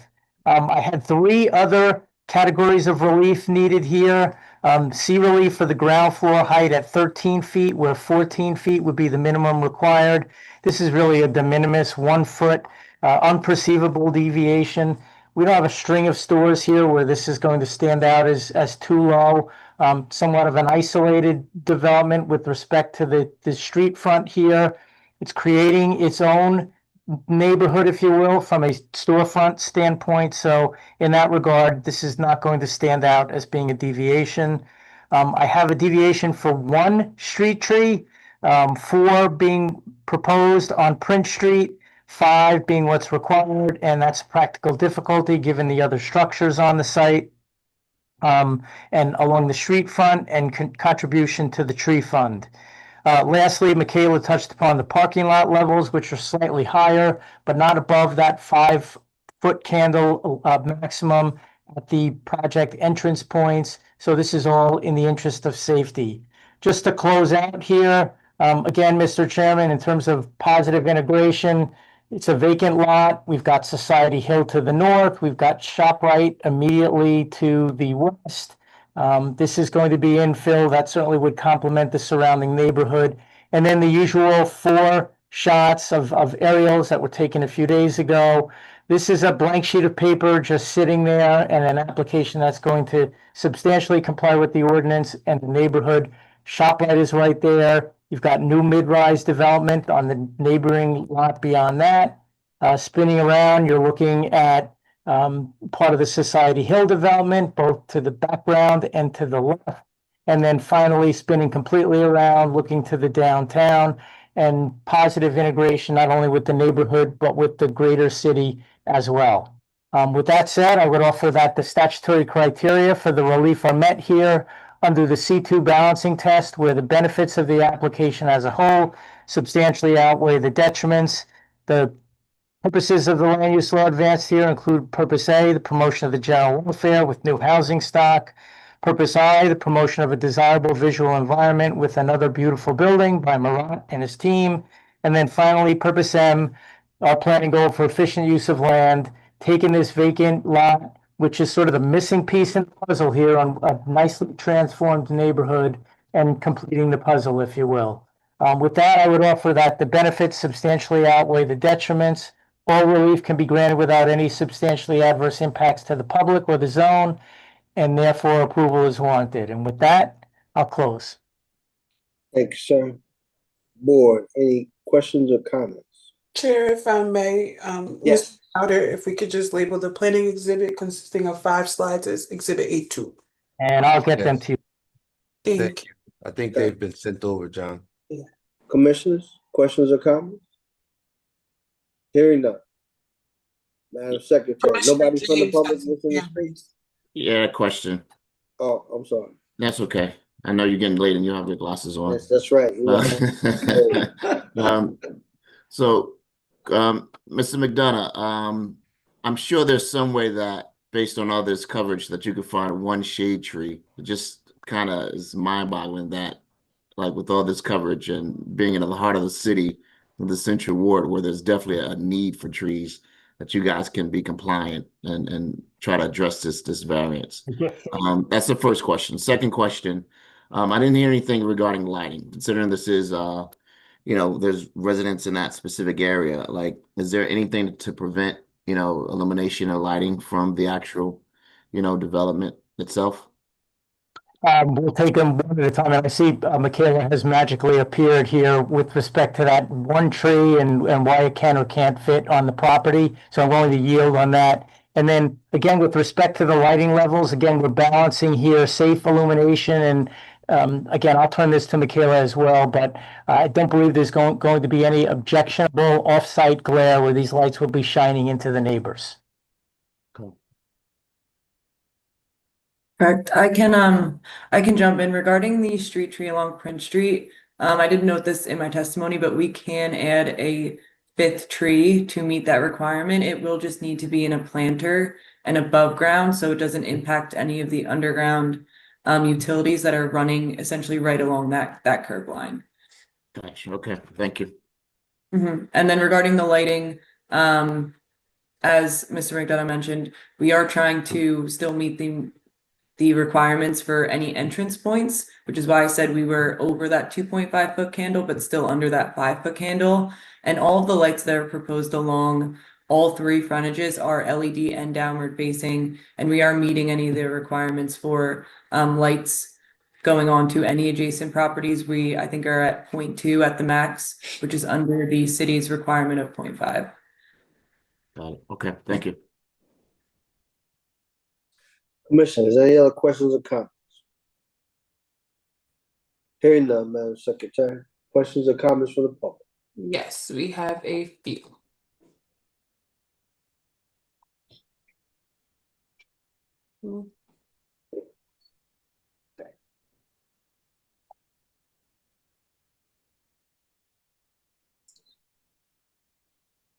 Miss Lisa Parker, if you could come off of mute and turn your camera on so you could be sworn in. Thank you very much. Thank you. Do you solemnly swear the testimony about to give this board shall be truthful? I affirm. Thank you. Please state your name and affiliation. Lisa Parker, 71.5 Boston Street. I am the district leader here. I want to first put on the record that the community was not publicly notified 30 days of this meeting. That's number one. They notified as of June 17th. That is not 30 days. All the people that are making expert testimony today do not live in this community.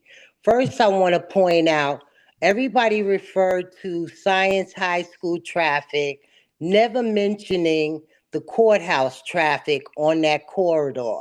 On South Orange Avenue, there are 7 egress points.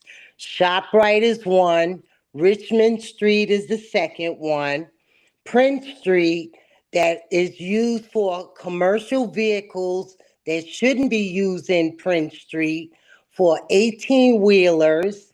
You have the Conservancy that have their school buses with kids on Prince Street side and the Broome Street side.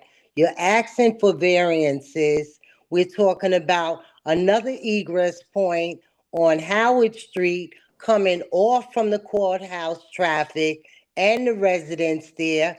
Adjacent across from there is the parking lot for Society Hill. And further down that corridor is another entrance for the park, for the courthouse. We are here landlocked between the hours of 7 a.m. and 9 a.m. and during the afternoon hours from 2 p.m. to 7 p.m. And I don't know who's doing the traffic studies, but let me ask you this, as a part of public safety, has anyone checked to see the number of car accidents that we have had on South Orange Avenue from the ShopRite exit and on Broome Street with the 18-wheelers? We just saw a month ago a car fly into the embankment on the ShopRite side and burst into flames. What you did was, and this is only because of the affiliation of KS Group, Sauda, with the administration, that we have been changed from a R3, which is zoned for residential only. That lot was supposed to be for townhomes. That's why 99 Jones Street is where it is, because it wasn't zoned for that. In terms of parking and who lives here, the average person that lives here has 2 cars and everybody drives here. So to say that no parking was required, it's because you changed the zoning from R3 to C2. No one is looking at public safety and what.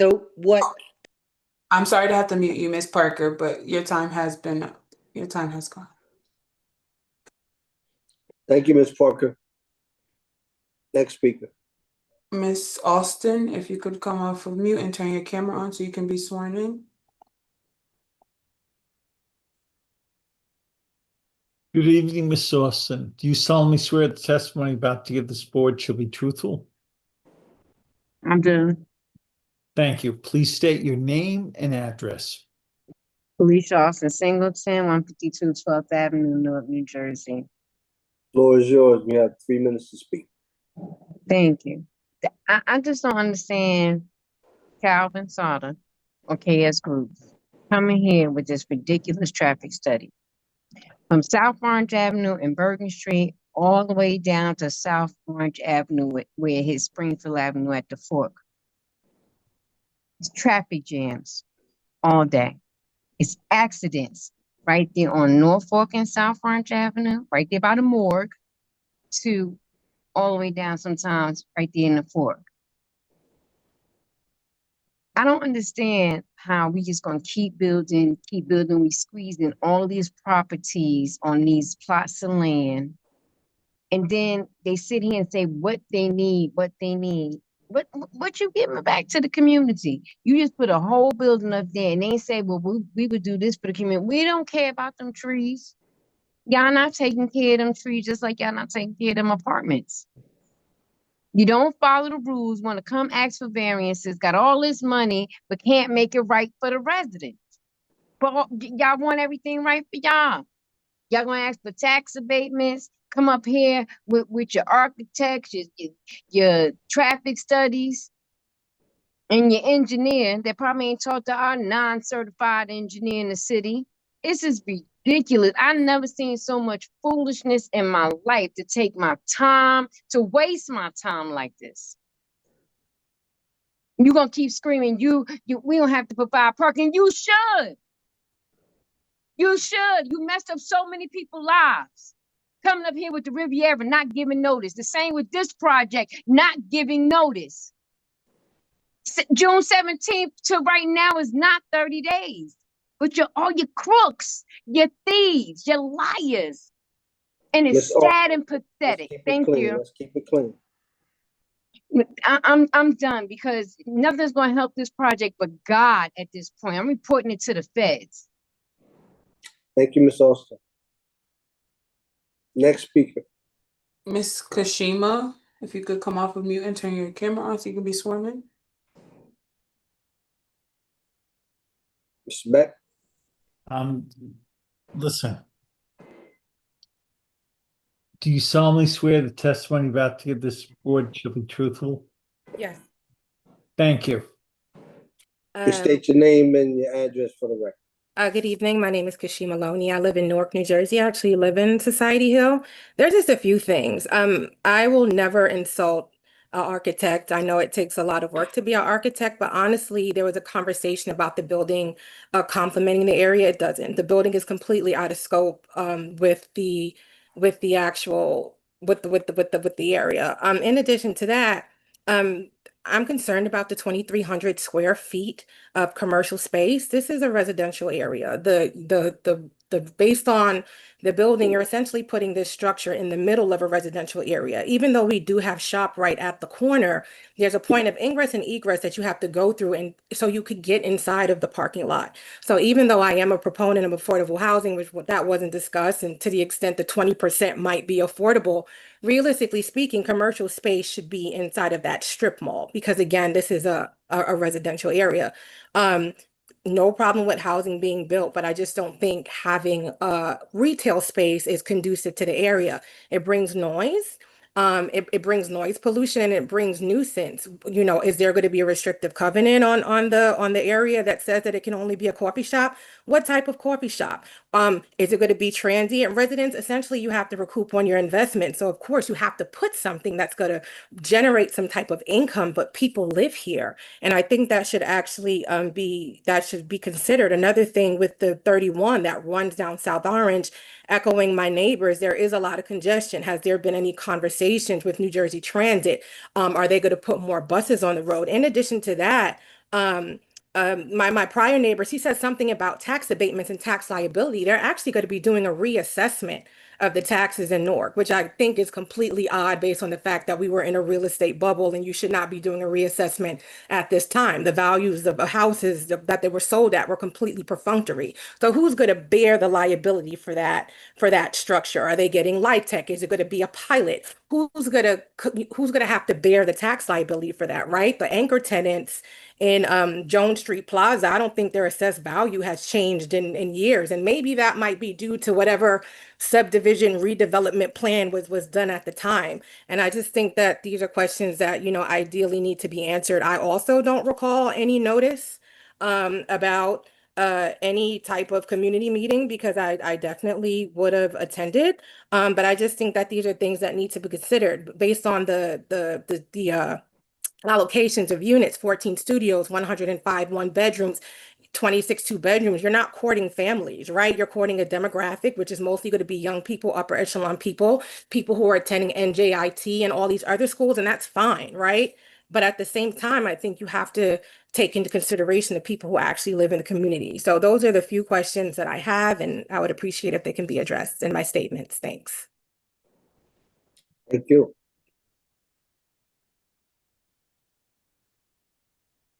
Mr. Sauer? Is it my turn? I don't know if you wanted to keep going with community members. No, I thought maybe you might want to address what this young lady just said, or you want to just catch them all at the end? I think it would make, I would like to be efficient with your time and the commission's time, Mr. Chair. Next speaker. Miss Ann, if you could come off of mute and turn your camera on so that you can be sworn in. Thank you. Good evening. Do you solemnly swear the testimony One about second, this board? She hasn't turned her camera off or come off of mute. I'm sorry? Not yet. Okay. Do you solemnly swear the testimony? Not yet.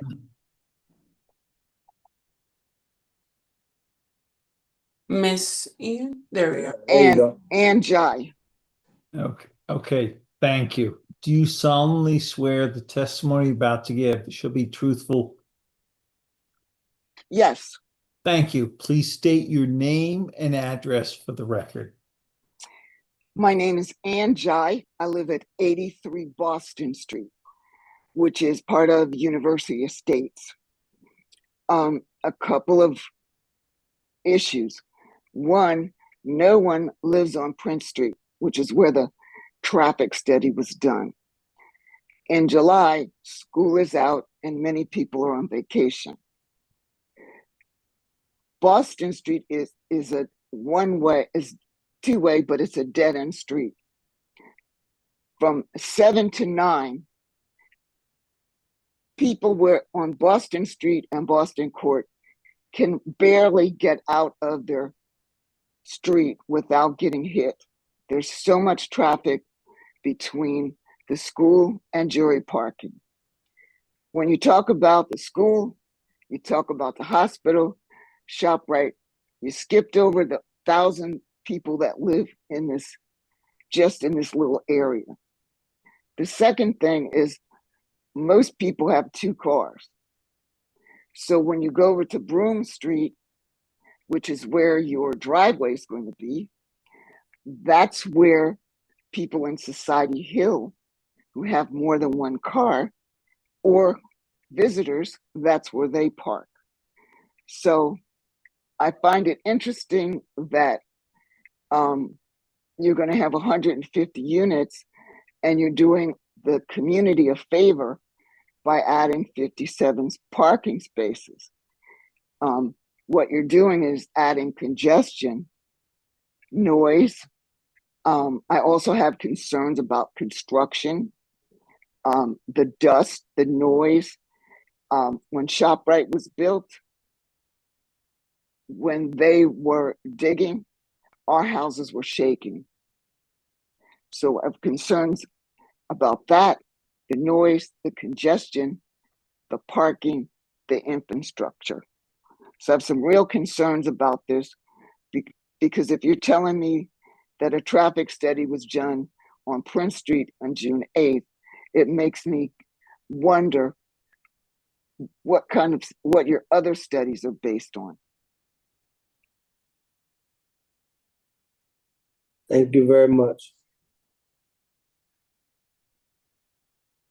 We have Tessa McBride. If you could come off of mute and turn your camera on so you can be sworn in. Madam Secretary, I do see that Vice Chair Witcher has her hand raised as well. Oh, yeah.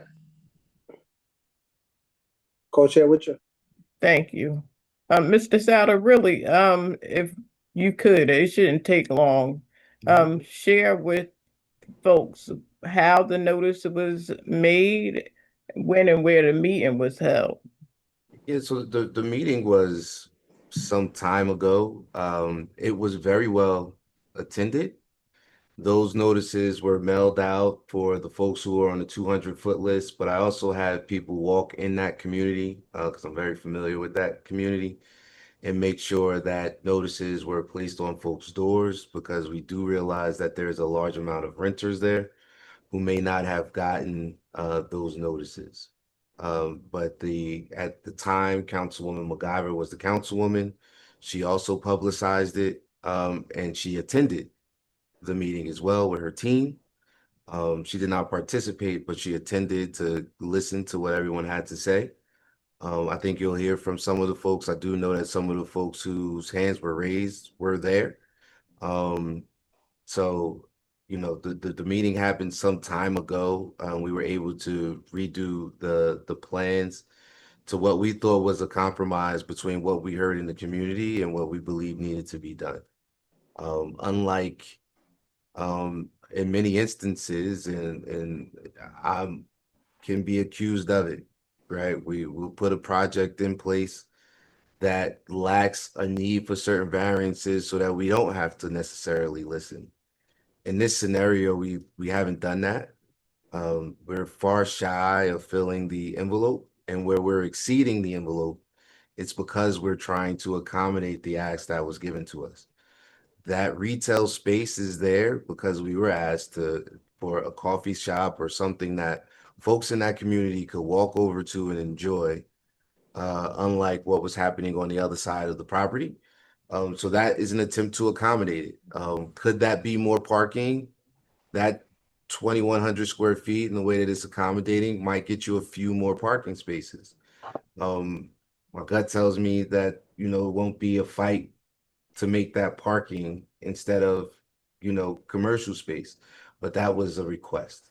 So that we're trying to manage the various asks, and I will admit that it got testy at times because the community themselves, the members of that immediate community wanted some different things. Thank you.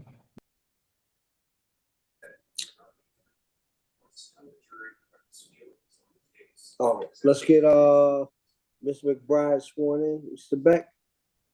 Good evening. Do you solemnly swear or affirm the testimony about to give shall be truthful? I do. Thank you. Please state your name and address. My name is Tessa McBride, and I actually live in Society Hill, right on Broom Street. Thank you. So I have a couple of questions. One, the gentleman started to answer, but when were these community meetings held, like the date? Because I wasn't notified. I live in the community. I'm here in this meeting. We're part of the board. We talk to each other, and I never received notice about these community meetings to discuss this. You mentioned that people were divided in the meeting over what to do with this space. I think one thing we're unified on is the problem of traffic. I have to co-sign on everything that was said about traffic on that street. I live off of Springfield, and in the morning between 7 and 9, the height, I can't even drive up my street because there's so many cars moving towards South Orange Avenue. When I'm coming home, I could barely get up South Orange Avenue and Springfield because of the traffic. So I just want to know when these studies were done regarding the traffic, and just articulate the actual findings, because it doesn't seem legitimate to me. It seems like the gentleman that proposed the study, they just wanted to move ahead with getting this passed and saying it's not going to be a problem, but it is going to be a problem. I'm concerned about quality of life. I'm concerned about noise. I'm concerned about pollution. All of these things that impact how we live in this community. We're close knit, and this is not good. And I think really they have to address the traffic, the noise, the pollution, and the quality of life. Thank you. Well, thank you. Madam Secretary. Michelle Scantleberry, if you could come off of me and turn your camera on. Good evening. Do you solemnly swear or affirm the testimony about to give this board shall be truthful? Yes, I do. Thank you. Please state your name and address for the record. Hi, my name is Michelle Scantleberry, and I live at Society Hill, Phase 2. Thank you. I just wanted to show the panel.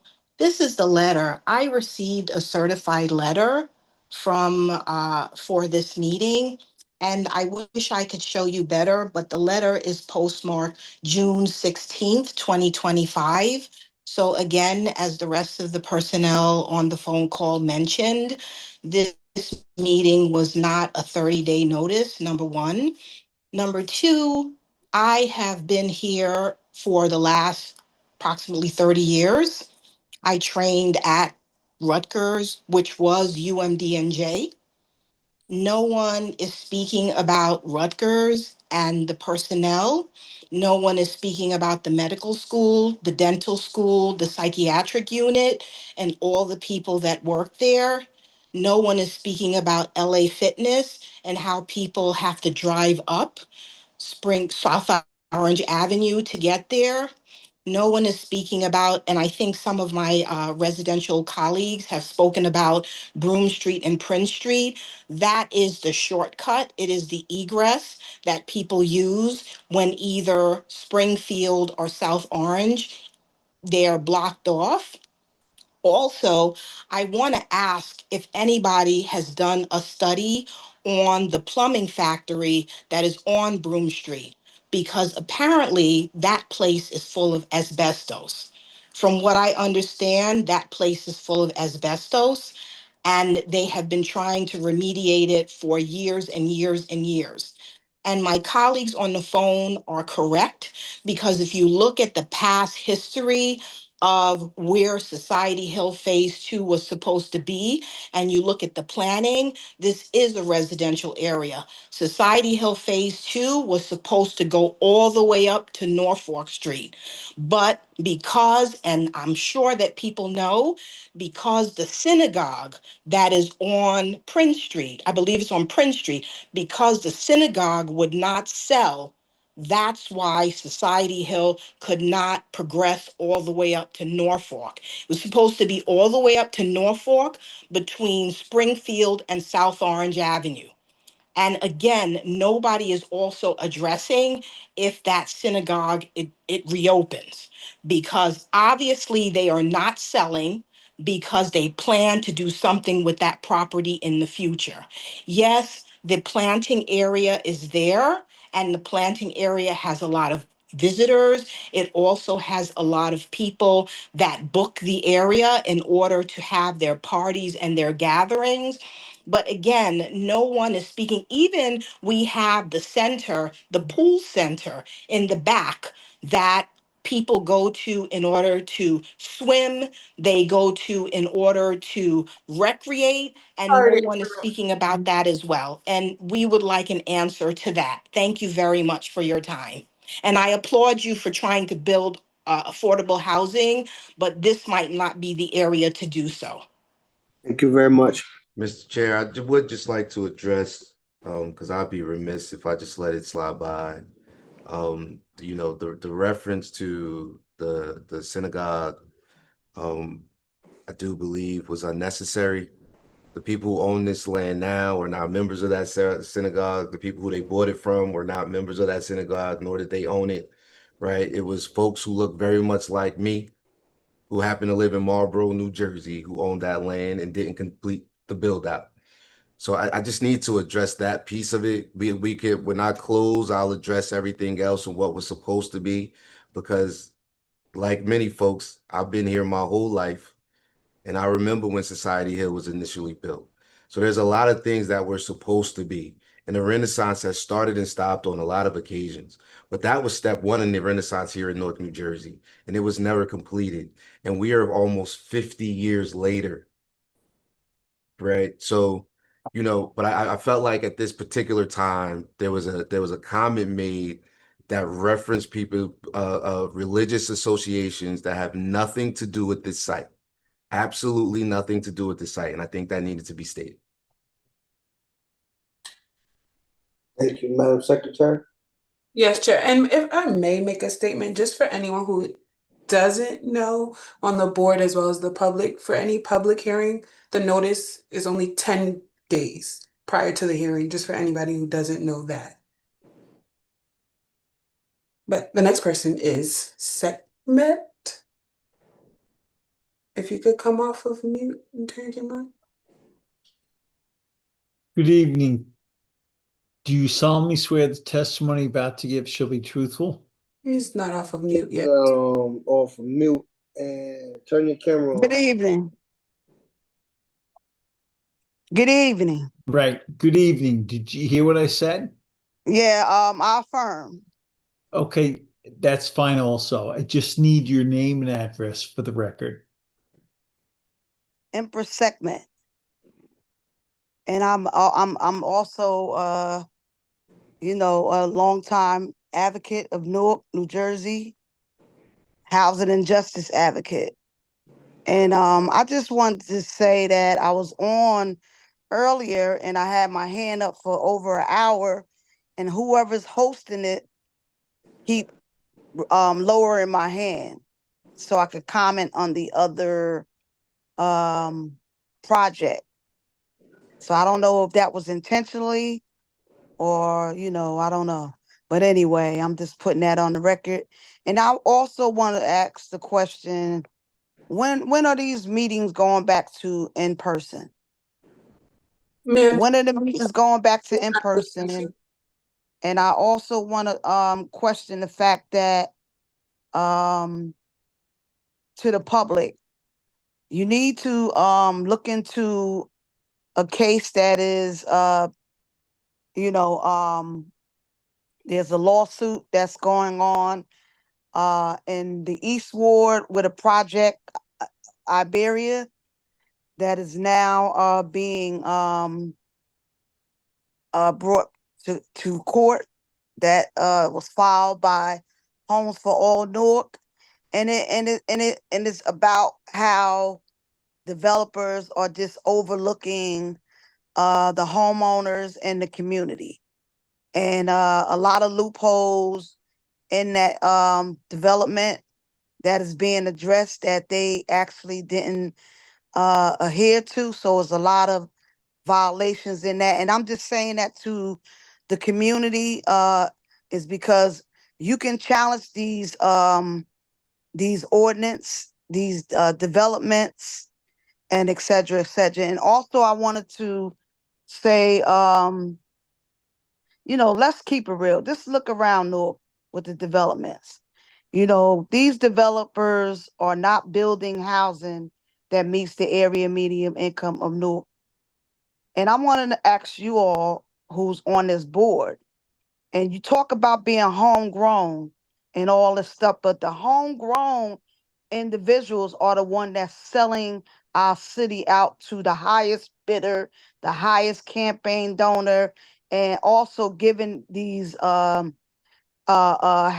developments. So I don't even know who's administering getting these units to friends, family. Is a lot of nepotism. So it behooves us as a community to do all we can to actually push for a binding community benefits agreement signed by all the stakeholders, including the homeowners and the community. That's what we as a community need to do. Okay. And also the workforce stuff. So sorry to I interrupt. mean, The time, I'm gonna end this right here with the workforce. but that's your time, ma'am. Time is up. Who's Thank you. who's over that? Who's over that? Where's the funding? The next person we have is Karen Kennedy. Let's get us sworn in, Mr. Beck. Good evening, Miss Kennedy. Do you solemnly swear or affirm the testimony about to give this board shall be truthful? Yeah, yes. Thank you. You're welcome. Good evening, and thank you for holding this opportunity to hear from the residents. And I am also a resident of Society Hill, Phase 3. There are two main concerns. And by the way, that meeting that you seem to have failed to know the date of, it's a little insulting that you wouldn't have that information at your beck and call. It was held at Science Park High, and the auditorium was packed with residents. And I'm not quite sure, but well, your experience is quite different from mine, in that the community was pretty much unified in the concerns. One was traffic, one was noise, and one was the concern of having a tall building, and 7 stories is tall in this neighborhood, and how that overshadows the residential community. I live on Richmond Street, which is has become a major artery for people to get from West Market and Norfolk to South Orange. And with this building being on South Orange, this will only increase that kind of traffic. We cannot highlight this concern enough about the traffic. I have a question which I hope to have answered. It's pretty simple. When we had our in-person meeting, there was a lot of concern about whether or not there was going to be at least a stop sign, if not an electrical light put at the corner of Richmond and South Orange, because right now there is no way to turn left and very little way to turn right off of Richmond. With South Orange being even more congested by the addition of these 156 units, which will, let's add a conservative number, we'll say has maybe 400 residents in that building, despite the fact that there are only 56 parking spots. Is there going to be a call for a stop sign or an electric light to be placed on South Orange to help mitigate the traffic between the courthouse and Norfolk? That's a yes or no question, by the way. Is that all of your questions, Ms. Kennedy? That is it. It's simple and can be answered now. Mr. Chair, I would like to address her question. Mr. Sauter, please. From the standpoint that because of the government buildings there, and because it's not something that we would put on our property. We would not be in control of that.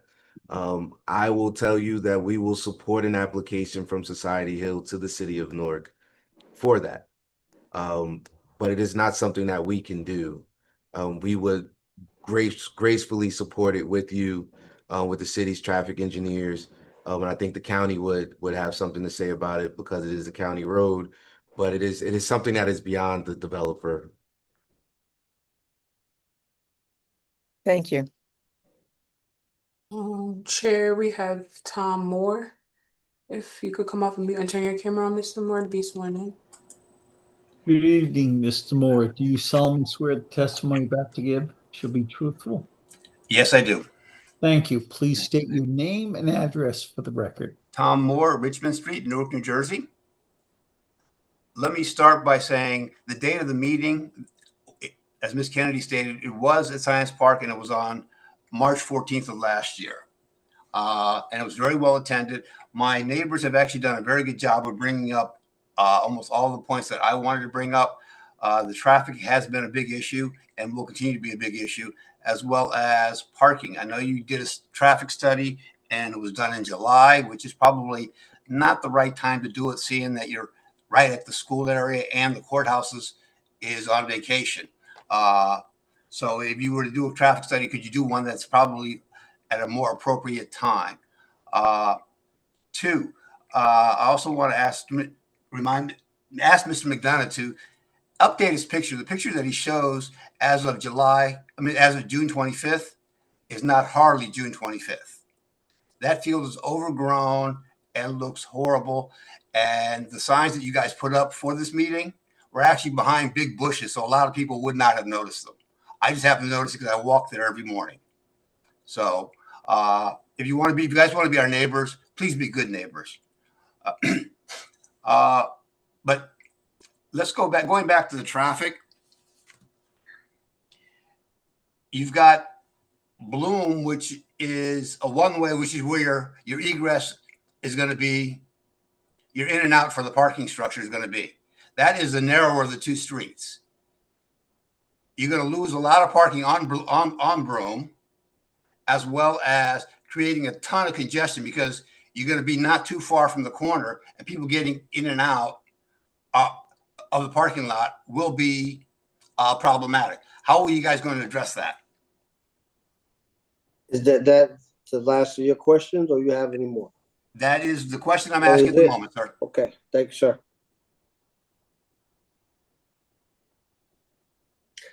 Mr. Sauer, do you have someone on your team? Yes, Andrew popped back in, so I think he wants to address the study date versus when he was actually out there. No, that's not what I want to address. I just pointed that out.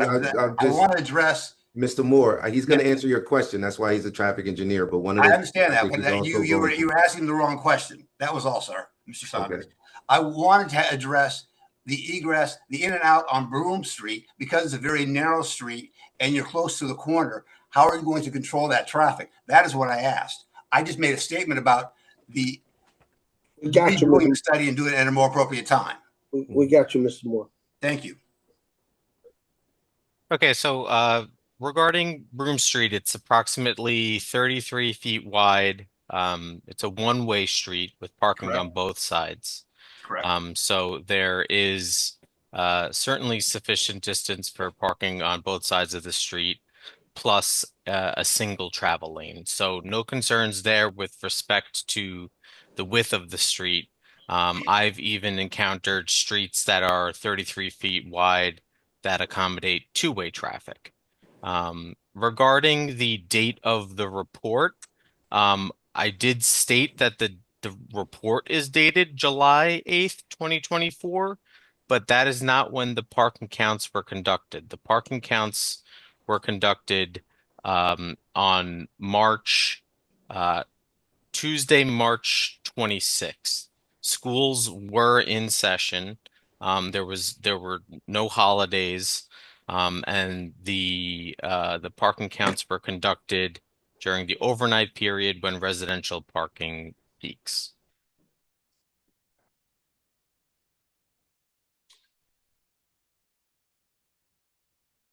Mr. Moore is muted. Yeah, that's your time, sir. Okay, I just want, it actually peaks, I want to clarify for him. It peaks during the day because students are actually parking on the sidewalk because of the college and the high school and some of the hospital parking. So the peaking is really, it's a double peak. Thank you, sir. Thank you. We have Ms. Busola. You could come off of mute and turn your camera on so you can be sworn in. Good evening. Do you solemnly swear or affirm that testimony about to give this board shall be truthful? I do. Thank you. Please state your name and address for the record. Yeah, Solo Ifasabi. I'm also a member of Society Hill, right on St. Hall Drive. I think just echoing what every fellow members have said regarding like the parking issue, the traffic. My biggest thing is the plumbing. So we're in phase 2 and we have an issue when we have storm. We get flooded and we've spoken to the city multiple times to try to figure something out. And unfortunately, nothing has been done. So part of our monthly dues is going towards trying to correct some of this issue. So how is this project going to address the plumbing issue that we constantly face from a flooding, stormwater? And then I think my other thing is also just better understanding the purpose of public comments, because I've been on this call since 6 o'clock. I heard the first one, I've joined all the meetings, and it seems like as a board, you guys are allowing us to speak, but you don't take into account what we said because you move ahead and you approve all these things. So it seems like it's basically just a check the box activity. And I believe that if you guys are truly looking out for the residents of Newark, some of these city regulations has to change. Because how is it possible that a building is going up in this particular area where it's a known fact that there's traffic issue, there's parking issue? They're telling us that they're giving back to the community by putting 57 spots in, when there's going to be way more parking than that. We get overload from the courthouse, we get overload from the university, the high school, from even the ShopRite complex. So my main question is to the project owners, what are you guys doing about the plumbing and the stormwater? And to the board, I just request that you guys please truly look out for the residents that you guys are approving this on behalf of. So I'd like to address the stormwater issue, if I may. I see Commissioner Baez raised his hand, so I can defer to him if you would like, Mr. Chair. Mr. Commissioner Baez. Yeah, Mr. Chair. For the wonderful young lady, I very appreciate those comments. Actually, she brought up very good issues to the community. I just like to add that as a commissioner, we're not only checking boxes, we overlooking and we overseeing the project, we staying quiet, and when we figure that's right, we do it in the end. Okay? And another thing that with some of the commissioners, we are the commissioner, I've been in this field for 20 years in the community, living in the state of Newark for 53 years. And I don't know how much I can promise you I can do, but the only thing I can promise you that I'm going to be here for you forever. The only little issues I see here in this project is that why is so little 3-bedroom apartment on those housing projects? I believe in that. It's not only go to Mississauga, it goes to any redevelopment. I'm trying to bring into the community to redevelopment. I would love for them to oversee that we do got family in Newark and we need a lot of more 3-bedroom apartments. Thank you. And if I may, just to piggyback on Commissioner Baez's statement, you have to understand that this board is governed by land use laws. And so we have strict guidelines and things that we have to follow.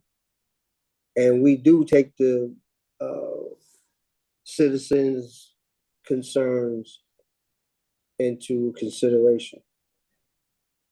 So it's not just checking a box. So what I meant by checking the box is you're following the regulations. The question is, are those regulations still correct as of today, or do they need to change? If they need to change, we can't change them tonight. So I'm not saying you change them tonight, but I'm like, what are you guys doing about that? Like, I'm not saying it needs to change tonight because obviously nothing is going to get done in one day. It's Newark we're talking about. Let's be serious. But it's like, what actions or what can we as residents see about progress being made? Well, that's a larger meeting. That's Mr. not a Chair, meeting for tonight. Mr. Chair, if I may address the stormwater issue, because I'm very familiar with the Please. stormwater issue that is a part of Society Hill, what caused it, where it came from, the belief that the ShopRite was the cause of it. But it has been very clear over a series of tests that have been done here in the city after the collapsing of the floor of one of those units, sinking over there, that it was really just the foundation that was put in on that site. So our site will actually, to a degree, help mitigate what you guys have, because we will be directing water that now is not directed. It kind of just goes wherever. So we do have Michaela. If you would like someone to have a conversation with you about the stormwater catchment system that will be put in here. There's also significant infrastructure upgrades that the city is requiring us to do with this project that will benefit the overall community. I think you'd be pleased with that. But I think it's very important for you to know that outside development has nothing to do with the flooding that is taking place in Society Hill proper. That is a Society Hill proper problem. The city didn't create that problem. The developer who built the development created that problem. So, we believe that the condition will be made better given what is being put in place from an infrastructure perspective. But there's nothing that we would be able to do per se about what is happening on that block and lot. We don't own it. We don't have any ability to go in and fix the infrastructure underneath those properties. Thank you. That's your time. I just had one last comment that I forgot. It's 3 minutes. We've been on this thing since 6 o'clock. The next Who's person, next? Gail Jenkins. Gail Jenkins, Cheney Field Jenkins. Yes. The one and the only. Good evening. Do you solemnly swear that? Wait a minute, Mr. Beck.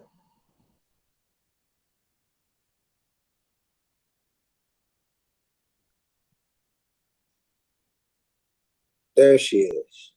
Good evening, Mr. Let's get her Chairman. sworn in. Mr. Beck. Thank you, Mr. Chairman. Do you solemnly swear the testimony about to give shall be truthful? Yes, I affirm. Thank you. Please state your name and address for the record. Gail Cheneyfield Jenkins, 88 Richmond Street, Newark, New Jersey. The traffic expert Bishka said that the census indicated that the majority of people that live in this area will more than likely carpool, work from home, and that's not real. The majority of the people who live in Society Hill and surrounding developments have more than 2 cars. To say that 33% of the households in the census, which says that the people who have cars in the city will more likely carpool or catch mass transit.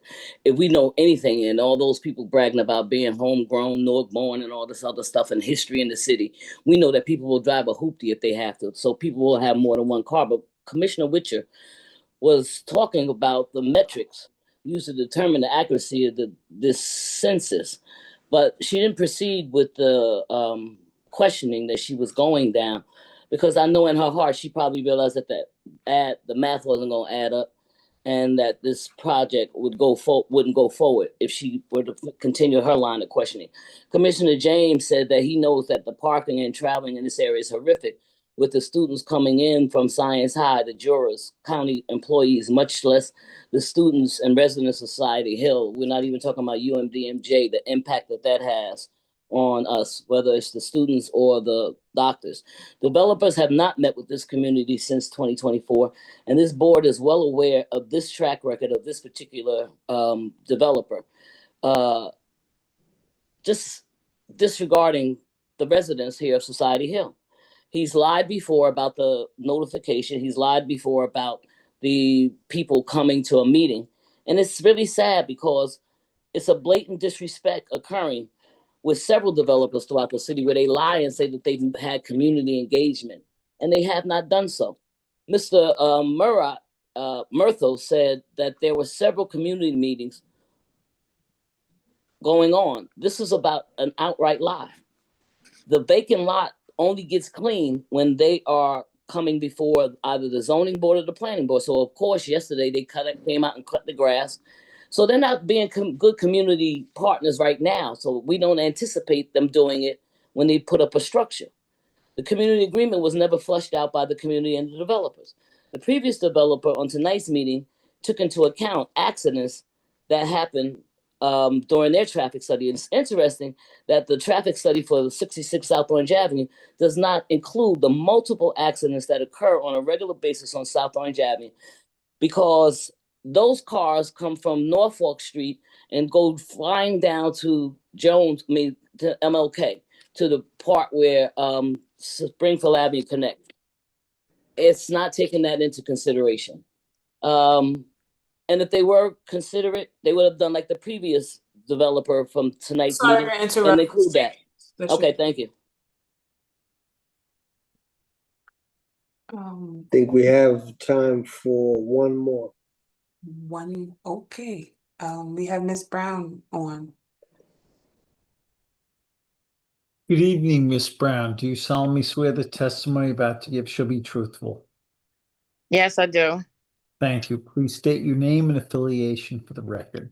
I'm Nadira Brown, Newark, New Jersey, and I want to thank you for giving me the opportunity to speak tonight. I've heard of this meeting briefly, took out the time, and I just want to present that respectfully, this is an opinion, but this needs to be maybe done again after another study is done. Respectfully tonight, the vice chair asked a question when a meeting was held. There was no date given. We've heard two different dates. Everyone has brought up about the concerns of the community. And as a community person, I am big on communication is key. You presented information tonight, but yet when questions and statements were done, the feedback, you shouldn't be encouraged to speak back to the residents. We all know Society Hill is together. I'm not a member of Society Hill. I work in the area.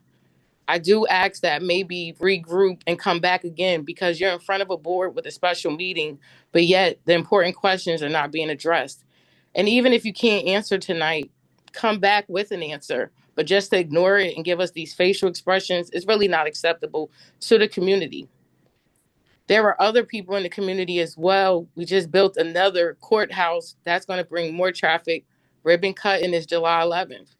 But we got to also take in consideration other programs that are in the area that are on Prince Street with the Conservancy. Tonight, two different dates were brought up, but bringing up Congressman McIver, how long ago was that? I just asked respectfully that when I heard Mr. McDonald, I'm not sure if I said the name right, when New Jersey Transit is heavy in that area, that made me realize you're not really familiar with the area. I thank you for tonight, but I do ask that maybe regroup, come back and talk with the community, because just forcing something there is not going to really make it better. And right now, things need to change. Thank you. Thank you, Ms. Brown. Commissioners, any other questions or comments or concerns? Hearing none.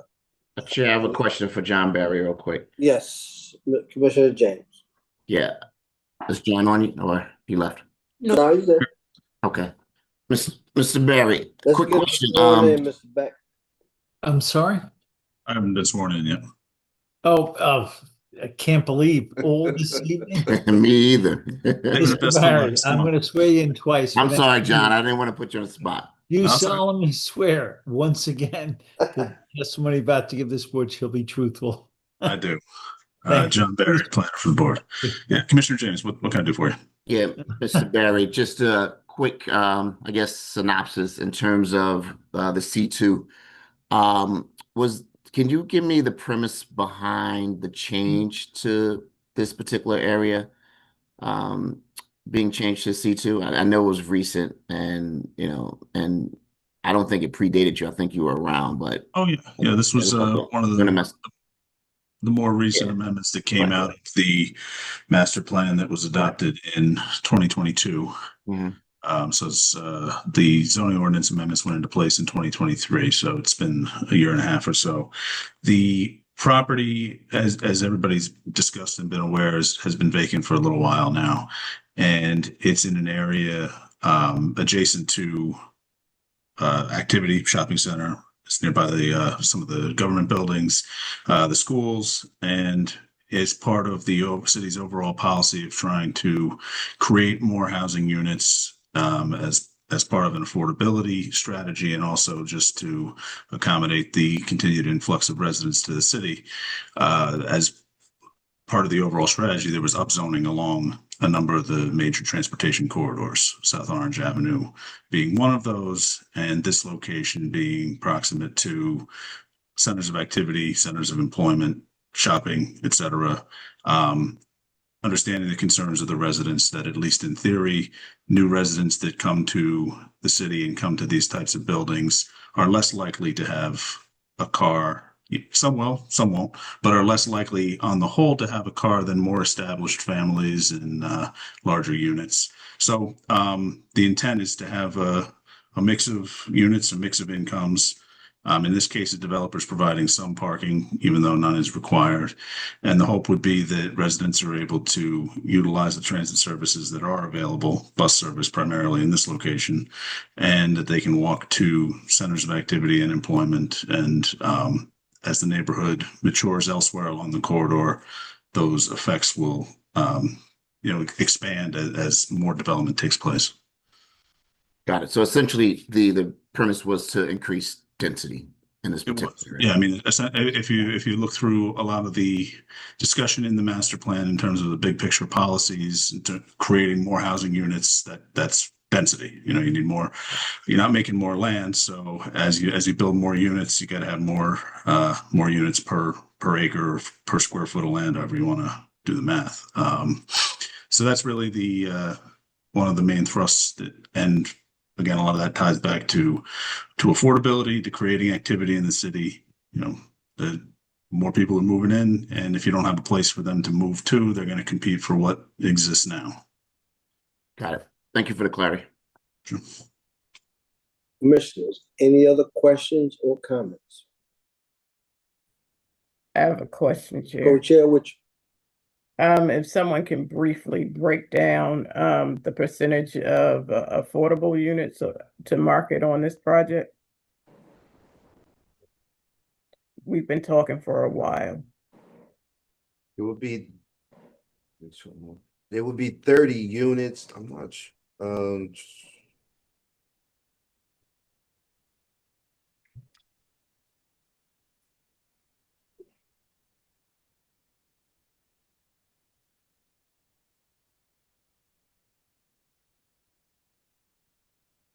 It's 20% overall, and each category. Right, it's 30 units. I do not have in front of me the breakdown whether those are studio ones and twos, but there is a requirement for them to be kind of evenly spread out.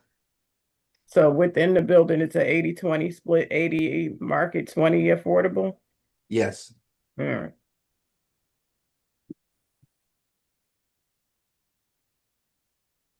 Commissioners, any other questions or comments? Hearing none, I need a motion.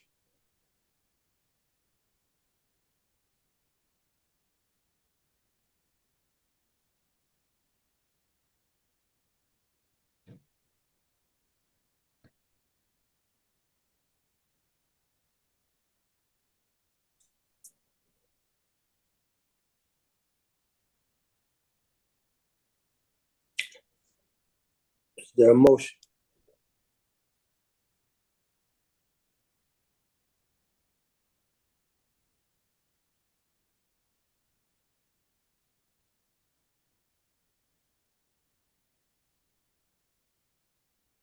Mr. Beck? Mr. Chairman, it's we have a simple application. We've heard multiple testimony. It's CPB 2523 66-80 South Orange Avenue. Applicant is seeking 7C variances exceeding maximum front yard setbacks, et cetera, et cetera. We've heard probably 3 hours worth of testimony.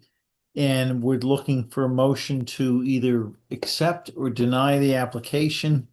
And that's that's where we're at right now. Board, anyone willing to put out a motion, pro or con? I'm willing to put the motion on the floor. I'm putting out a motion to deny the application at this time. Is there a second? Second.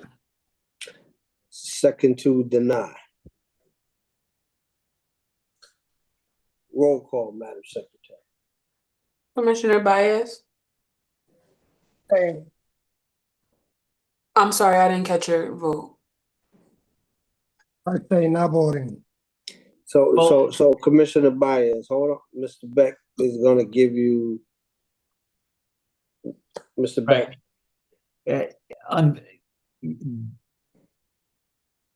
You can't vote to deny something without an explanation. So if you're abstaining, you usually have a conflict of interest. So you either vote yes or no. Correct. I stay for 10 years, be a commissioner just because staying not voting or united, whatever you can stay. As far as I know.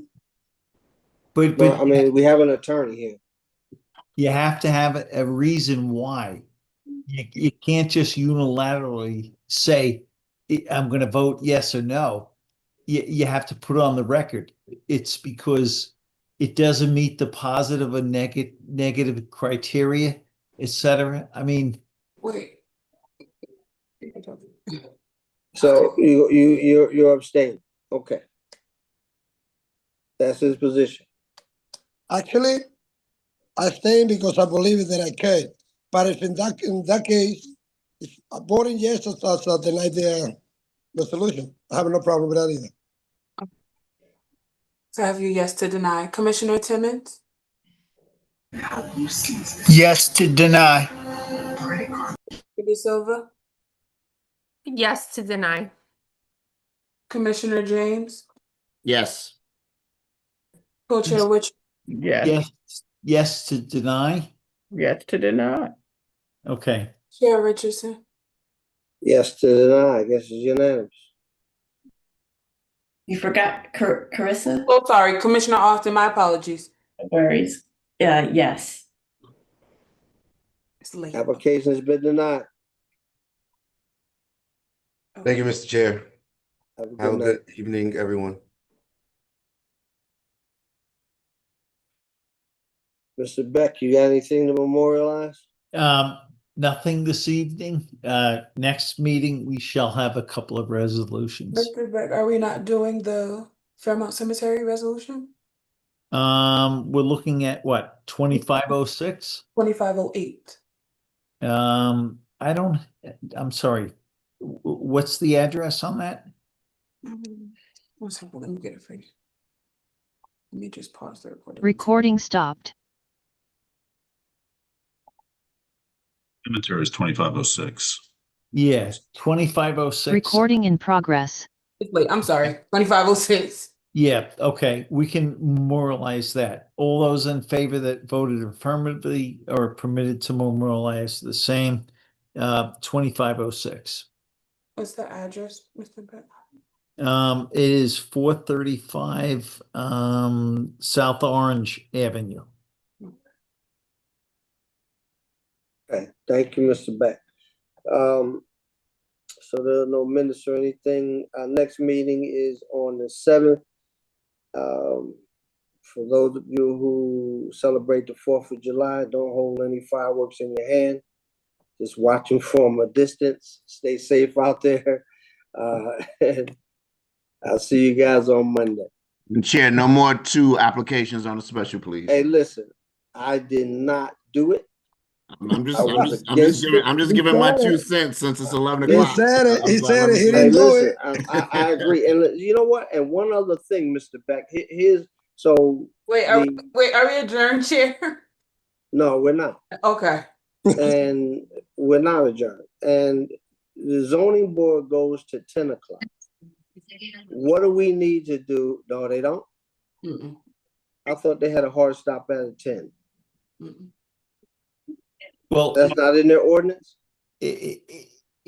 First of all, it's always the prerogative of the chair of the board. And I always thought that we always go to 11, but when we have a special meeting, it's specifically for one application, and then we end it.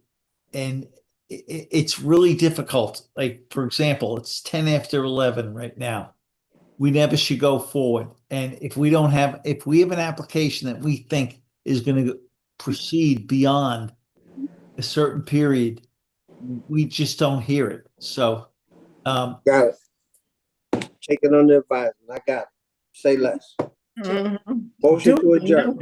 Chair, please let me know. Motion. Second. Happy holidays, everyone. All in favor? Bye. Stay safe out there, everyone.